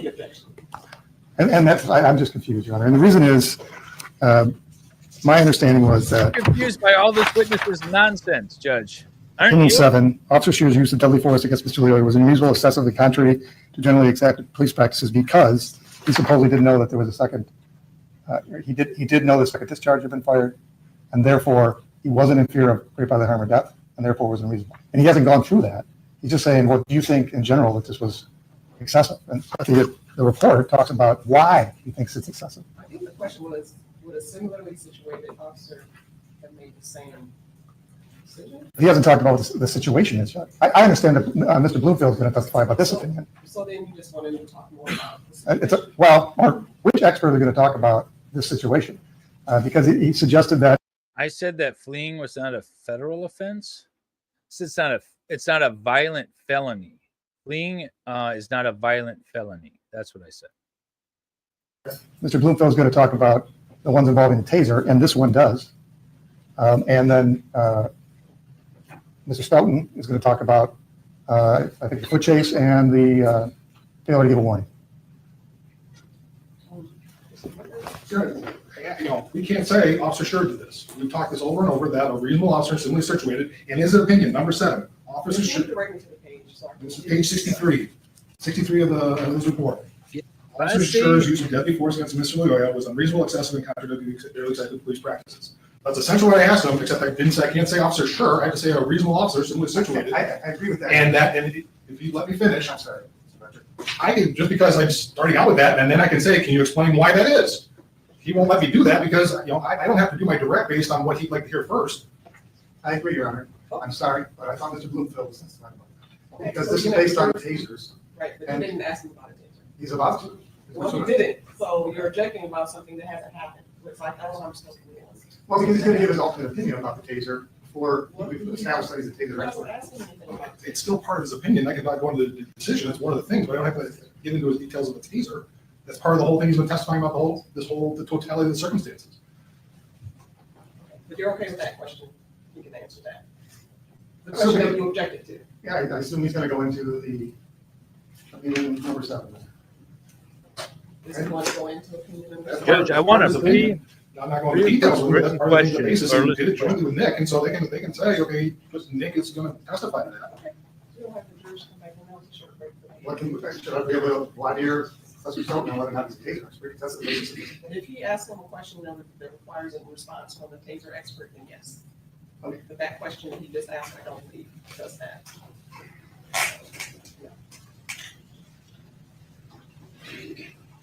All right, bring the jury back in.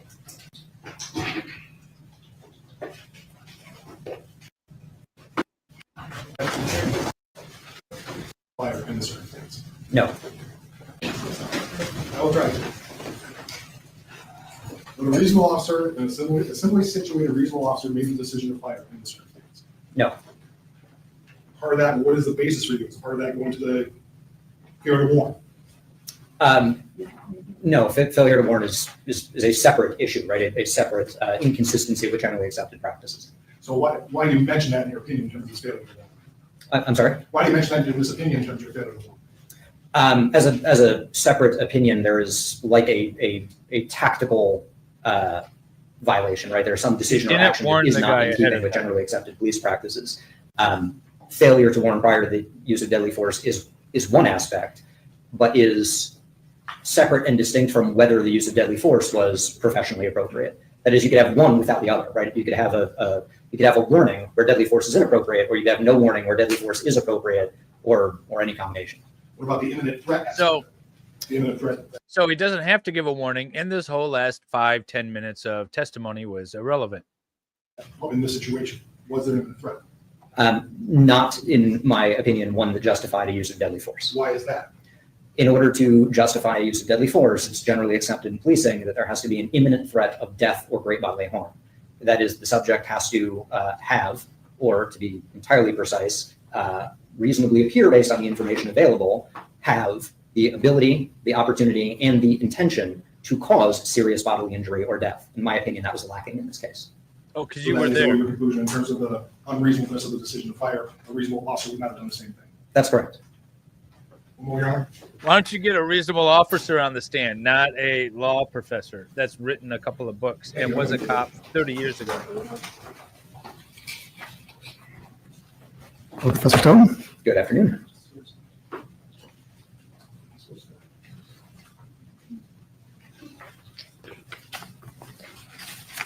Okay.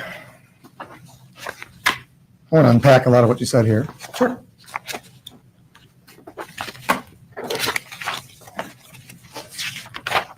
He was drinking, driving, and took his taser, and fighting and fleeing.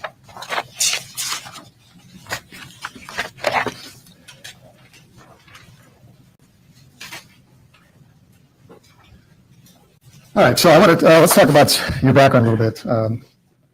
I believe you testified that you're a professor at the University of South Carolina. Yes. Okay. And you said you don't advertise? As a consultant or anything like that, that's correct. Okay. But you do some marketing, right?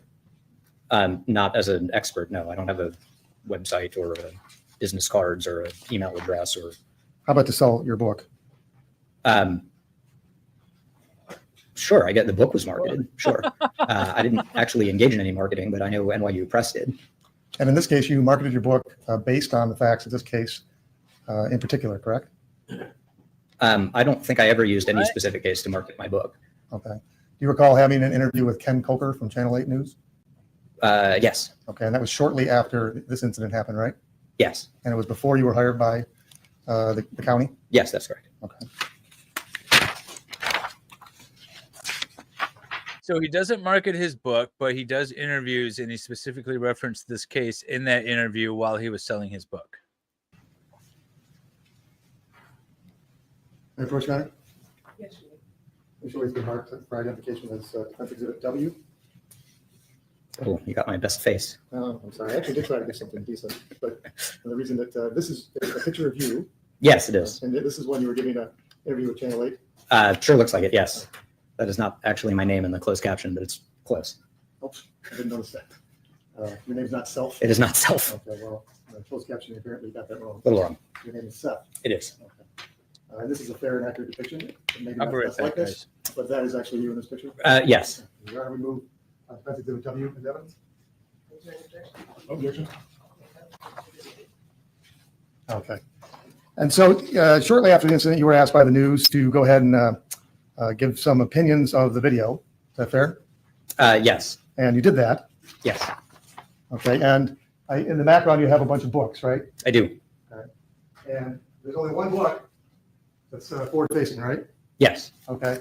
And that's the book you've been talking about so far today, right? Yes. Evaluating Police Uses of Force. Yes. Okay. So it's fair to say you wanted people to notice that book. Yeah, sure. I bought one of them. You and 6 other people, so thank you. We bought two. I get, and this is not a joke, I get about 3 cents per book. I'm sorry to hear that. Yeah, me well, too. you know, you should probably charge more on Amazon. That is out of my hands. It's not that kind of book. All right. But it's fair to say you're trying to sell books, at least in part, by putting it out there on the news behind you when you get interviews. Sure. In my email signature, I have a link to my list of articles and to the book, right? Yes, I want people to be aware of the work that I've done. Okay, you can put that down. All right. So can you tell the jury what confirmation bias is? Sure. Confirmation bias is the tendency, the human brain tendency to weight more heavily information that confirms pre-existing worldview and to devalue or weight less heavily information that tends to challenge your pre-existing worldview. All right, so kind of like jumping to conclusions, or that's more expectation bias. Confirmation bias, you've already made up your mind and you don't consider things that come after. Is that fair? Yes, that's more or less right. Confirmation bias is you, without being aware of it, which is why it's an unconscious bias, you interpret new evidence in a way that gives you more support for your beliefs. Okay. And in this case, you were actually asked to form opinions based just on the video that you had saw that had been released by GRPD at the time, right? Yes, in the news interview, I was asked to look over the video and talk about I think it was specifically sort of the sort of criminal or potential criminal ramifications of the act. I forget exactly how it was phrased. Well, in the video, you said that it was your opinion at the time, shortly after the incident, that if there's a car with multiple passengers and one jumps out, that you should wave goodbye. The officer should wave goodbye as he runs down the road. To the individual who's running away, yeah, stay with the car. Stay with the individuals in the car, yes. But should they actually wave goodbye? I mean, that might be a little gratuitous. Should they like actually physically wave goodbye? No, but the idea is they should not go chasing that person. They should be staying with the vehicle to avoid Yeah, themselves. but how many That's a times did we little watch uncharacteristic- police body flare. cam videos where they chase after the That's guy? not a police tactic. I don't know if I would Goodbye. say uncharacteristic, but yes, that was clearly exaggeration. But it's fair that you've already made up your mind about whether or not he should stay with the car based on that initial video way back when. No, I think it would be better to say, as I pointed out in the interview, that the video is only one piece of many pieces of evidence. However, there is a tactical consideration here, and that tactical consideration does not change from having seen the video the first time to seeing the video and all of the other evidence. Okay, so these tactical considerations, you just talked about how you considered the policy and everything like that, and you have sent that initial opinion. It turns out you confirmed your initial opinion was correct, but you're telling us that you considered every aspect relating to what could make this a bad technical decision, right? I'm sorry. So your question is, did I Did I just confirm my initial opinions? Well, yeah, I'm asking you about confirmation bias. Did you already make up your mind and you just found things that would confirm your initial opinion? Or did you actually set aside your initial opinion and start afresh and look at all these things you just told us you looked at when you're making your decision? Sure. So to the extent possible, I have to set aside any previous review and review the totality of the materials that I'm provided with. When I do an interview, and I do a fair number of interviews with the media, one of the things that I always tell them, and it very rarely ends up in the story, is what I'm talking to you about is limited to the evidence that you're presenting me with, right? It's this particular video. But video never tells the entire story. If there's additional video, if there's additional statements that help explain what happened on video, what I'm describing based on this video may change because there's new information and different information. And that has happened in cases where I have both been retained and where I have not been retained, and additional information comes out and it changes an assessment of, or changes my preliminary assessment based on some evidence. In this case, what I think you're asking is the additional evidence did not call into question or lead me to draw a different conclusion about the specific tactical aspects that I talked about in that first interview. Okay, except for the part about waving goodbye. Again, that is, I think, perfectly appropriate in a news interview and is not something that is, part of an expert review. The idea that I'm communicating to a popular audience in a news interview is in colloquial language, right? It's in popular language. So yeah, wave goodbye definitely means let him go. It does not, in no way am I suggesting, and there's a reason it's not in my report now, that I'm saying you should quite literally lift your arm and give a little Queen's wave. Okay, I didn't think you meant that. So when we talk about best practices, I mean, you've been an expert witness before. Is it a good practice for an expert to go on the media and talk about the case they're later going to be an expert in? One, I don't use the phrase best practices with policing because I think that is too high a bar. What I'm doing as an expert is applying generally accepted practices, not best practices. With regard to your question, I don't know what cases I will or will not be retained in. I don't know what phone calls I will or will not get. I don't know what cases I will or will not accept. I don't know what cases I will or will not be useful. So yeah, I think it's entirely normal to have a media interview and then later get retained in a case. I think it's much more problematic to get retained in a case and then do media about the case, right? That I think is much more problematic, especially because you may be privy to information that is not public at that point. And you haven't done that? No. Okay. All right, now you talked a lot about what you relied upon to form your opinion. You indicated, you talked about these generally accepted police practices. Yes. Okay. And that you basically, it's a conglomeration of reputable sources, agencies, practices throughout the country. Is that fair? Sure. Okay. You also indicated that you looked at GRPD policy. Yes. And you looked at GRPD training. Yes. What training documents were included in the file? Yes. Okay. Are you an expert on GRPD training policies and procedures? No, I would say the folks at GRPD are the experts about GRPD. Okay, so they know it better than you do. Sure. God, I hope so. I hope, yeah. Actually, are you familiar with the foot pursuit policy at the GRPD? Not offhand. I don't remember. I think that was in the material. I don't remember if that was in the materials or not. I'd have to look. Okay, so you don't know one way or whether or not GRPD trains their officers on conducting solo foot pursuits? I'm not aware of very many agencies that don't that tell officers they shouldn't conduct solo foot pursuits. Maybe. Definitely, there's often training on not doing solo apprehensions during a foot pursuit. But no, offhand, I don't know. So certainly GRPD doesn't say to its officers, you can never do a foot pursuit.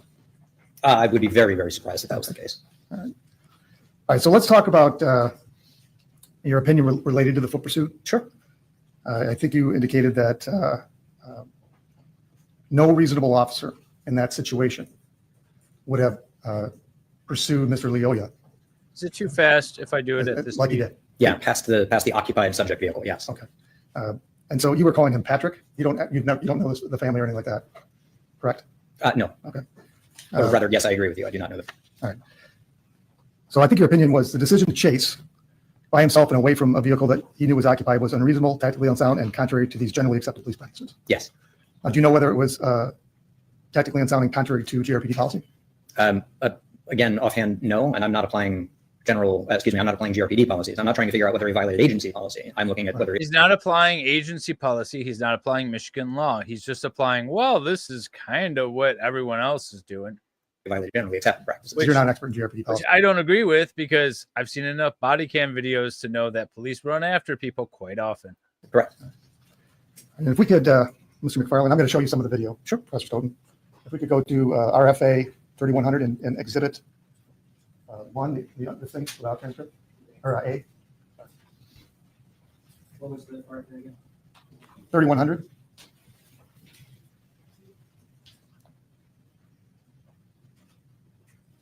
And for the record, I'm having Mr. McFarland put on the screen RFN, or RFN, Exhibit A, at RFN 3100 to 3560, which is the from the time of the chase, basically, that we're talking about right now.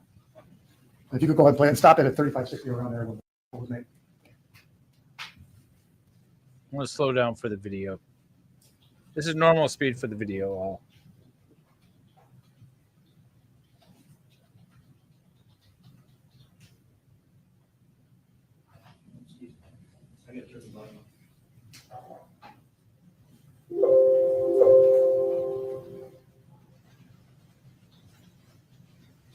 Stop.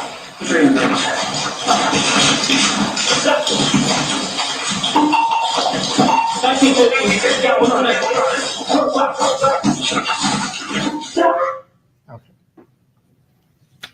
Stop there. So now we just saw an interaction between Mr. Lyoya and Officer Schurr.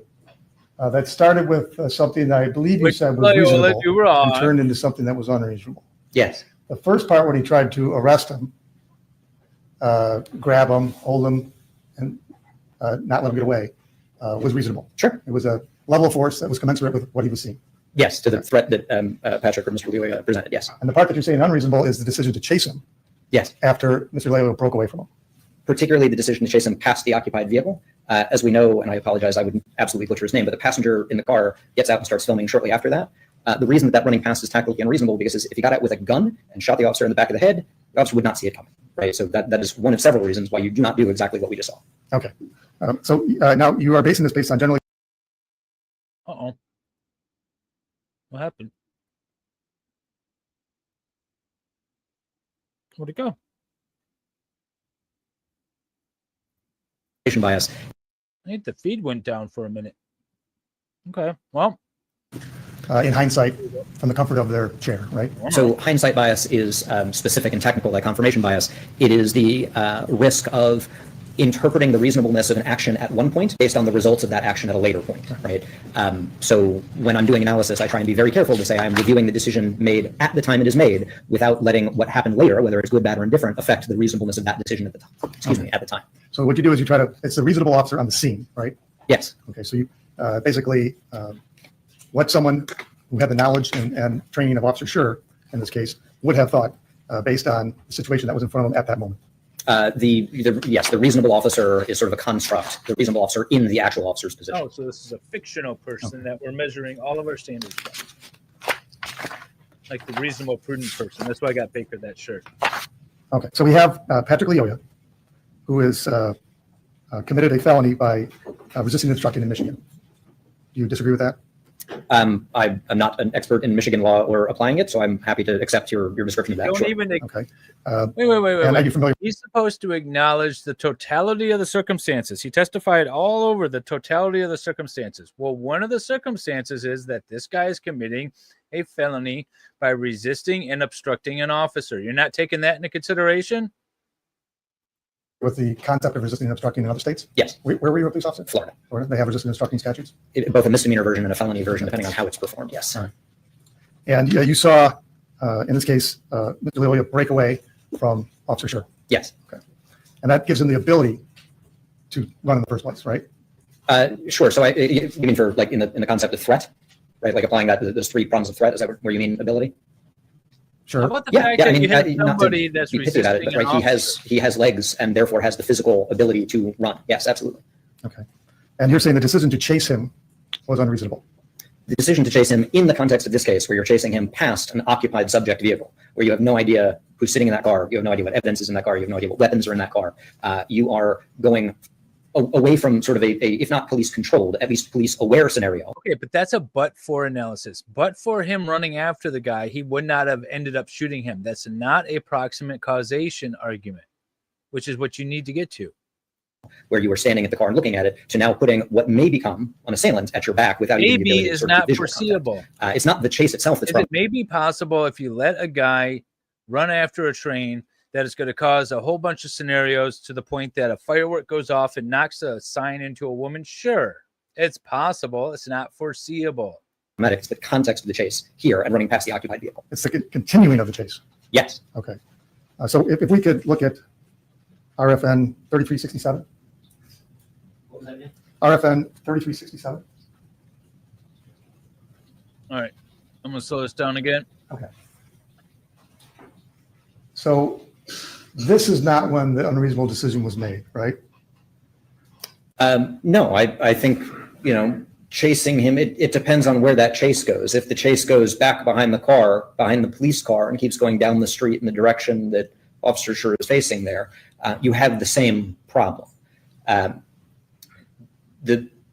Don't chase someone away from an occupied vehicle. Okay. That was in Vegas, So at this point- right? That was in the hotel in Vegas. I saw that too, and those guys needed to be charged. If that's the one you're talking about, that kid was doing nothing. They had the wrong place and the wrong person. Fine. It's reasonable for Officer Schurr to make the decision to continue to try to apprehend Mr. Lyoya. If he can do that in the context where he can keep visual contact on the car and not worry about an assailant approaching, especially undetected, sure, I think that falls within the zone of reasonableness. I also think it could fall within the zone of reasonableness to say, look, I'm not even going to scuffle with this guy, because if I do start to scuffle with him here and the passenger gets out and helps, I'm immediately outnumbered. It's all hindsight. Right. So all again, I think hindsight. the initial grabbing and this initial point is, you could. I don't think there is one path of reasonableness there for the officer. Okay. And he's not scuffling with him. He's arresting him, right? Well, no, not at this point. He was scuffling with him in an attempt to arrest him, but he was earlier grabbing him and trying to keep him from. I forget the first time he says you're under arrest or something like that. But I think it's fair to say that he is trying to prevent him from evading or escaping. Arrest. Sure. He's not holding him for questioning, right? I don't know what he's going to do, and if you mean arrest in the context of is he going to book him and bring criminal charges, I have no idea. Right? That's a sort of mindset of the officer thing. He's definitely using force just before this to try and prevent the escape, which is again fine. Okay. And RFN 3367 is at this point. He's still within contact of the car. We don't know which way Mr. Lyoya is going to go. This is reasonable. Sure. He's not chasing him, I don't believe yet. All right, we're going to play it. And you tell us when it becomes unreasonable to chase it. Right there for sure. As soon as it's clear that he's running past the car. So, hey, all you criminals out there, Well, his run car is around the car, and then gray the one right officer there. You see that? chase Yeah. you anymore. Do you Run think he's around past the car? I think he is running past the car. Yes. Okay. As long as you So pass is the there car, a critical point if he As long gets as you beyond pass the the car, car, then you you're have to let safe. him go? cops can't go Um, after you past the The car. critical point is don't create a tactically disadvantageous situation by putting a potential assailant who has access to the car and everything in it that hasn't been cleared yet, that might have evidence in it or weapons in it or whatever. Don't put that at your back. So at the point where it looks like that might be what happens, if I, the officer, continue down this course of action, yes, you should stop that course of action. Okay, It so sounds he like should have all let this- him go at this All point. these noble ideas. When you say let him go, he should have not continued to chase him on foot. He should have directed his attention to the passenger. That gives him a pretty high likelihood of identifying the guy who just ran away, assuming he hadn't identified him yet. And that means you can always go and get a warrant for him. So let him go. No, the law will catch up to him. It just may not be in. I just had a realization, and it's a very worrying one, that in about 5-10 minutes, I might start agreeing with this expert. Because once he's on top of the guy, right before he takes the shot, I feel like the officer should have stepped up or stood up and taken a couple of steps back. I have a feeling this guy's going to say that. This 5-minute period. You're making some assumptions there, right? Yes. Like the passenger knows his last name, right? Yes. And that he has some ID, right? You're making that assumption? No, he doesn't have to have ID. If the passenger knows who he is, then you can start your investigation that way. Passenger What if he doesn't know know. who he is? It is possible that he gets away. But what is foreseeably likely to happen is you will probably identify him and catch him later. Now, might that not happen? Might he actually get away? Sure, that's possible. And then But unalive letting that girl someone down flee the from a traffic street stop for an when they're improper trying plate to is steal certainly another better car? than getting into a fight and losing, or getting shot in the back by an assailant that you couldn't keep an eye on because you were running away from an occupied suspect vehicle. So officers should maintain visual or physical control over their operational space. Yes. Okay. And you would agree with me that Officer Schurr at this point does have visual control over the space? Not for more than about half a second longer. So if he stopped there, I'd be fine. Okay, so this is actually fine? If he stopped there, I would be fine. The problem starts when he's running past the occupied suspect vehicle. And the concern is that the passenger's going to get out and jump on the officer, right? That's one concern, right? There's also concerns about evidence that may be in the car that you may be losing because you're chasing the guy who doesn't have the evidence on them. There's concerns that the passenger may decide to slide over into the driver's seat to leave with the vehicle, taking everything that's in the car away. Front passenger seat. You're presuming that there's evidence in the car that would be interesting to... We don't know. Right. Because he hasn't searched the car, we don't know what's in the car. Right. And Right? We don't know that the passenger in the car is an assailant. We just know it's a potential.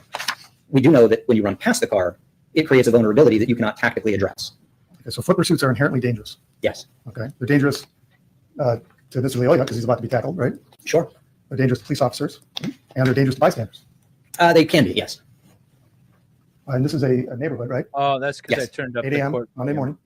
Yes, Sorry, thereabouts, guys. yes. Couldn't hear me. Okay, people that flee are generally don't just run down the sidewalk, right? I don't think there's any good data on that. It's running down the sidewalk. It can be cutting through yards. It can be going all which ways. People that run can do dangerous things, right? It's possible, sure. Sure. Because Just they're not like trying to it's get caught. possible that the guy in the car They're did or certainly trying to have not get a gun. caught. Yes. That's the running. Sometimes they jump in other cars, right? It's possible. I don't think he had a record, John. So you would agree with me that It's not relevant. when either. Officer Schurr We didn't called know who in he was at the time. he had one running, that he had made the decision to chase him. Yeah, I think he does that as they're coming around the back of the car. But you're saying that we faulted him because he should have stopped the foot pursuit. Yes, rather than enter a tactically disadvantageous position, rather than create unavoidable tactical risk. Yes. Okay. And you're not worried about the risk of Mr. Lyoya running into a house or a car? Unless there is some specific and articulable fact to think that that's likely to happen, I balance that speculative risk against the speculative risk of getting attacked from behind by a passenger. The domestic abuse record, I if he think- has, it, is not relevant. Yes, this is our RFN 30-80. And if you could play up to the tackle. I think if you could blow up hold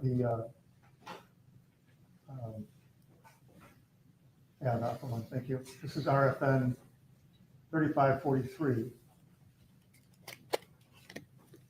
It's the dash So cam. video. where is Mr. Lyoya and Officer Schurr at this point? Are they on the sidewalk? Near the back of that car, thank you. Yeah, right there. Okay, and so is it fair to say that Mr. Lyoya was headed towards the left side of the car and towards that house? I don't know where he was headed prior to being grabbed because Yeah, I right just meant here. directionally.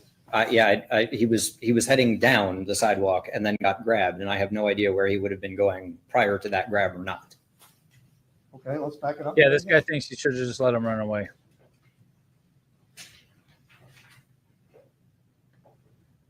So there's the grab.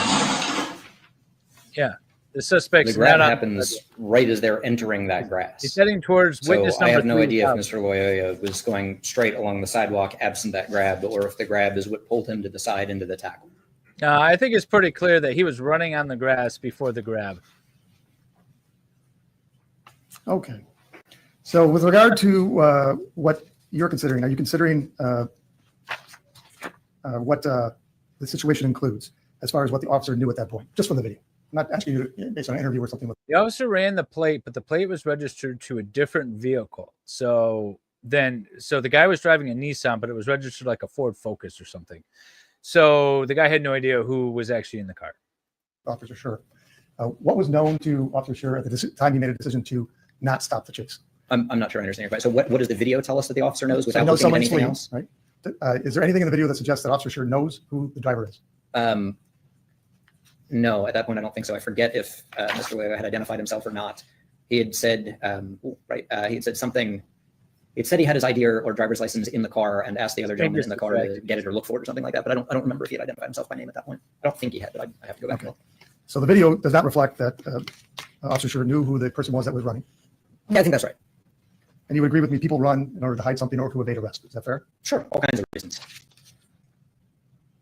Say you're at a point Was there any explanation 2-9, for why Mr. Lyoya driving shoved around a the officer to stolen get away? vehicle. Any explanation from Mr. Lyoya, the passenger, or anybody say, hey, what are you doing, or anything like that? I'm not sure I understand the question. I'm sorry. Did you hear Mr. Lyoya say anything explaining his behavior? No. Okay, so the officer on the scene has no idea why this is happening. Sure. From that perspective. Yeah. And he doesn't know whether or not he's going to run into a house or not, right? The officer does not know what is going to happen. Sure. But also has to base their actions on what specific and articulable facts they have to justify police action. We have a vehicle with a swapped out plate that may be stolen. We don't know. We have a guy who immediately gets out of his car and confronts the officer. We also have a guy who immediately disregards the officer's commands to get back in the car. We have a guy who immediately does not provide his identification, apparently didn't have any identification to provide to the officer. We have a guy who, when the officer tried to restrain him at the side of the car, ran off. That's what we have. Now, you indicate that one of the things that could have happened by making this tactical error is the passenger could have got out and attacked Officer Schurr. Could have, sure. Okay, so that's one of the possibilities. That's one of the reasons you let someone go. One of the reasons that you don't expose a vulnerable quarter, right? Turning your back to someone in the car. Yes. Okay. And so we saw some interaction between Mr. Lyoya and the passenger's name is Mr. Tuyashime. We can call him the passenger. That makes it easier. That would make it much easier for me. Yes, I apologize. Where Mr. Lyoya asked for his ID, you see Mr. Tuyashime open a glove box and say, I can't find one. Yeah, something like that. Yes. Okay. And then Mr. Lyoya is the one that shoves the officer and runs away. Yes, certainly turns and pulls his arm. I don't know if it's like a shove push, but certainly turns and pulls away from the officer and flees. Yes. Okay. And so your concern there is not the person that just broke away from the officer, but the passenger? The person who just broke away from the officer is not going to be in a position to threaten the officer. The person who's still in the car could be. So I am concerned as an officer with both of them, but I have a more immediate concern. Yeah. So given the tactical risks and benefits of running past an occupied vehicle, I'm going to not do that. I'm going to stay with the vehicle, identify the passenger in the vehicle, and start an investigation to identify the person who just fled from my traffic stop. Okay. So it's your opinion that no reasonable officer would have made the decision that Officer Schurr did, which was to not let Mr. Lyoya run an extra 7-8 feet. It's my opinion that pursuing Mr. Lyoya on foot past the occupied subject vehicle is not tactically sound and is contrary to generally accepted police practices. It is not what I would expect a reasonably well-trained officer in that position applying generally accepted police practices to it. Call the local police captain. He testified very good for the defendant at the preliminary examination. He said he was doing everything that he was supposed to be doing up until, maybe the shot.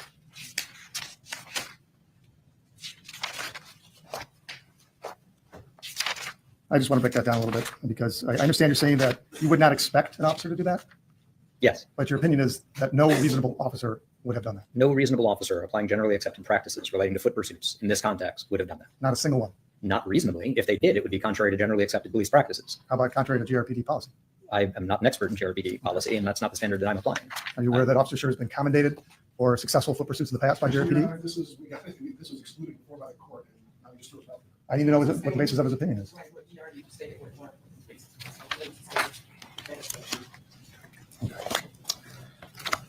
So apparently that was denied in an earlier hearing. I think the judge sustained the objection. I couldn't hear her very well. So now in your, you have these 7 opinions. Is that there in your report? Yes, with some subparts for some of them, yes.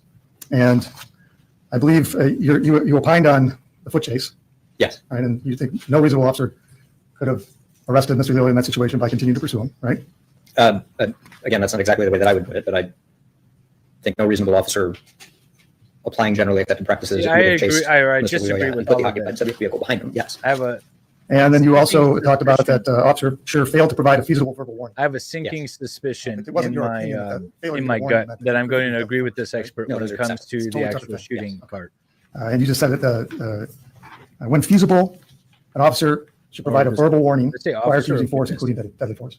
Yes. And the normal context is, right, sort of a Tennessee v. Garner, police officers chasing someone down the road, and they're ahead of them, and police stop or I'll shoot, right?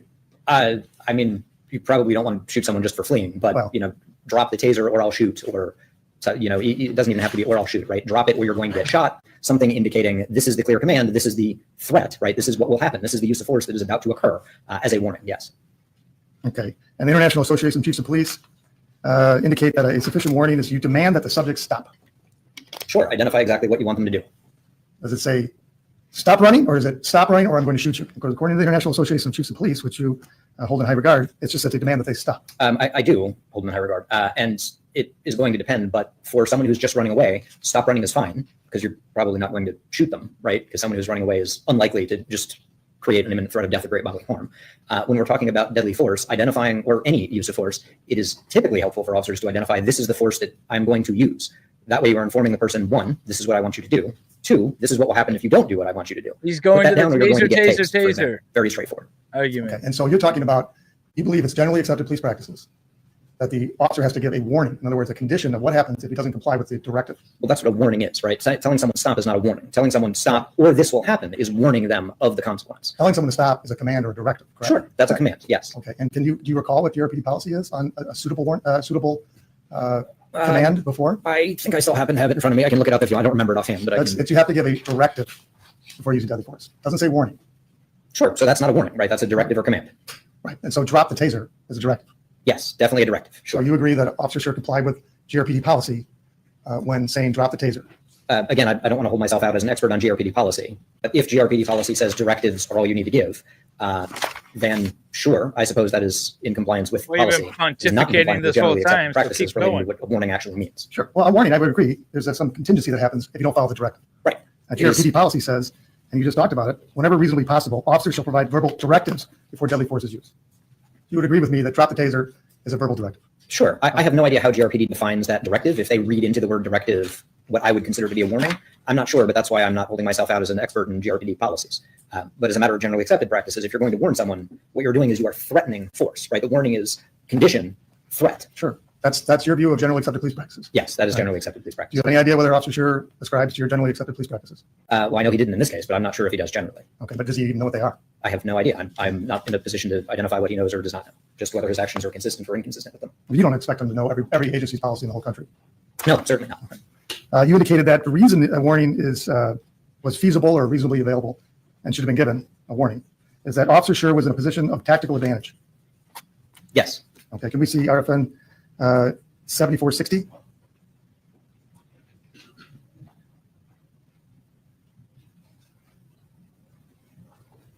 So McFarland, when we're in our office, you get right on the number every time, and we're here.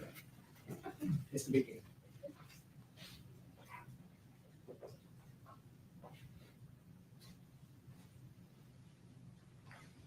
Okay.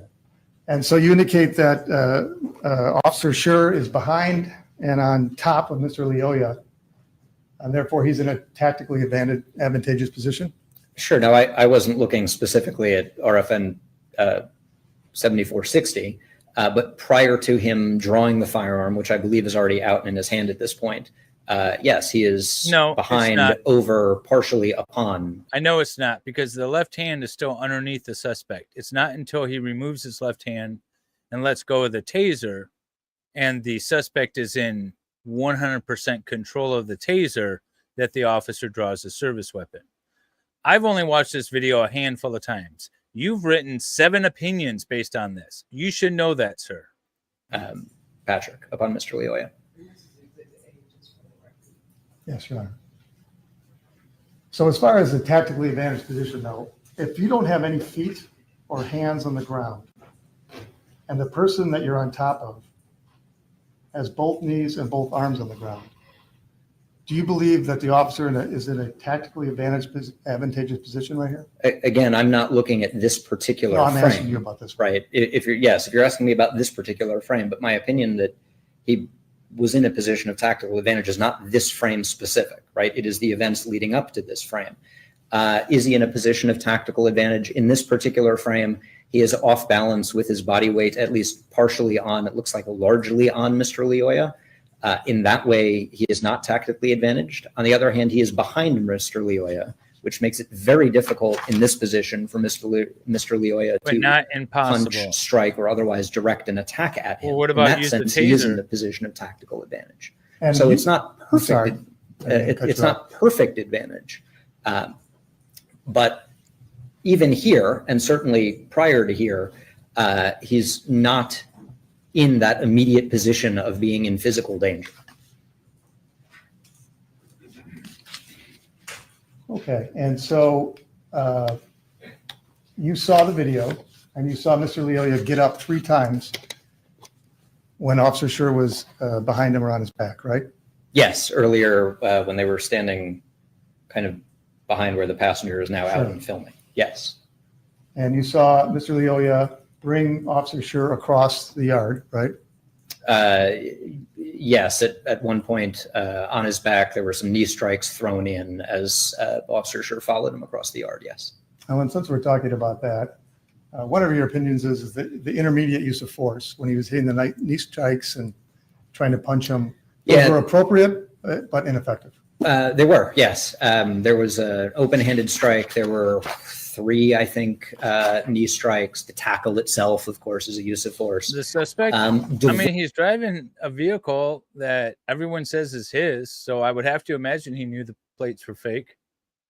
Forced from the Apparently he didn't have a tactical point that driver's we already license. discussed at some length.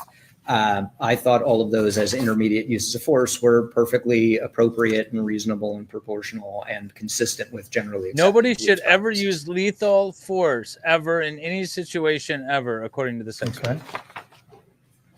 All right, so you also gave the opinion I that heard him Officer say Schurr's one use of situation deadly where it force should was be used. unreasonable, excessive, and contrary to generally accepted police practices. Yes. And you didn't get a chance to explain why you felt that. And am I correct that the basis of that opinion is in the absence of any physical ability to incapacitate Officer Schurr or otherwise render him unable to protect himself, no reasonable officer in Officer Schurr's position could have concluded that Mr. Lyoya presented an imminent threat of death or great bodily harm? Yes. Again, those 3 components of threat are ability, opportunity, intention. If you lack one of those, then there is no threat. There might be a risk situation, but there is no threat. Okay, and you believe that the officer can use deadly force if the suspect reasonably appears to have the intent, opportunity, ability to cause a particular type of harm, in this case. Can use deadly force, specifically ability, opportunity, and intention to inflict serious bodily injury or death. Absolutely. Okay, and you consider the That intent Be of with the the defense's tactic for sure. suspect when determining whether or not Officer Schurr acted reasonably. It's more like I consider the perspective of the reasonable officer in Officer Schurr's position as to what the subject is trying to do. So it's not their actual intent. Who knows what their actual intent is? It's what does their behavior suggest to the reasonable officer they are trying to do. So an officer who was incapacitated, and this goes to your opinion that deadly force was unreasonable, has lost the ability to protect themselves, including by preventing the subject from disarming them of their firearm and using it against them, right? Sure. If an officer is incapacitated and stays incapacitated, they are incapacitated. And here you're worried about incapacitation because Mr. Lyoya has a taser, right? I mean, I am not particularly worried Yeah, about John, we have the whole incapacitation, thing on that. but that would video be that I one way sent that you the could link out establish for. an imminent threat if there you can was watch it there better ability, opportunity, and intention. because we back it up. Well, few times and let it the opportunity here is a taser, right? That's what we're talking about in this opinion. If yes, I'm not entirely sure I follow, but yes, maybe. Well, the basis of your opinion that deadly force was unreasonable is that in the absence of any physical ability to incapacitate Officer Schurr, when you're talking about incapacitation, you're talking about the fact that it's a taser? I'm Or- talking about the fact that there was no ability, there was no physical capacity for Mr. Lyoya to incapacitate the officer with anything. Okay, so that includes a rock or anything else? Sure, there are no rocks that I am aware of that he grabbed or had access to or had as a matter of physical ability, let alone. He could have had intention or rocks in his opportunity. pocket, So sir. would it be reasonable, therefore, that Officer Schurr, for Officer Schurr to use deadly force if he in fact held a reasonable belief that he was in risk of being incapacitated or tased? Okay, so what I think I understand your question. What you're asking is the threat of being tased, does that create an imminent threat of death or great bodily harm, such that the use of deadly force is then justified?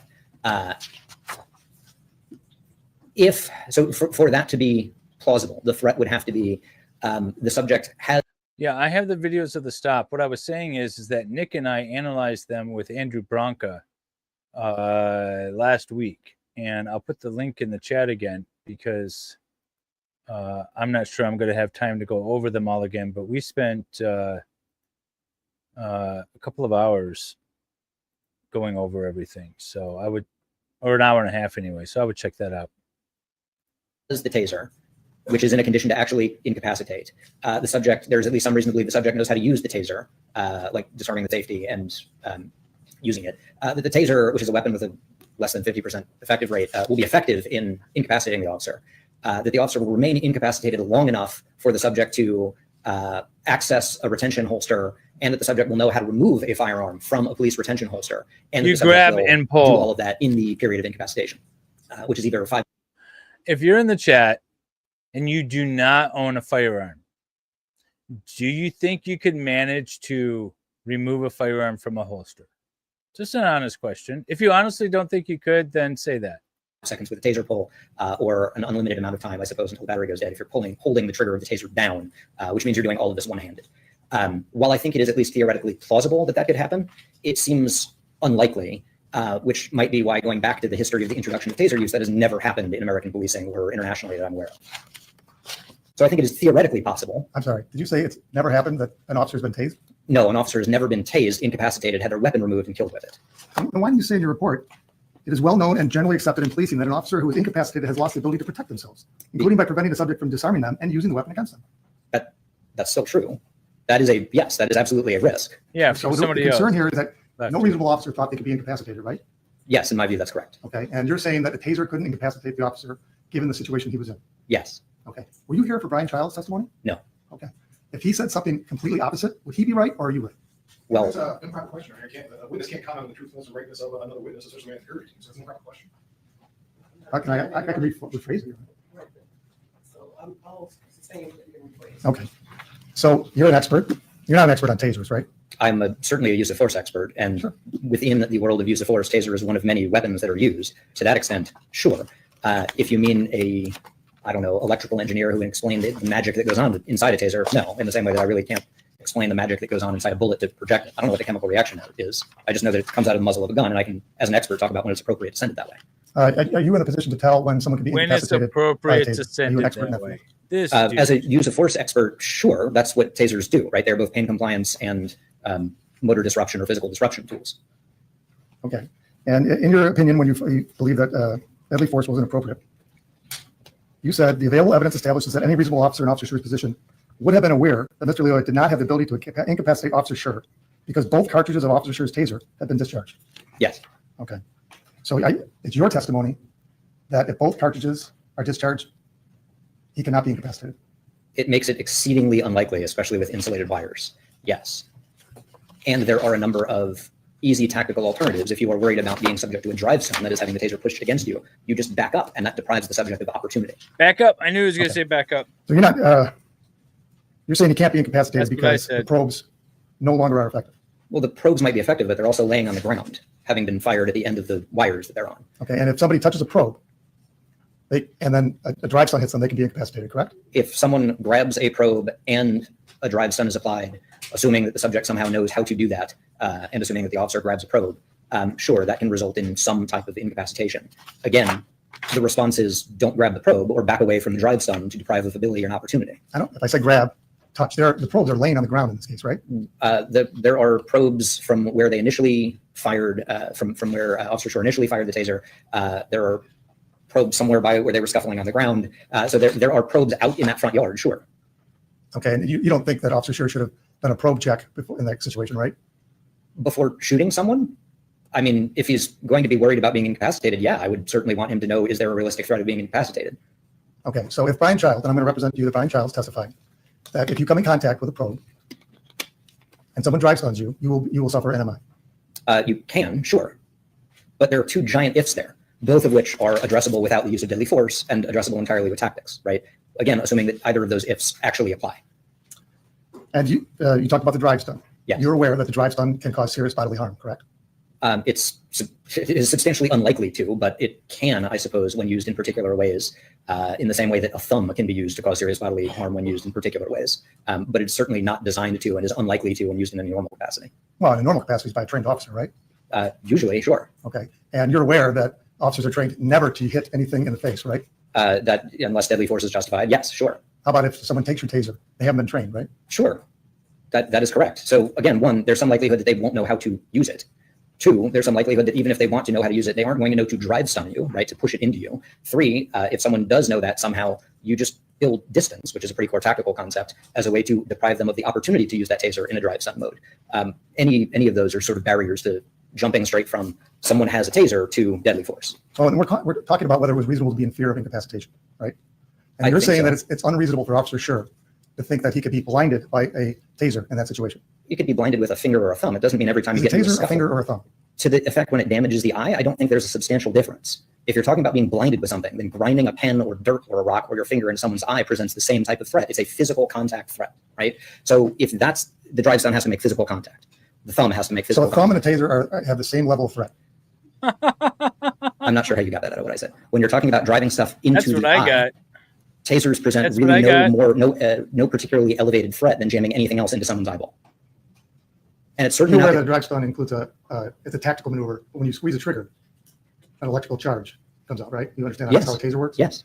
And I'll represent to you that Brian Giles said that Officer Schurr was reasonably in fear of being harmed in that That's situation. not you're going to object. That is not at all what Mr. Shaw says. He didn't give an opinion on.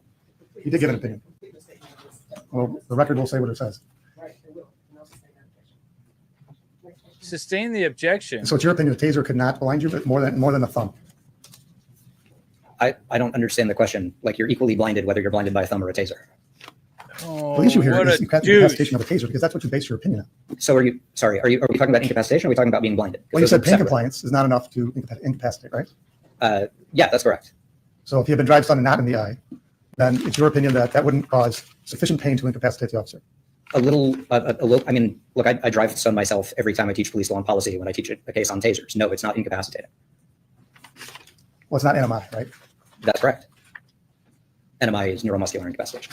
You talked about the wires, and you said there's no reasonable fear of incapacitation because the wires are insulated in a way that even if you make contact with the wire, there's no risk of the taser causing any incapacitation. So unlike some previous versions of the taser where the wires were uninsulated, if you got wrapped in the wires, you were going to go take a ride on the taser, right? With this version, they were insulated wires, and that is not a concern. If you need probe contact, not just wire contact. So if the insulation had been scraped when it came out of the taser, had been ripped off in any way, that wouldn't cause a reasonable concern. Sure, if there was any reason to believe that had happened, sure. And it does happen with. Wait, didn't the taser manufacturer just testify that you could go for a ride on a taser just from the wires laying on the ground? Isn't that what he said? If I'm wrong, I'll accept it. But I thought that's what the manufacturer of the taser said. Tasers a lot, right? I wouldn't say a lot, but what happened in other cases is not what happened in this case that an officer would have been aware of. Again, we're limiting ourselves to the facts reasonably known or available to the reasonable officer on the scene. And I don't see anything in the evidence that suggests any reason to believe that the taser insulation had broken, cracked, or stripped in some way. Not the fact that they're being dragged on the ground. No, Do you know who Brian Charles is? in vague terms, yes. Do you consider him to be an expert in tasers? I've never had to make that determination, so I don't consider him anything. And you didn't consider any of his opinions about the taser before you rendered your opinions? I don't remember when I got his report. I don't remember when I got his report.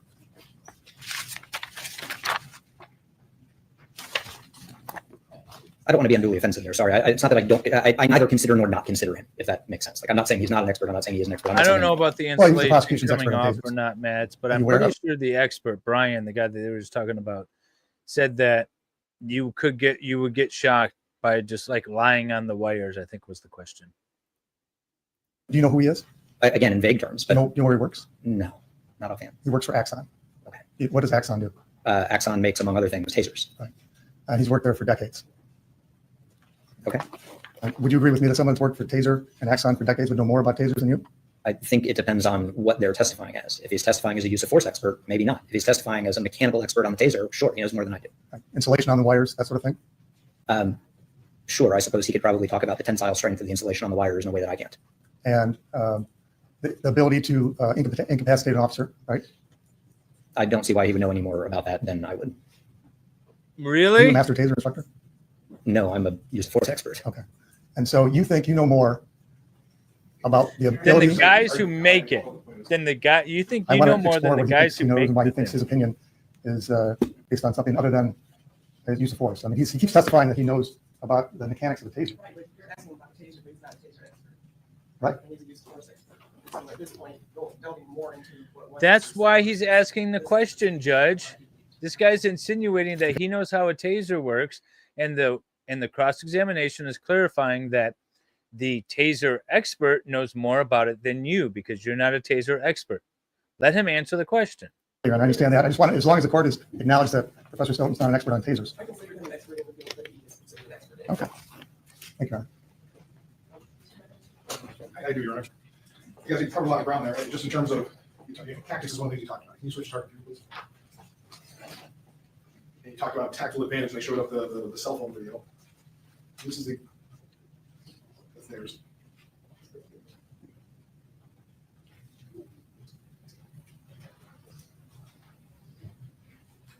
Maybe dim the lights too, please.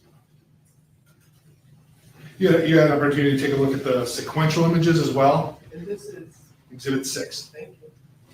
Yes, I did. Okay, starting at frame 3286.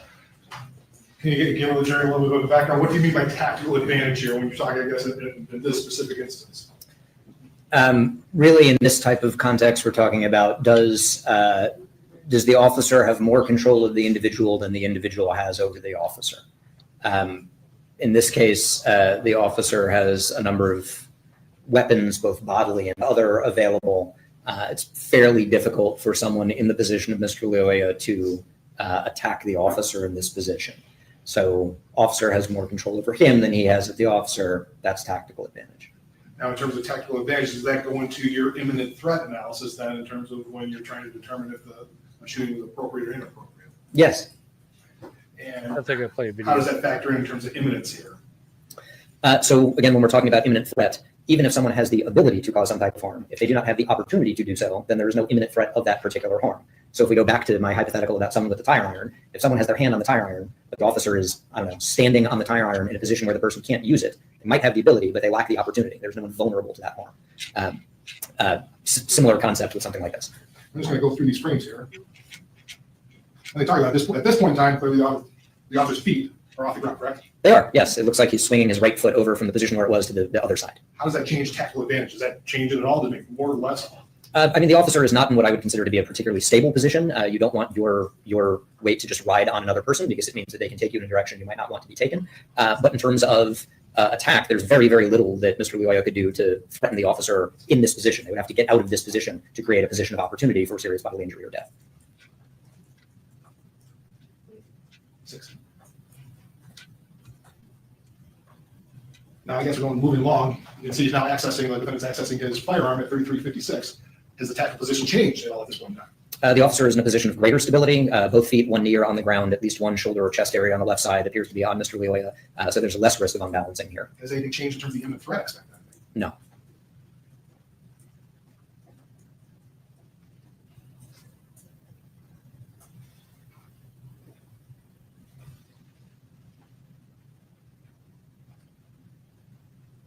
Okay, we're at the 3342. Has anything changed in either part? Kind of speed ahead. Are there any changes? Oh my God, why are we slowing this down? Let's look at it in real time.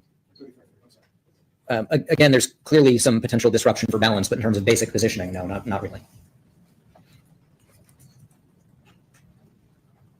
What about now? No, and no real change. It's still the same tactical advantage disadvantage you were talking about. Yes.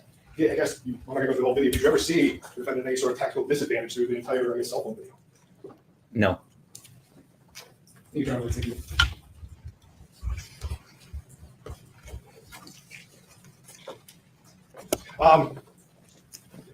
You talked about they asked you some questions about committing a felony. You committed resisting opposing. You may have committed a felony. You weren't sure about Michigan law, but resisting opposing is a felony in Michigan. Does committing a felony allow an officer to use deadly force? No. In fact, there's a fairly famous line that's often taught in police training. It is not better for all felons to die than to escape. So no matter how many felonies somebody commits, it doesn't mean that an officer is justified using deadly force. That's correct. What about disobeying commands?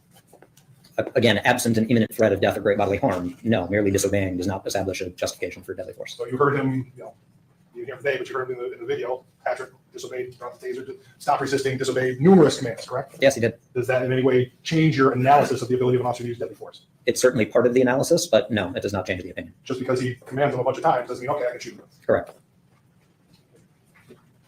They talked about getting into the taser again. You said it's theoretically possible it could be disabled, but you said that it's never happened, that the officer's never been killed after being disarmed with this taser in the history of the taser? That's correct. Thank you. Great questions. It depends on what you mean. If you mean taser as a use of force option and weapon, yes. If you mean taser in terms of am I an electrical engineer, no, obviously not. You talked about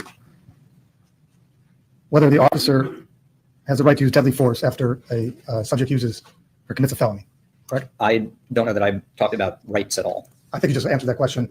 Does someone have a right to use deadly force simply because they committed a felony?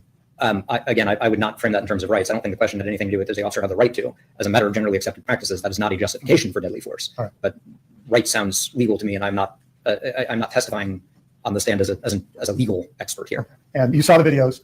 Did Officer Schurr pull his firearm after Mr. Lyoya committed the first felony? I'm sorry, did Officer Schurr pull his firearm by the side of the car? Very early on. No, I don't think, no. Okay. And he didn't pull his firearm when Mr. Lyoya refused to obey lawful commands, right? Yes, at least not initially, yes. Right, just the last one. Yes. And your final opinion about the use of deadly force is based on whether or not it was reasonable for the officer to be in fear, based on the fact that whether or not he could be incapacitated. Is that fair? I wouldn't put it that way. I would say my final opinion is about whether there was an imminent threat of death or great bodily harm. Okay. And the threat in this case, according to your report, is that he was going to use the taser on him and potentially incapacitate him. I think that's the argument, right? That's the argument that there was a threat, an imminent threat of death or great bodily harm because of the taser. Again, my opinion is there is no imminent threat. So I'm not sure that fully answers your question. No, I think that I'm trying to figure out, we're talking about deadly force, and the prosecutor asked you a bunch of questions that don't really have any application here about using deadly force to arrest or justified to arrest or a lawful command. What we're talking about here is whether or not he was in fear of being incapacitated by the taser, right? Whether there was an imminent threat of death or great bodily harm via the taser, sure. Okay. Thank you.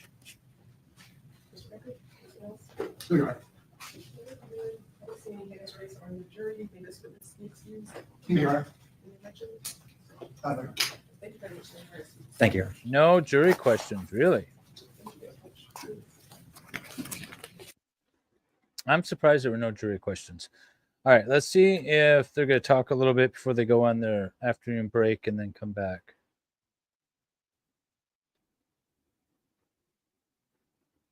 And if there's a change, we'll let you know. So meanwhile, please remember, leave your notes upside down in your chairs. Continue to not discuss the case with each other or with anyone else. Also, you're still instructed to not access media regarding this case or social media. Okay, and we'll see you back in 15. All right, we're going to skip ahead. That was the state's 10th witness, Professor S, expert in blah, blah, blah. I feel like that was an appropriate banner.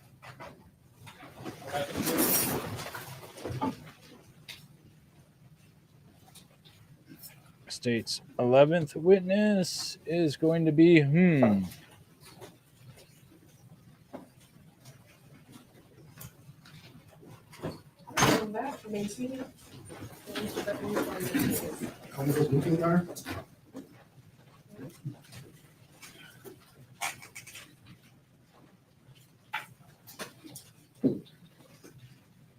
Who we calling now? Who we calling?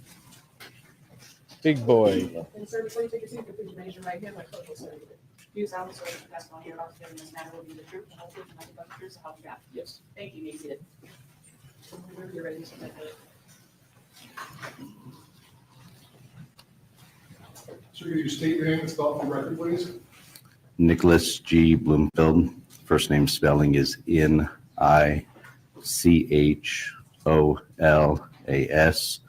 Middle initial is G. Last name spelling is Bloomfield. Bloomfield. Could you tell the jury, a little He's bit what you do definitely for a going to living? be on 2-speed. So presently I'm where I reside is in Farmington, New Mexico. There is a nonprofit community-owned hospital where I reside, and presently I am employed there as a regulatory manager, which means I'm responsible for making sure that the organization is in compliance with all federal and state regulations. Was that your job years prior to that? It was not. What did you do before that? Prior to that, I did a 20-year career in law enforcement in the state of New Mexico. I was a certified officer. I retired in February of 2023. And in terms of what roles did you have, what departments did you work for in the state of Mexico? So I worked for two separate agencies. I began working with the local sheriff's office. After completing the academy, I was assigned to the patrol division where I worked as a patrol officer. After a couple of years, I became a field training officer where I was responsible for training new officers and making sure that they were within compliance of both organizational policy as well as their training so that they could begin practicing on their own. Following that time, I made a transfer to the narcotics division. I did 3 years working as an undercover narcotics agent, where our primary responsibilities were to identify, infiltrate, and dismantle drug trafficking organizations. Following that assignment, I promoted to the rank of corporal. Short time later, No, they've only had one Michigan cop, and it was a Michigan state trooper that headed up the investigation. He testified for like 5 minutes, and that was it because everyone else is favorable to this cop. So I understand why they're getting out-of-state people. promoted to the rank of sergeant. I was assigned to the patrol division for both of those assignments, where I supervised officers who were working on a standard patrol shift. In addition to that, during my tenure at the sheriff's office, I was a SWAT team member. I did that for a number of years, approximately 6 years or so, and then I became a team leader once I was promoted. I worked at the sheriff's office for approximately 10 years, and then I transferred to our local municipal police department, Farmington Police Department. Went back to patrol there. After being on patrol for a short period of time, I assessed for the SWAT team. I was selected to be an operator on the SWAT team. In addition to that, I also went into our training and recruiting division, where I was responsible for basic and advanced training. After that assignment, I promoted again to the rank of corporal and then to the rank of sergeant. As a sergeant, I was assigned to stand up a use of force investigation division within the organization. So myself and another supervisor were responsible for investigating all police uses of force within the organization. During my tenure, I reviewed approximately 200 cases. In connection with that assignment, I was also responsible for developing use of force policies and practices, as well as training related to the use of force. And following that assignment, I was assigned to a special task by the chief of police to reach out to and to work with academics in the field of criminal justice. Specifically, we were interested in conducting research related to a phenomenon known as contagious fire within the policing industry. Essentially, that's a situation where the question when welcome. Then this case here is about a Grand Rapids police officer that shot and killed a suspect. He's on trial for second-degree murder, and his claim is self-defense. And because everyone in the local department said that the officer acted appropriately, although I don't think he did, I kind of think he's guilty. The state is trotting out all these out-of-state experts. So we are listening to this guy on 1.5 speed because he is slow talker. Groups of officers are in a situation where they're applying deadly force to the use of their firearms. The question is that do officers fire rounds because they are... No, they did not ask Professor blah, blah, blah how much he was paid to testify. Not many people ask that anymore. I know you see it a lot in some of these bigger trials, especially like Karen Reed and stuff. It's like, well, how much were you paid? Nobody cares anymore. Nobody cares. Everyone knows that experts get paid. Viewing subjectively what they determine to be deadly force criteria, or are they shooting because other officers are shooting? And so again, the term that is used within the industry presently is known as bunt shooting or contagious fire. And so I was able to reach out to some academics and partner with them from the University of New Haven and conduct research. And so I kind of finished up my time working that assignment as well as a patrol sergeant before I ended up retiring in February of 2023. Take a little breath there and grab some water. Thank you. You just landed from New Mexico too, didn't you? I did. And I'm tired. So I guess in terms of the use of force, primarily what you're here for, the use of force, how long exactly were you part of the training, training unit, if you will, for use of force with your department? So assigned specifically to that role, I, again, did a number of iterations within the training division, both as just a training officer as well as supervising that division. Throughout that time, there was this has been a highly entertaining time during my career where I was specifically... I didn't think it was going to be so entertaining, but there's been a lot of like weird stuff. Yesterday morning, we had some weird witnesses. We had one guy who was like so excited. He thought the good Lord brought this fight to his doorstep, which is a phrase he actually used, which was fun. Today we had a bunch of nonsense from Professor blah, blah, blah, that anytime an officer uses anything other than a gentle tap and a nudge in a direction, it is unlawful. And now we have this guy, and I have no idea what he's going to testify to. Involved in training officers related to the application of force, and that ranges through all force options that officers generally have within the industry. Officers have a variety of force options which are available, and so they exist on the will, spectrum. they will, but they won't be on the nose. They'll be like, so the state didn't call anyone from your department, but you're from the department. Tell me, what are the policies and procedures? Oh, did this officer follow them? Cool, thanks. That's how they'll do it. Low-level applications of force all the way up to what we term deadly force. And so you have essentially empty hand techniques at a lower level of force, which is essentially things to overcome low levels of resistance that an individual may be demonstrating, like resisting being placed into handcuffs, resisting an officer's attempts to stop their freedom of movement, things of that nature. And in addition, going forward from that, there's another type of empty hand, which is kind of classified as like a hard hands, which would be like hard strikes. Those things are used again more for higher levels of force, where a subject may be demonstrating combativeness or aggressiveness towards an officer. All those things together fall into the category of what is commonly. Let me, if you guys are new to the case, okay, so the officer had the guy down on the ground and was on his back and shot him in the back of the head. This is the thumbnail from this trial, or from the stream anyways. And this is the scene just after, immediately after the shot. That's the position that he was in though when he took the shot. It looks bad. I think this guy's guilty. I don't see self-defense, but that doesn't mean that he's not entitled to the self-defense argument. If this officer can take the stand and credibly say in a convincing way that I was in imminent fear of my life or great bodily harm, then he might get an acquittal. But short of that, I don't think it's going to happen. Tactics.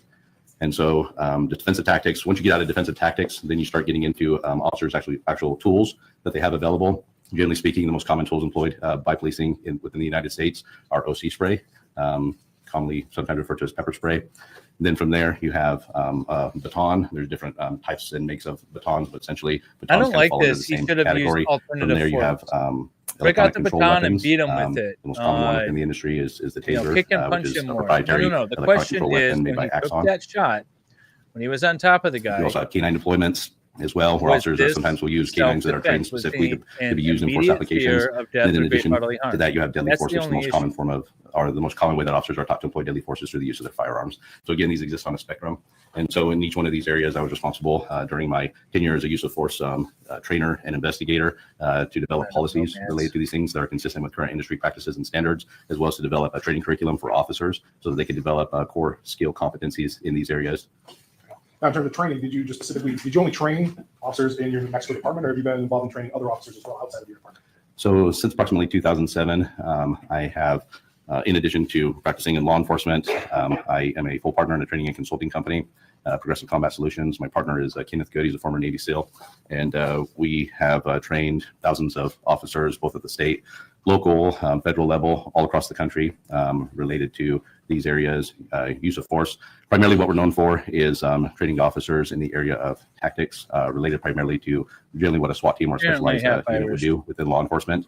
In addition to that, I've been retained by other agencies to assist them in use of force policy development, as well as teaching administrators how to review force applications within their agencies to make a determination of whether or not the actions of their officers were consistent or inconsistent with their organizational policies. And so my work has, again, taken me beyond just my local police agency that I work for. Okay.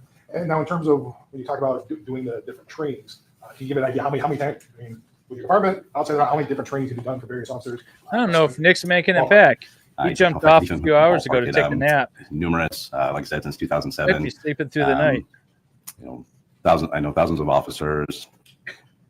I would say less than 50, somewhere between 30 to 50 agencies. And again, when we conduct trainings on my specific CV, you won't see that many trainings outlined, but at these trainings, they're typically regional. So we'll have officers that will come from, up to a dozen different agencies that will send participants there. Okay.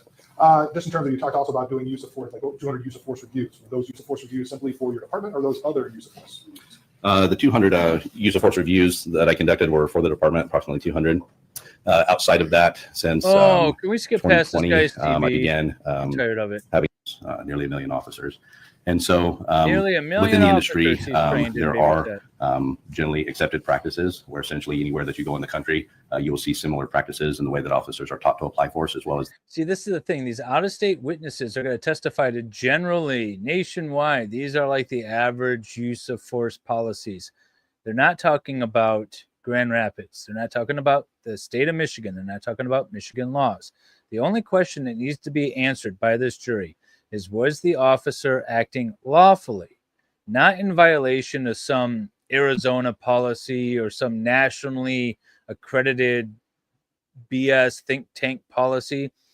Was he lawfully acting at the time?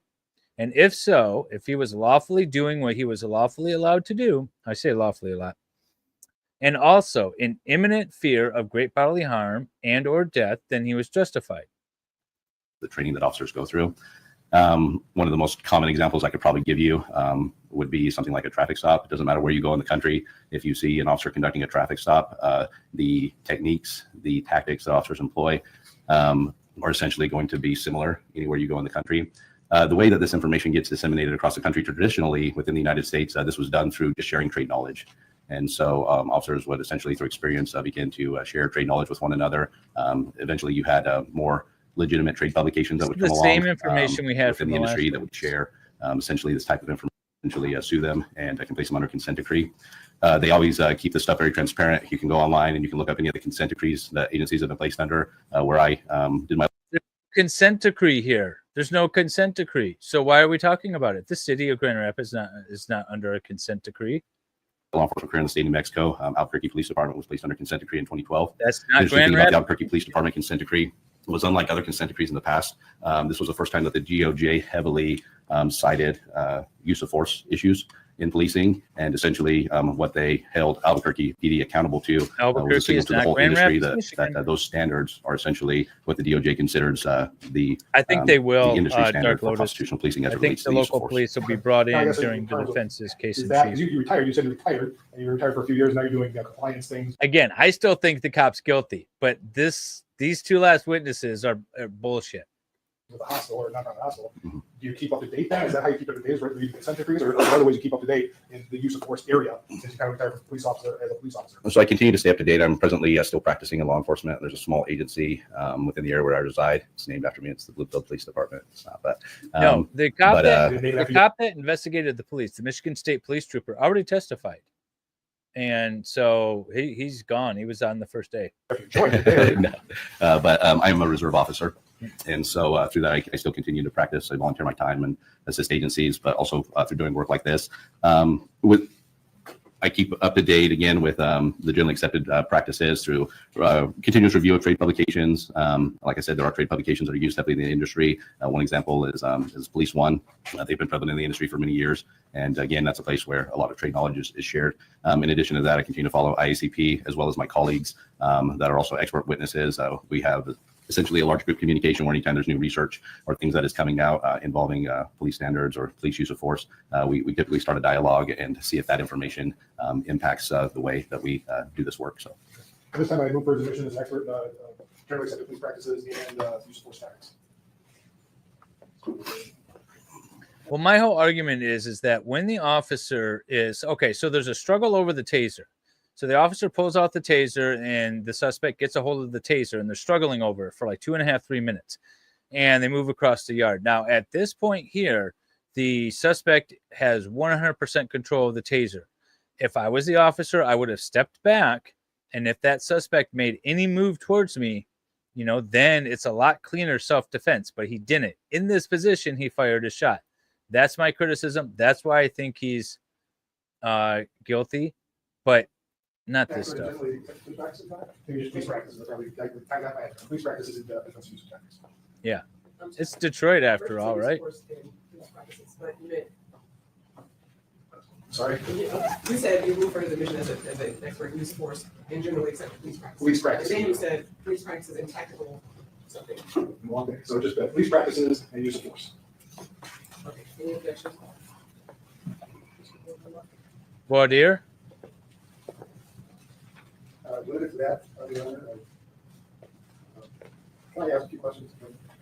Okay, so the state just moved to have him admitted as an expert in police tactics and use of force. There's been requests from the defense to do some voir dire. I don't know if you guys can hear it all. It was a little hard to hear. Can I have your witness? Yes, just before I. This guy kind of looks like a juggalo. Good afternoon. I'm in a t-shirt, some pound makeup. So I appreciate, we were all wondering if you're going to show up at the same time. So, we would forgive if you showed up in jeans. So police practices, you're an expert in police practices, not GRPD but police practices, right? GRPD is Grand Rapids Police Department. say that one more time. I am an expert. I think I'm tracking. I am an expert in generally accepted police practices. Yes, specifically GRPD. I would say no. Okay. And same question for use of force policies. GRPD is an Grand expert Rapids. on use of force in relation to generally accepted police practices, but not necessarily specific to Grand Rapids Police Department. That is correct. What I will state, just to add a qualifier there, is that during my review of the materials in this case, I was provided the policies of Grand Rapids Police Department related to use of force, and I determined that the policies of the Grand Rapids Police Department are consistent with generally accepted police practices. All of them? The ones that I reviewed, yes. So the policies of the Grand Rapids Police Department are consistent with the general accepted practices, which is important for the last witness, particularly. I don't know what this guy's going to say yet. Because again, I'm listening to the captain of the Grand Rapids Police Department that testified at the preliminary examination and said this officer did everything right. So you didn't review every single policy. I can't recall right offhand every single policy I reviewed, but the ones that were provided to me. All right, Your Honor, with that caveat, Lefty, don't tell proceed Bronca on that. All right, then he shall be considered an expert in those scales of police enforcement, police practice. All right, you were hired specifically to review this case, right? That is correct. Do you recall approximately when that was, when that took place? I don't recall it after the first It's been a few years. It has been a few years, yes. What do you do when you get hired in to take a look at a case? What transpires? How do you start that review? So generally speaking, all these cases involve some type of preliminary discussion where I'm essentially. So voir dire, you can do limited voir dire at this point. What we heard earlier was called a Daubert hearing. So if the defense wanted to challenge even calling this witness, you could have a Daubert hearing. So what it sounds like is the defense didn't challenge this witness, but they still have an opportunity to voir dire before they qualify a witness as an expert.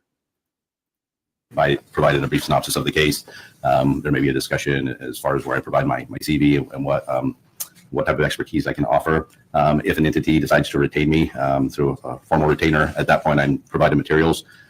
Materials varies based upon the organization. I've had some cases, and again, sometimes this is just due to the nature of the incident itself. Some incidents simply consist of just reports by officers and witnesses, or there's no video, there's no additional information. Others, there's extensive multimedia in the form of video, audio recordings, things that can assist in the review. So it varies from case to case, but essentially I rely on whichever entity is retaining me to provide me with the materials.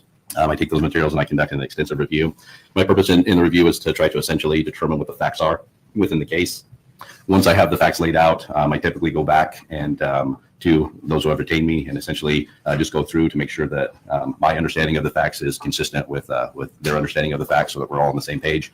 And then from there, I'll begin to formulate opinions based upon the actions of either a solo officer or sometimes these incidents involve multiple officers. And as I work through these opinions, what I'm doing is I'm comparing again the actions of the officers to generally accepted police practice. And what I'm basically stating is whether or not the actions of the officers are consistent or inconsistent with generally accepted practice. So you talk about. I don't even think that general practice is an issue. The question is whether or not this officer had imminent fear of great bodily harm or death at the time he took the shot. And I just don't see it. Nothing leading up to it matters. And I know all these people want to say, well, he put himself in this position. He can't rely on self-defense now. And that would generally be an appropriate position if he wasn't a police officer. But I still think he's guilty either way. One of the things you reviewed for this case, some of the things that you did review would be the videos. That is correct. What videos do you recall that you specifically reviewed? There was a couple of videos. There was a video that was captured by the officers in car camera. There was body-worn camera footage that was also captured by the officers' body-worn camera. And then there was cell phone footage that was captured by a bystander. Okay. Let me see if I can get a link in here again. But Lefty plays video games, and he gives you gambling lessons in the chat. So go subscribe to him. 33, actually. All right. He's 33 away. I'm putting the link in the chat now. About 2:02 of the time frame. Do you recall viewing this video? I do. This was the in-car video? It appears to be the in-car video, yes. Now, in terms of use of force, you talked about some uses of force. I'm going to play this for you a little bit.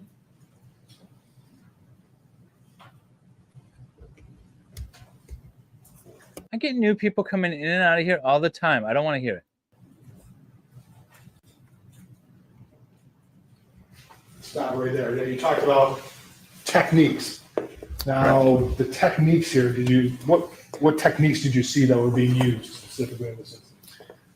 So a couple of things here. When it comes to officers applying force, there's essentially two kind of categories.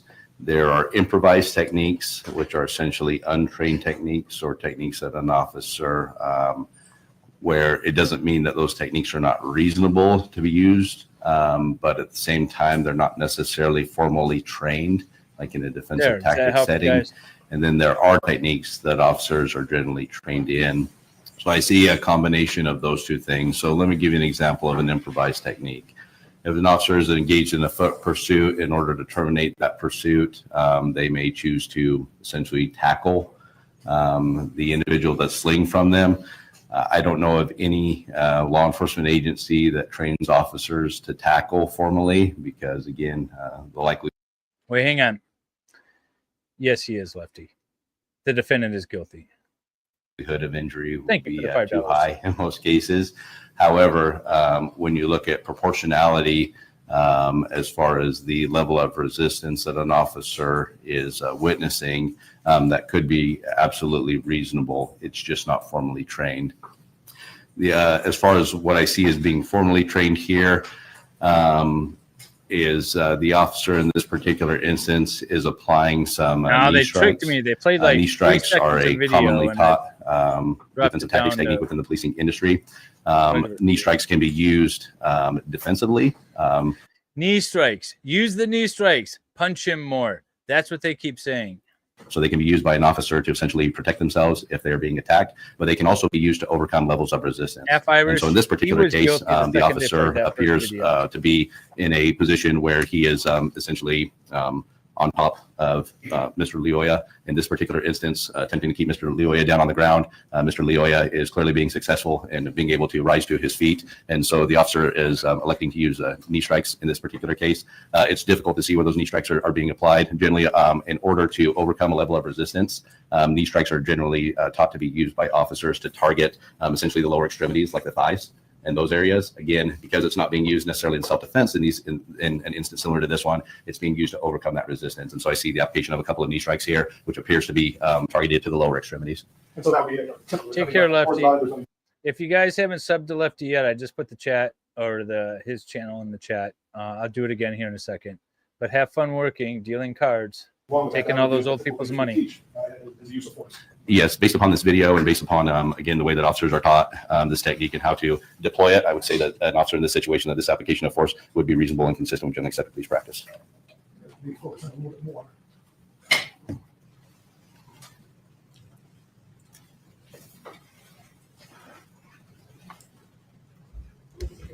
Bring us out of here. I'm just gonna, this is exhibit 3. I'm going to start right about 2 minutes, I think. I can't read. 2 minutes.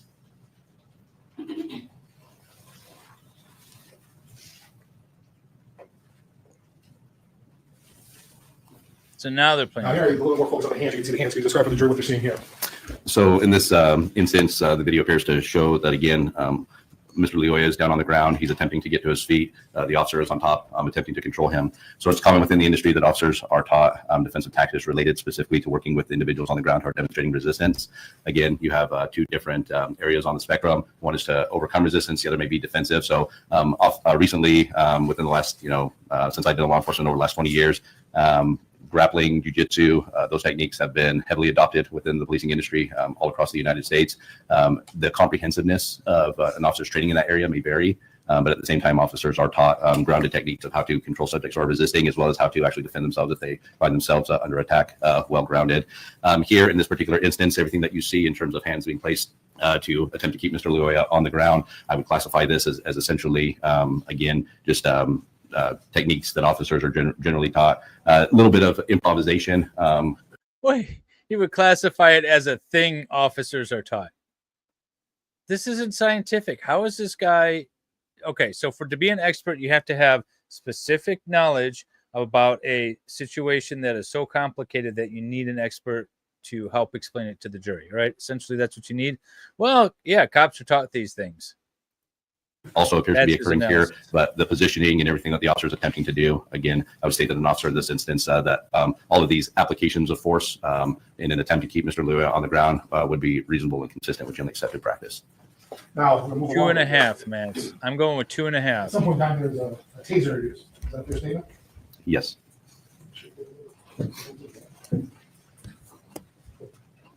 Well, I don't think they meant to show the bloody back of the suspect's head. Do they keep showing that to the jury? I would be objecting to that.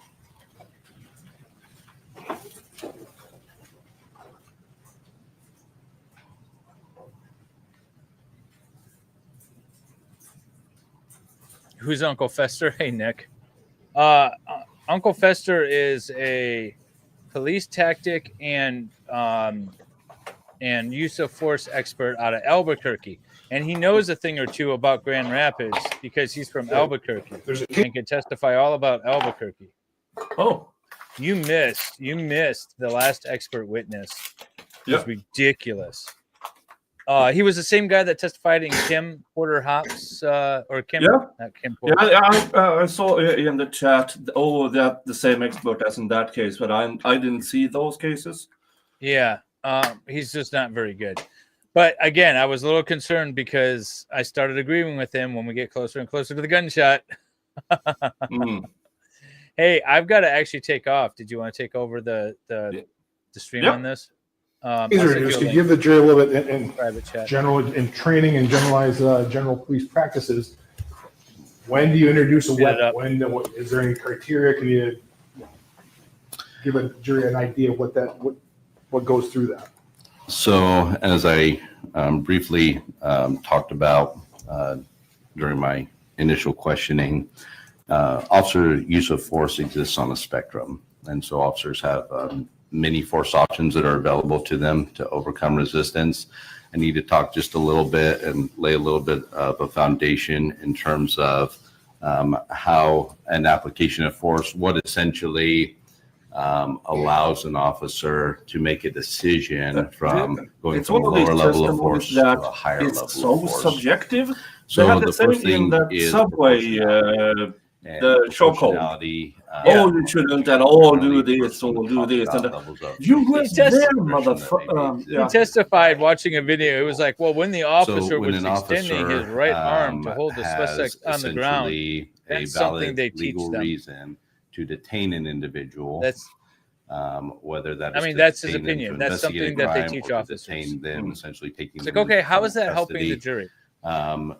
If an individual resists the officer's actions, the degree of resistance that they exhibit is what opens up the options related to an officer's use of force selections. And so at the lower end, if an individual is displaying a low level of resistance, maybe they're This guy's passively, really they're slow, walking so away I've been doing from the officer after the officer told them that they're not free to 3.125. leave, or they attempt to lay hands on an individual, tenses their arms, flexes, pulls away, things of that nature. That would be low level resistance. And the thing is, again, I think it's important to understand that the term resistance is key.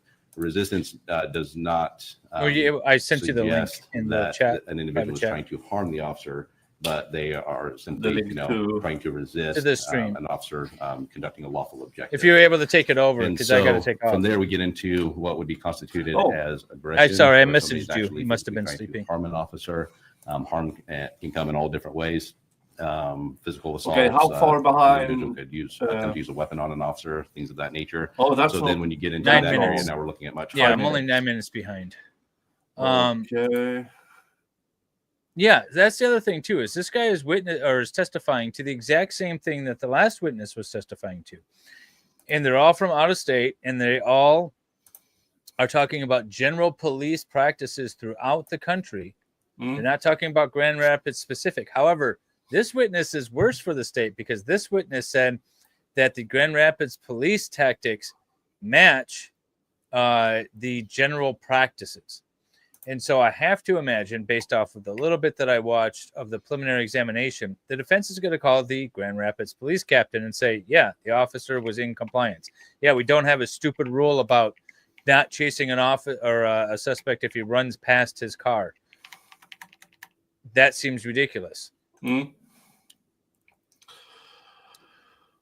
Okay. That's how far behind did you say? Like 9 minutes. 9 minutes. Okay. Yep.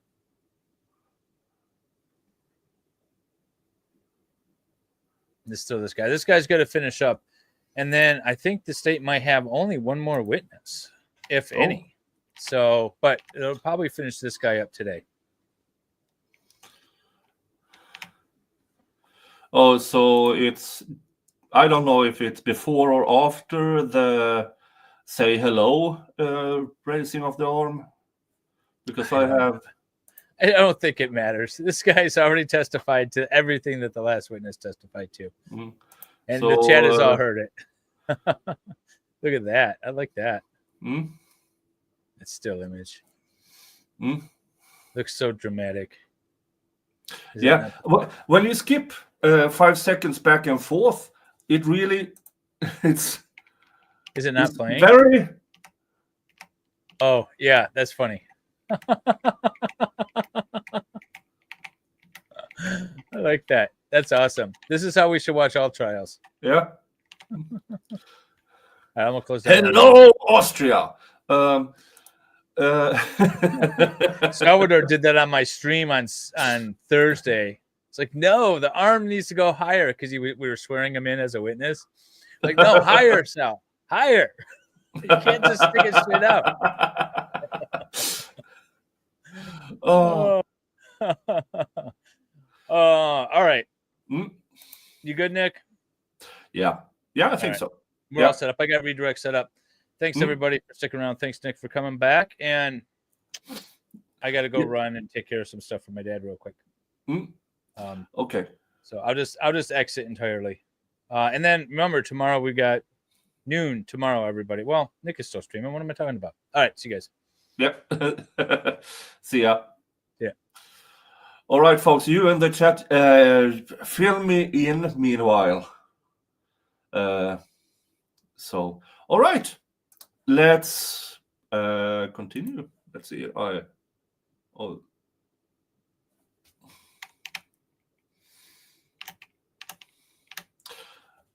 So then when you get into that area, now we're looking at much higher levels of force that would be appropriate to be used. And then eventually we'll get to the application of deadly force. In this particular instance, so when electronic control weapons, and this is a Taser 7. This is the same model of Taser that I carried towards the end of my career. The Taser, when it initially arrived and became prolific, it was in the early 2000s roughly, and it became more and more common within the policing industry. The Taser has a couple of different options available with it.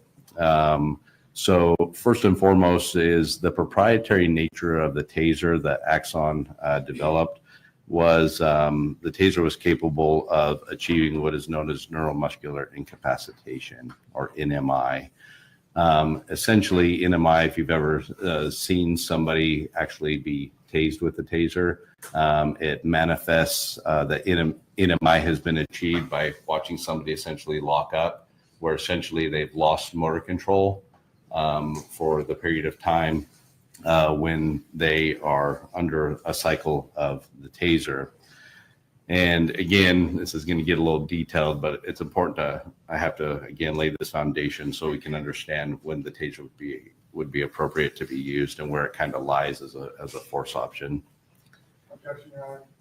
This is all about expertise in tasers, and I don't believe you're qualified as an expert in tasers. It's not about tasers, about what he just said, when the tasers are appropriate as a use of force option. So he's trying to talk about when a taser can't be introduced. He's not talking about the specific instances of taser, it's just when it should be introduced in the spectrum of what an officer has.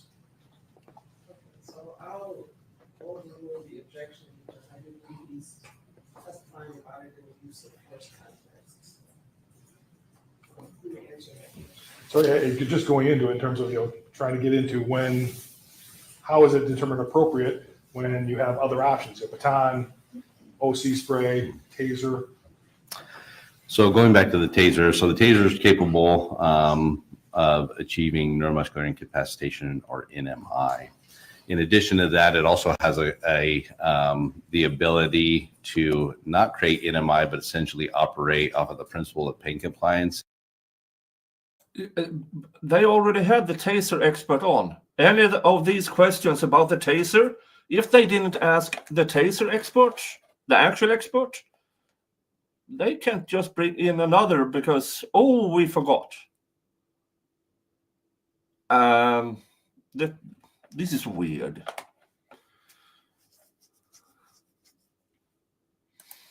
It's in what is commonly referred to as drive stun mode. So if you essentially remove the cartridge or the multi-cartridge from a Taser, this particular model of Taser has multiple cartridges. There are essentially probes that are on the end of the Taser, where essentially you can contact somebody with that, pull the trigger of the Taser, and it'll cycle. This is not achieving neuromuscular incapacitation. This is just achieving pain sensation, and so it's known as pain compliance. OC spray also operates. All right, I know I missed a few hours, but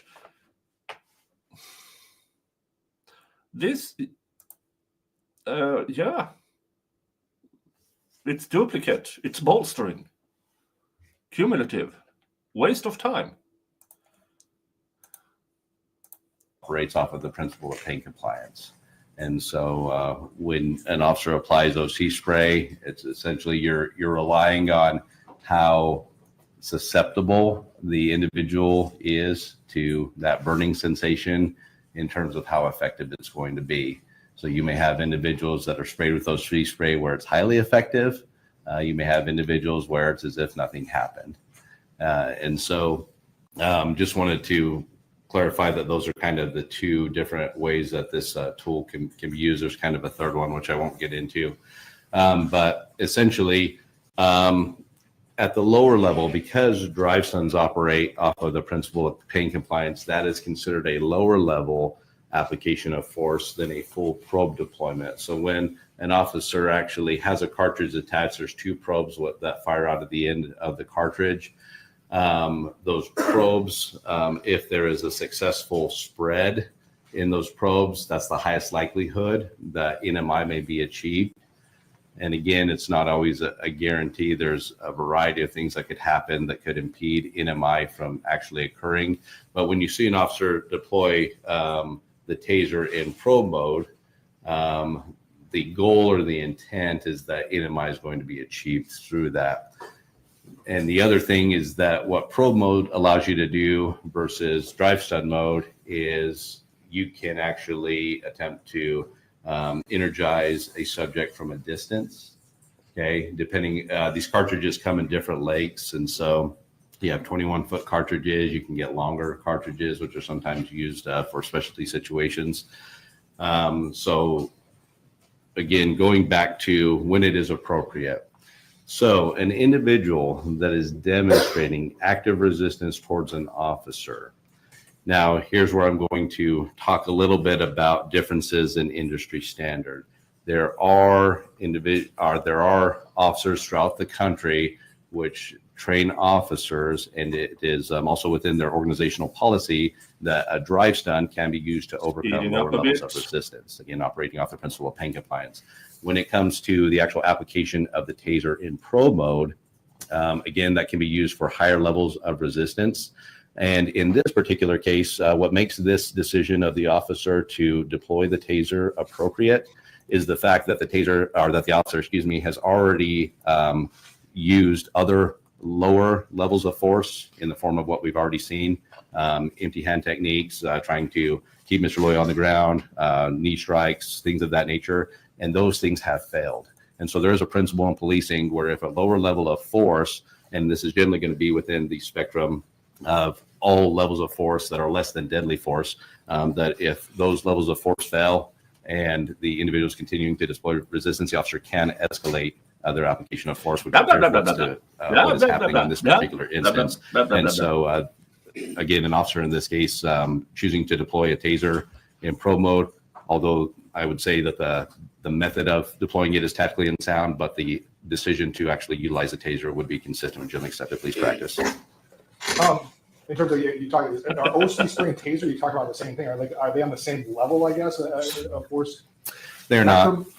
They are not. But again, let me clarify that when you talk about the taser being utilized in drive stun mode, not in probe mode, the drive stun mode, because it operates off the principle of pain compliance, could be categorized essentially alongside OC spray in that sense. Generally speaking, tasers are considered a higher level of force application because the intent of the manufacturer, as well as the opinion of expert bodies within policing, a probe mode deployment is considered a higher level of force on the spectrum than OC spray would be. Okay. Now you mentioned the decision to use a taser is appropriate within the spectrum, but tactically there's an issue here. What do you mean by that? So when it comes to the application of force, but also when it comes to police activity in general, police throughout the nation are essentially taught tactics. tactics fall under what we generally categorize as officer safety.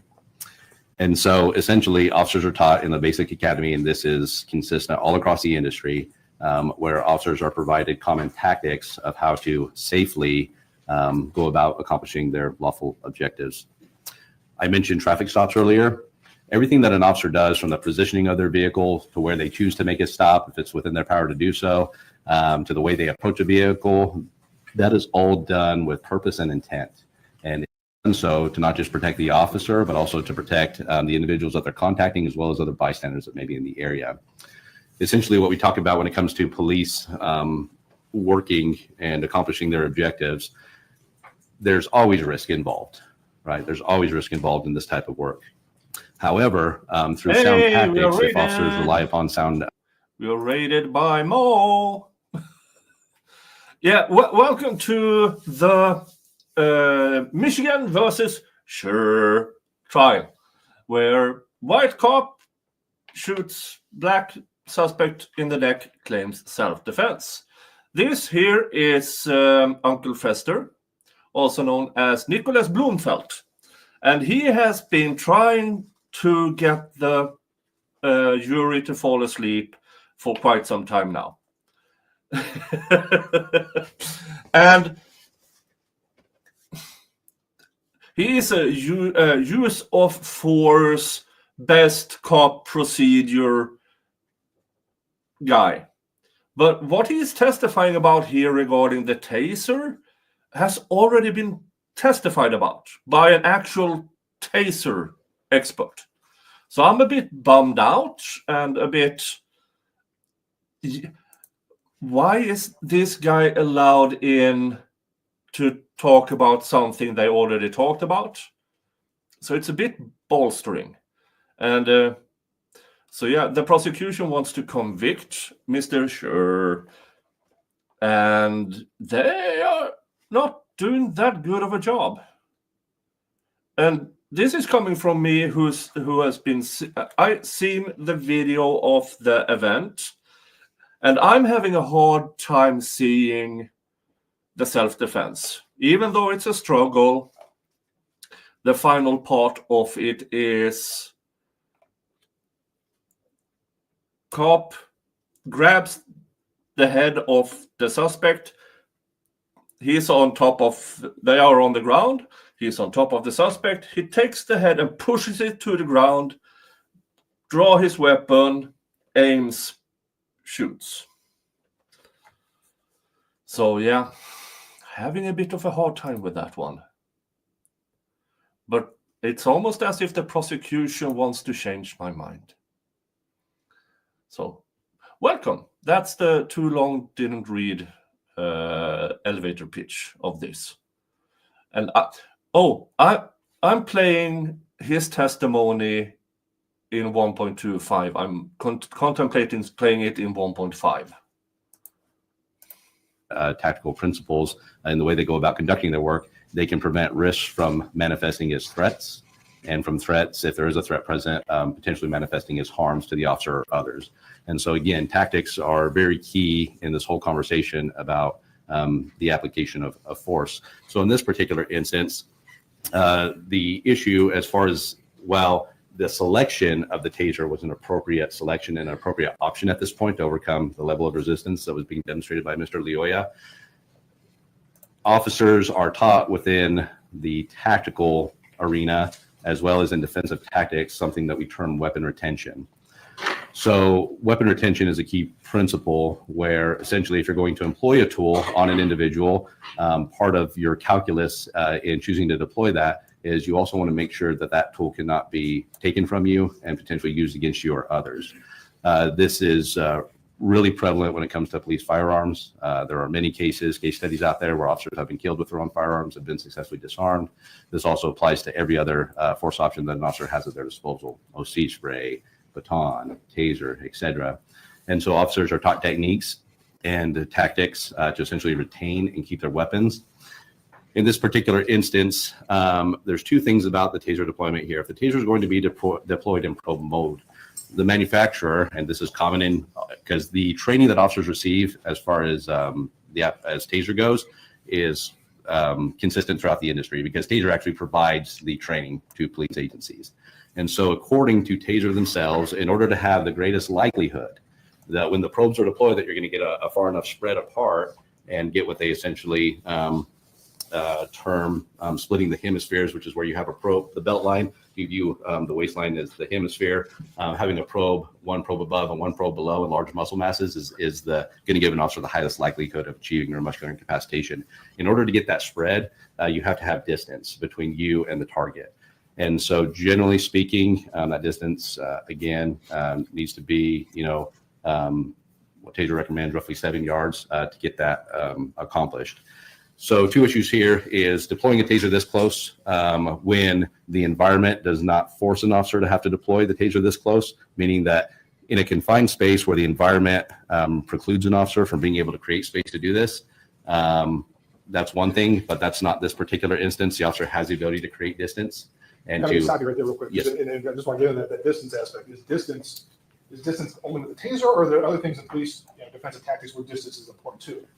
So distance is always important. It is one of the largest factors when it comes to these type of confrontations. Time and distance are the 2 biggest factors. So we talk in policing, it's not always about creating distance, it's about creating the right distance. Sometimes the appropriate answer is to close distance. Sometimes the appropriate answer is to create distance.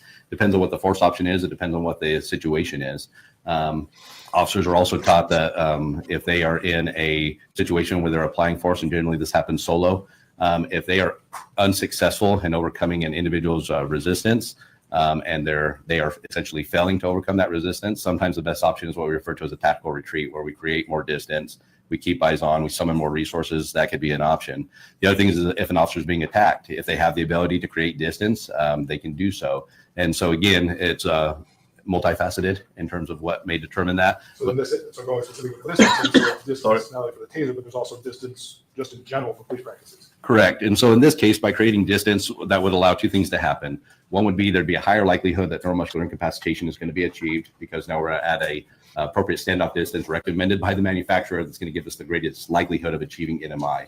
Number 2 is I'm also by creating distance, I am preventing anybody from grabbing a hold of the taser. So that's also the best option because it's the most tactically sound option.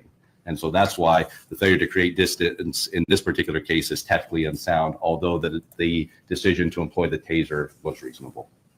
So disengagement is part of police training. Is that part of police training in generally accepted police practices? Yes, it is. It's not a matter of you being a coward or running away or. No, what we find statistically speaking, again, is when an officer essentially is in a situation, and again, it depends on the circumstances, right?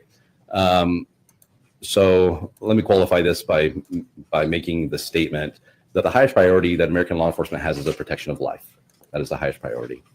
So if you have a situation such as an active shooter, an active killing event, officers are taught to close the distance immediately with haste to essentially locate pressure and stop the action of the shooter or whatever it is that's preventing imminent threat of harm to life being lost. That just doesn't fall on the part, that just doesn't mean officers, that also means bystanders. In addition to that, officers are also concerned about preserving the life of the individuals that are resisting them, that they're attempting to take into custody, or that are involved in some type of law enforcement action. And so what we find is that, again, because we have enough data points within the industry and enough experience within the industry, we know that sometimes a tactical retreat is actually the safest option for the officer. It's also the safest option for the suspect. It's also the safest option for bystanders. And again, sometimes you get into a situation where, for lack of a better term, you may be in over your head where you don't have the resources to safely do this alone. Foot pursuits are a big example. It used to be in the industry that, foot pursuits were very commonplace. Officers would take off solo. And we had a lot of instances of officers being seriously injured or killed, as well as suspects. Now, the generally accepted practice, and again, this has been recommended by all kinds of expert bodies. It's very common within the industry. The officers need to make a good tactical decision as far as when to pursue and engage in a foot pursuit, particularly solo. Yeah, he's the that would depend on the nature and severity of the crime. Sometimes hindsight. it's just not worth it for low-level crimes to initiate in a pursuit, especially where officers may be placed in greater jeopardy by initiating in that pursuit. officers are taught as another option to essentially keep eyes on, continue to follow from a distance, but to summon other resources and essentially close in and wait till other resources arrive. And again, what we find in those cases is a reason why that direction has changed in the industry is because we find that officers, suspects, and bystanders are safer as a result of that type of disciplined decision-making.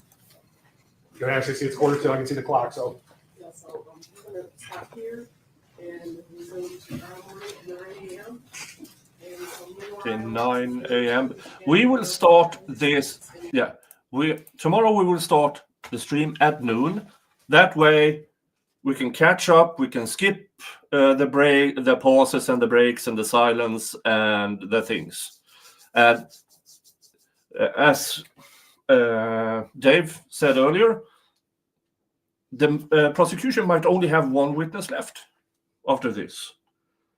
And if you believe they have been doing a stellar job, well, good for you.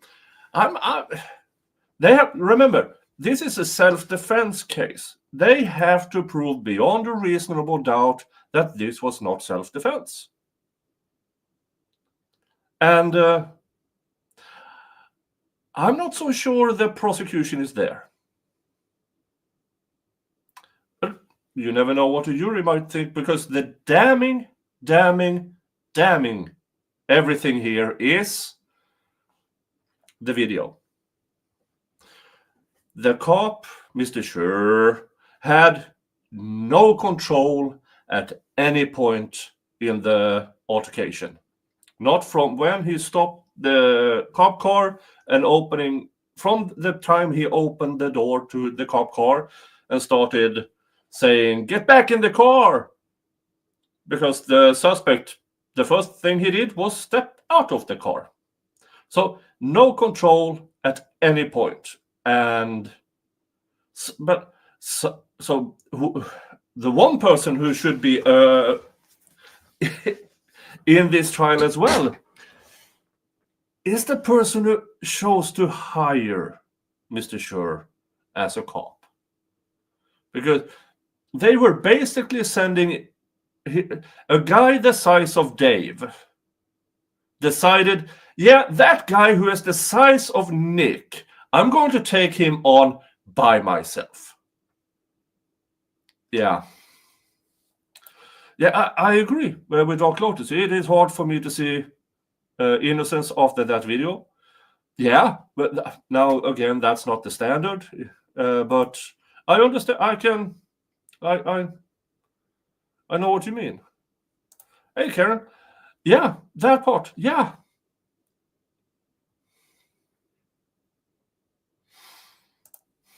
I'm having a hard time seeing self-defense. It might go down to how is the law written. It's the jury instructions at the end of this. When everybody have said their part, the judge will say, this is the law you have to apply. Remember to not discuss the case with each other or with anyone else, and also avoiding media reports about this case. Okay.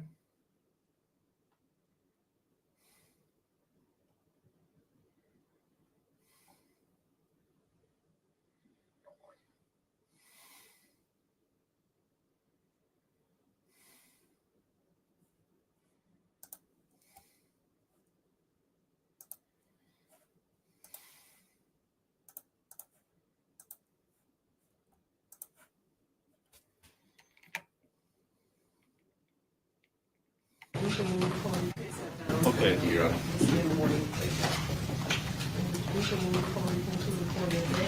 Just one thing, Ryan, I know the defense has said that the who their witnesses down. I got a 47, but they said now it's a dozen. I'm wondering if I get a copy of who the witnesses will be, so that I'll start the case tomorrow. First of all, considering that Your Honor will give Mr. Becker a list tomorrow. I got to be tomorrow. How do I prepare for crossing if I don't know who's testifying tomorrow? We're going to start. We'll let him know tonight. We're going to call the first 3 or 4. Give them an amended list. Okay, seems like they have 3 or 4 Yeah, we'll witnesses. give them the ones that we're gonna call first. Oh, they're talking about the defense witnesses. So the state will be done tomorrow with 1 witnesses. It seems like the defense have 3 or 4 witnesses in their case in chief. I don't know if Mr. Schurr will testify. I think he has to. If he wants to explain, if the defense feel the need to explain to the jury, this is what Mr. Schurr felt, he has to testify. He has to. But it seems like this trial will be done by tomorrow. That tomorrow is the last day.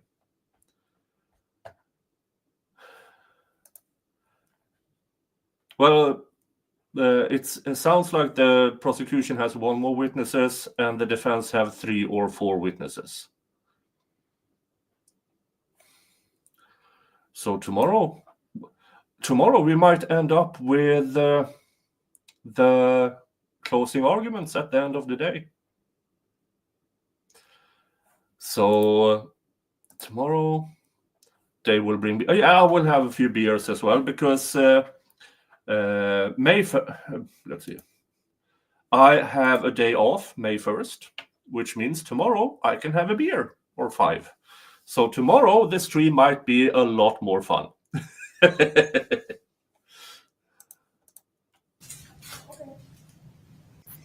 the ones later, there's like some flexibility on it. And I understand is the expert still under oath, and Mr. Becker still has more questions, correct? That's correct. Okay. All right, anything else from Mr. Becker? At this point in time, For defense, anything else before we recess for the evening? All right, well, I hope everyone has a good evening. See you in the morning. All right, please.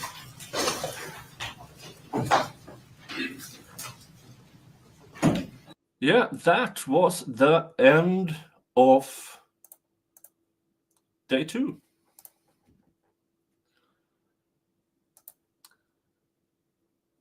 Predicting verdict by Friday. Yeah. If the defense witnesses are experts, I imagine they're going to take a while. Yeah, because they have to counter each and every one of the state's witnesses, the state's experts. I don't think they need to rebut the taser expert, but this guy, they definitely have to.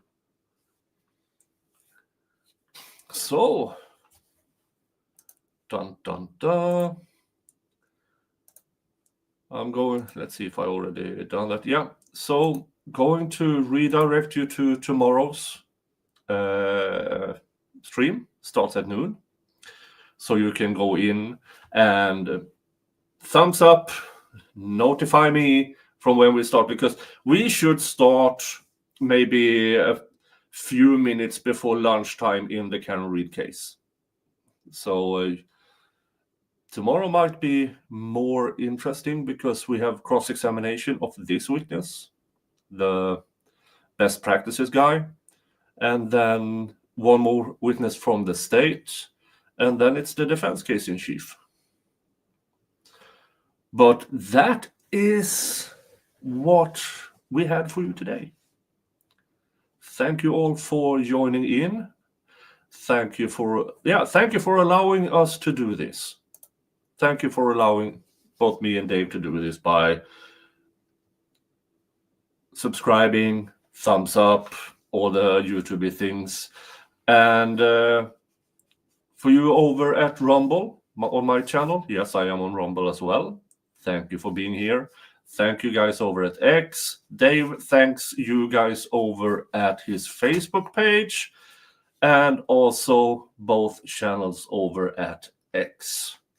All right. You all have a good one. And yeah, see you tomorrow. Bye-bye. 2 screens light up justice calling from sweet and cold and Great Lakes falling.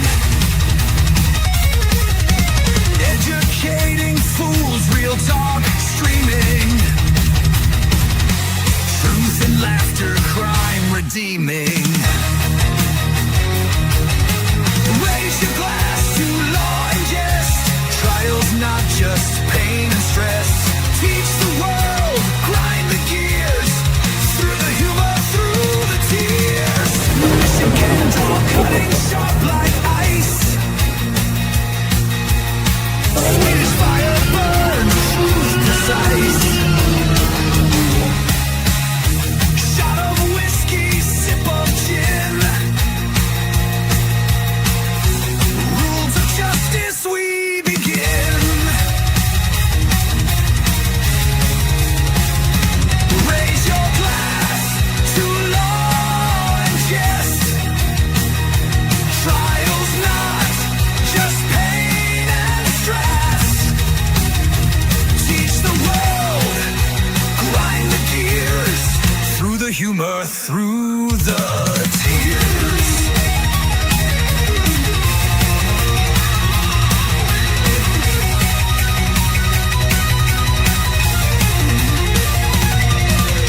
Bang the gavel, crack the screen. Courtroom chaos in between. Wine and laughter, we all bleed. Streaming trials, feeding need. Layers of law, dealing truth bare. Laughs flow wild, do we even care? Chip on shoulder, beer in hand again. Together on this shaky stand. Raise your glass to law and jest. Trials not just pain and stress. Teach the world, grind the gears. Through the humor, through